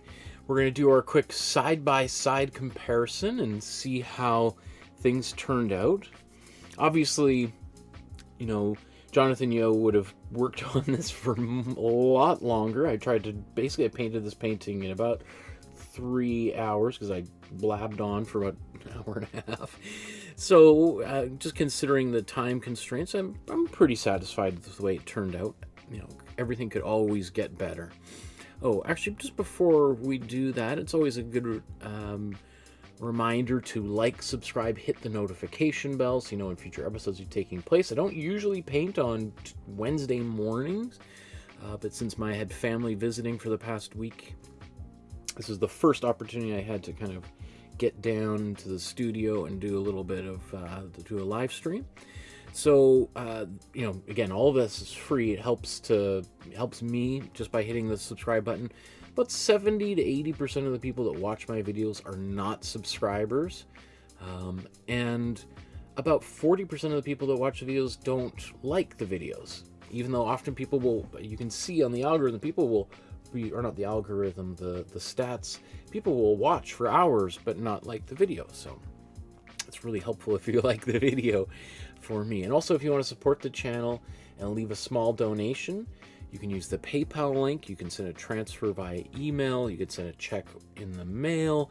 You can contact me through my email, which is on my website and on the Facebook group. I'm trying to remember where all these things are. And you can also send us a donation through the Super Chat, just as Senga did earlier today. Thank you again, Senga, for your support and for I think you've been here through the entire episode, so I really appreciate your keeping me company throughout the entire show. So again, there's the original painting. I've chosen today just to do a detail of it. So there's the detail, and then there's my version side by side. Obviously, again, I see, you know, on camera, man, it's just so weirdly different. You know, when I cut my hands around here, you could see how the face starts to get much darker. And, you know, the reds, you know, get a little bit deeper. Because when I take my hands off, I feel like this painting looks very orangey. And that the face looks very light. So you kind of just have to take my word for it, I guess, a little bit of how this looks. But let's zoom in. Maybe let's start. Where should we start? Let's start with the butterfly.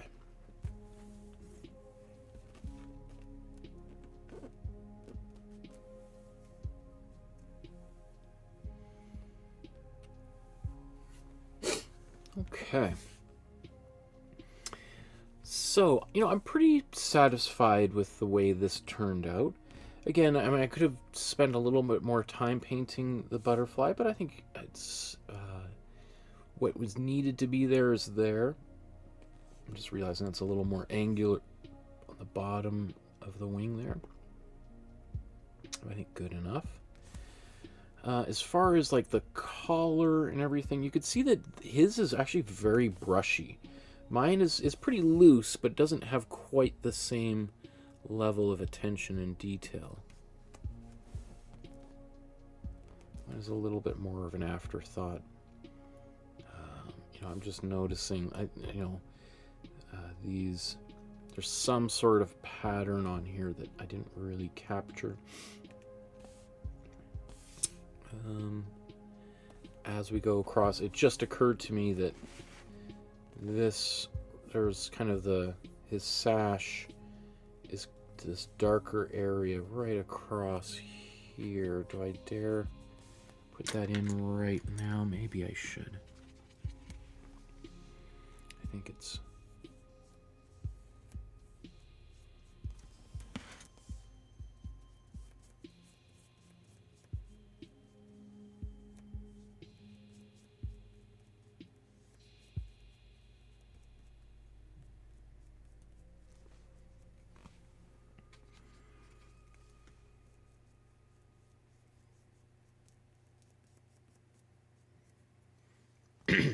Again, always looks a little bit different.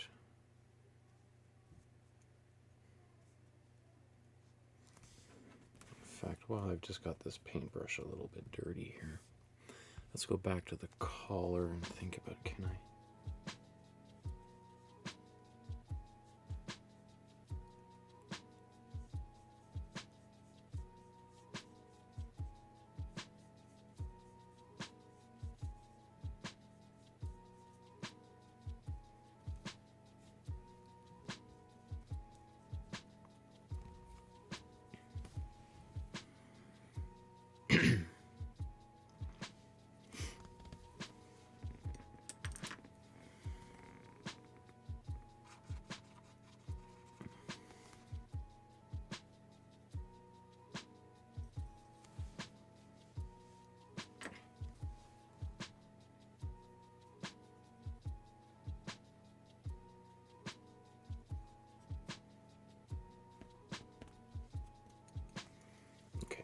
Probably good.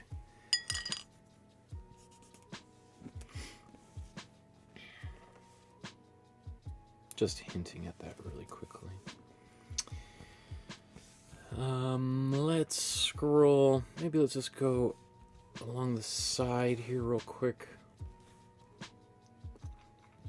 And you can see that there's, I'm sure, did lots of preparatory colors laying down and also working in that background again and again. I mean, maybe on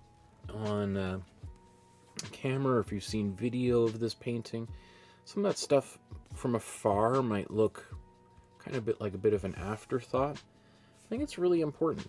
You know, and now I'm just noticing there's all these little spots, little splatter of some kind.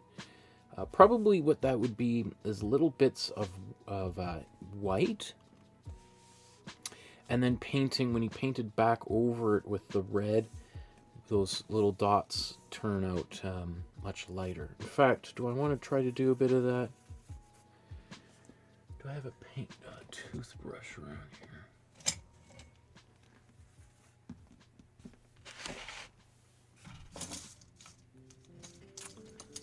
I used to have a little toothbrush.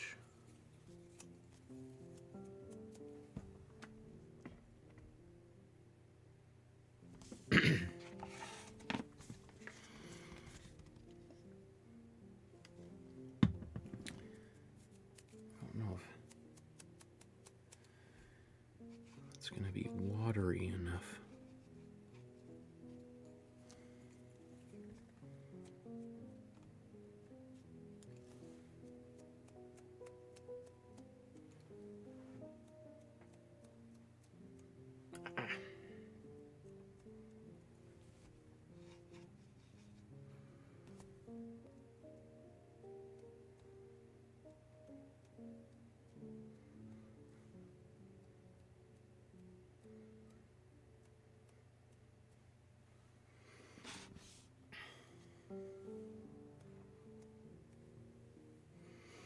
Not my finest hour. I used to have a toothbrush for this specific purpose here.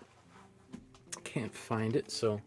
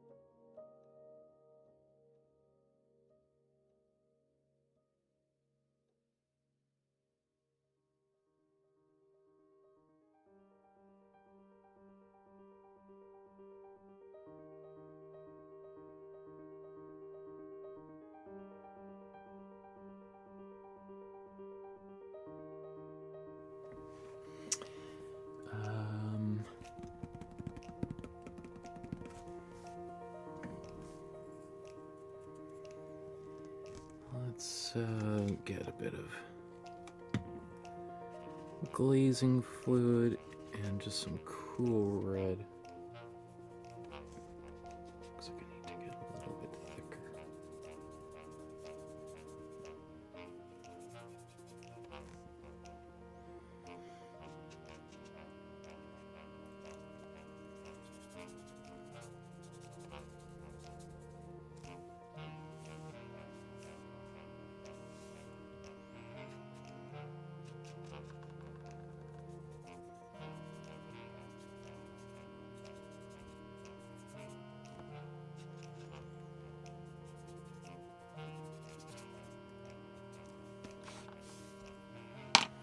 Okay.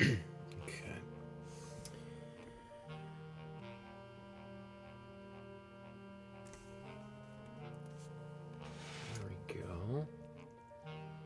I don't know if I really needed to do that, but I guess if someone wanted to know how to do it, that's how to do it.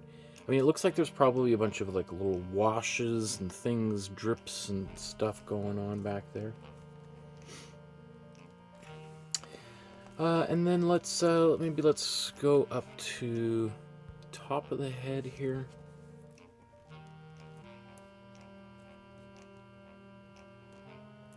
Yeah, again, I feel like I look at that and I'm like, man, I really need to darken. And then I look at it and I'm like, well, if I get any darker, he's gonna look like, he really will look like a super villain. So, I mean, it's almost like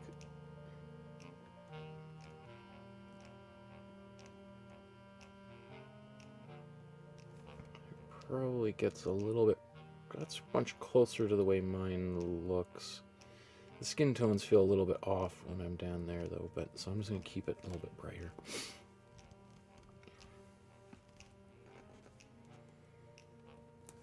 And the face. Yeah, I mean, I think adding a little bit of the more of the dippling on the skin there, I think really helped. I mean, I obviously could have spent a lot more time on that and building up a great deal of subtlety, but I think I've been painting now for quite the time today, so I think that's probably good enough. Good enough for government work, as my grandfather used to say. I think, when I look at his eyes, perhaps, he's,